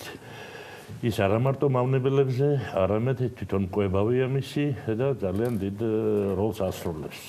მე ვფიქრობ, ამას შეიძლება ძალიან დიდი მხარდაჭერა და მე პირადად მიმართავდი ფინანსთა სამინისტროს, რომ გარემოს დაცვის სამინისტროს ხელშეწყობა ჭირდება ამ მხრივ ჩატარდეს პრევენციული ღონისძიებები, ერთ-ერთი ფორმა გახლავთ ეს და ყველაზე მნიშვნელოვანი, რომ გაიზარდოს ბიუჯეტი, სანამ ჩვენ მივალთ იმ ფატალურ შედეგებამდე, რასაც დღეს ვიღებთ სხვადასხვა რეგიონებში. რომ გადარჩეს, იმიტომ რომ ბევრად ძვირი გვიждდება მისი აღდგენა დღის და ასე შემდეგ. ჯობია რომ რაღაც ხარჯები გავიღოთ, ეს ეკონომიურიც იქნება, ეფექტურიც იქნება და საუკეთესოც იქნება. ეს ღონისძიებები ტარდებოდა თუ არ ჩატარებულა და ამიტომ დიდი ხანია ადრე ტარდებოდა, მაგრამ ბოლო რამდენიმე ათეული წელიწადი არ ჩატარებულა. დიახ, ბატონი მე. და აქედან გამომდინარეა პრობლემები, რომელიც არის ტყეებში, მათ შორის, აი რა ფორმით უნდა ჩატარდეს ეს ღონისძიებები, ანუ რა ტიპის ბიუჯეტი ჭირდება თქვენ თუ გქონდათ ბიუჯეტი დასაფრენია, ესე მარტივი არ გახლავთ, მაგრამ მარტო ის, რომ ჩვენ როცა დაზიანებულ ხეებს ვიღებთ ბუნებიდან, კიდაც ქალაქში, ქალაქის გარეთ თუ ტყეში, მისი დამუშავება უნდა მოხდეს, რომ არ განვითარდეს ეს მავნებელი მწერები და დაავადება. ისიც კი რომ შეიწამოს ეს დიდი საშუალება იქნება და დიდი ეფექტი იქნება. ამის გარდა ცდებმა გვაჩვენა რომ დაზიანებული ხეები უკვე რომელიც შეიწამლა ამ პრეპარატით გაცოცხლდნენ. შეაჩერა ეს ავადმყოფობა და ეს ძალიან მნიშვნელოვანი არის. ეს არ ნიშნავს რომ მთლიანად მთელი მასივები შევწამოთ, მაგრამ ამას სპეციალისტები ითვლიან, ნახულობენ ტყის აგრიცხვა ხდება, სად რა არის დაზიანებული და მისი მიხედვით. და ბიუჯეტიც ესე გამოვა. ჩვენ შეგვიძლია მომავალ წლიდან რაღაც პილოტ პროექტი ჩავატაროთ რომელიმე რეგიონში, სადაც მძიმე მდგომარეობა გვაქვს და იქ ჩავატაროთ კვლევაც და ეს მინდოდა მეკითხა, რამდენად არის შესწავლილი, ანუ ის ტყის ფონდი რაც გვაქვს ჩვენ, სად არის პრობლემები, სად არ არის თქვა პრობლემები, სად ჭირდება თქვა დარგვა ან განვითარება ან მოვლა უფრო მეტად. ეს მონაცემები გვაქვს. ძირითადად დაზიანებული არის ბორჯომის ხეობა. და ეს მავნებელი ეხლა არ გაჩენილა. ეს 2002 წლიდან მქონდა უკვე ინფორმაცია ადგილობრივი სპეციალისტებიდან, რომ ამ მავნებლის გავრცელება მოხდა ზომაზე მეტად და საჭირო იყო შესაბამისი ღონისძიებები. ჩვენ მაშინ დარგის ერთ-ერთი ხელმძღვანელი ვიყავით და შევიმუშავეთ ეს გეგმა სპეციალური და წარუდგინეთ თავრობას, პარლამენტს, რომ გამოყოფილიყო თანხები და მაშინ სულ 100,000 ლარი იყო საჭირო ამ პრობლემის გადასაწყვეტად და ამ მავნებლის გამრავლების შესაჩერებლად. მაგრამ სამწუხაროდ სახელმწიფო ვერ გამოყო. და 2002 წლამდე ამ მავნებელმა ძალიან დიდი მასშტაბები მიიღო გავრცელების. ეხლა უნდა ითქვას თავისთავად, რომ მაშინ 2002 წელს ბატონი ბიძინა ივანიშვილი თურმე ისვენებდა მაგურიაში, ეს არავინ არ იცოდა თუ ისვენებდა და მე დაგვიკავშირდი და გითხრა, რომ რა მდგომარეობა, რატოა გადაწეთლებული ეს ტყეები აქ ბორჯომის რაიონშიო და აუხსენე და $600,000 დახარჯა მაშინ მან თანხები გამოყო და შესაბამის ღონისძიებები გავატარეთ და შედეგიც მივიღეთ, მაგრამ ეს ერთჯერადი არ შვედეს, იმიტომ რომ ყოველ 4-5 წელიწადში ხდება ამ მავნებლის გამრავლება, ანუ აფუთქარებას ვეძახით სპეციალისტები, როგორც აი კარგ სხვაერობას ვეძახიან, ხეხილი რო აი პერიოდულად ძალიან დიდ მოსავალს ვეძლევა, ეს არის ეს მავნებელიც მრავლდება და ამას ყოველწლიური მონიტორინგი უნდა და შესაბამისად, როცა მოსალოდნელი არის აი ესეთი აფუთქარება და გამრავლება, უკვე ღონისძიებებია ჩასატარებელი. გვაქვს ასე თქვა ქართული პრეპარატი ხო ამ შემთხვევაში შილდი, რომელიც არაფერი ქართული პრეპარატი არ იყო. და ახლა მიტომ გამაზე მაქვს სათქმელი ზუსტად რომ ამ ხალხმა თავის ენერგია, დრო და თანხები ჩადო და გამოიგონეს ეს და სახელმწიფოს ეუბნებია და ჩვენ კი არ უნდა დავეხმაროთ. ეს ხალხი ეხმარება სახელმწიფოს. აი თავისი პრეპარატი და ეუბნება რომ აი შევქმენი და გამოიყენეთ. და ამიტომ მინდა რომ მივმართო კიდევ ერთხელ იმ პირებს, ვისაც ხელეწიფება აი ამ საქმეში, ამ საქმეს მოგვარება რომ განიხილონ კიდევ და ამის მასშტაბები, კვლევის მასშტაბები მომავალ წელს გაფართოვდეს და თუ კიდევ ნამდვილად ესეთ დადებით შედეგებს მივიღებთ, უკვე ამას პერიოდული გამოსვლა კი არ უნდა, ამას უკვე სისტემატიური გამოკეთება და ტყეების გაწესაღება და ტყეებს რა მნიშვნელობა აქვს საქართველოსთვის, ამაზე რო ვისაუბრო, ერთი დღე და ღამე არ გვეყოფა, იმიტომ რომ სოფლის მეურნეობა, ტურიზმი, ენერგეტიკული მასა დამოუკიდებლობაზე რო საუბრობ, ეს წყლის მას რეჟიმზეა დამოკიდებული მდინარეების რეჟიმზე და ქალაქში არც ერთი მდინარე არ ამოსულა. ყველა მოდის მთისმწვერვალებიდან და ამდენი 10 კილომეტრები გამოდის ტყეში და ამიტომ ამ რეჟიმს შენარჩუნება უნდა. წყნარი წყლის რეზერვი რო გვაქვს დღეს საქართველოში და რო ვიძახეთ რომ 30-40 წლის მერე ნავთობზე ძვირი ეღირება თითო ლიტრი წყალი. და ამას შენარჩუნება უნდა და ამას ყველაფერს ტყე აკეთებს. ხო, ამას უნდა ალბათ სტრატეგია, პროგრამა, რომელიც იქნება გრძელვადიანი და კონკრეტულ წელს იქნება გაწერილი ღონისძიებები, რომელიც უნდა გატარდეს. დღესდღეობით მიდის ტყის აღრიცხვა, ეს არ ჩატარებულად ბევრი წლები არის, უკვე ალბათ 15-20 წელიწადი იქნება. რის შედეგადაც უკვე ამას გარემოსდაცვის და სოფლის მეურნეობის სამინისტრო ატარებს. და ჩვენ გვექნება მონაცემები ზუსტად თვითონ ტყის აღრიცხვიანობისას, მისი მდგომარეობა, დაავადებებისად არის კონკრეტულად, რაც ხელს შეუწყობს მასთან ამ დაავადებასთან ბრძოლას. და ვფიქრობ, რომ ეს პრეპარატი დროული არის, ეხლა რომ ბატონო მედგარ, მე თქვენ მინდა კითხოთ ამ შემთხვევაში რაღაც ძალიან ბევრი ეტაპი გაიარეთ, კვლევების, გამოცდების, წინასამუშაო პროცესი, რომელიც უძღვოდა ამ პრეპარატის შექმნას. დღეს ასე ვთქვათ, რა გჭირდება და აქვს თუ არა მათ შორის ამ პრეპარატს საექსპორტო პოტენციალი. ფიქრობ თუ არა რომ სხვა ბაზრებზე შეგიძლიათ რომ გახვიდეთ და იქ მიაწოდოთ მომხმარებელს.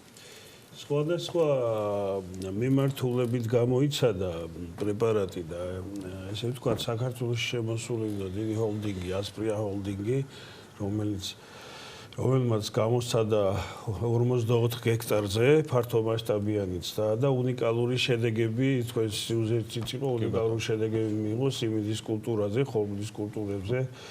და უკვე იმ ეტაპზეა რომ ხელშეკრულება საექსპორტო უკვე დიდი რაოდენობები ალბათ მასშტაბიც გაგვეზდება ჩვენ ესე ვთქვათ საწარმოოს მხრივ და ასევე მევენახეობაში გამოსცადეს ადგილობრივმა ATV-მ ესეთი შედეგები მისცა შესანიშნავი ხო და ამ მიმართულებით ჩვენ კეიპტაუნშია საფრთხის გადაგზავნილი ნიმუშები უკვე აქეთ რომ გამოიყენეს ფერმერება და შედეგები ნახეს შედეგების და მიხედვით არის უკვე ამ კერძო სექტორში ესე ვთქვათ ნელა იკიდებს ხო და ასევე საექსპორტო მიმართულებით და აი ადგილობრივ ბაზარზეც ის როდესაც დამთავრდა ეს რეგისტრაცია და ესე ვთქვათ ლიცენზია რომ პერიოდიც ესეთი იყო რა და ეხლა შეხვედრა გვექნება სოფლის მეურნეობის ბატონი ლევან დავითაშვილის ხელშეწყობით გვერდზე გვიდგას და ფერმერებთან იქნება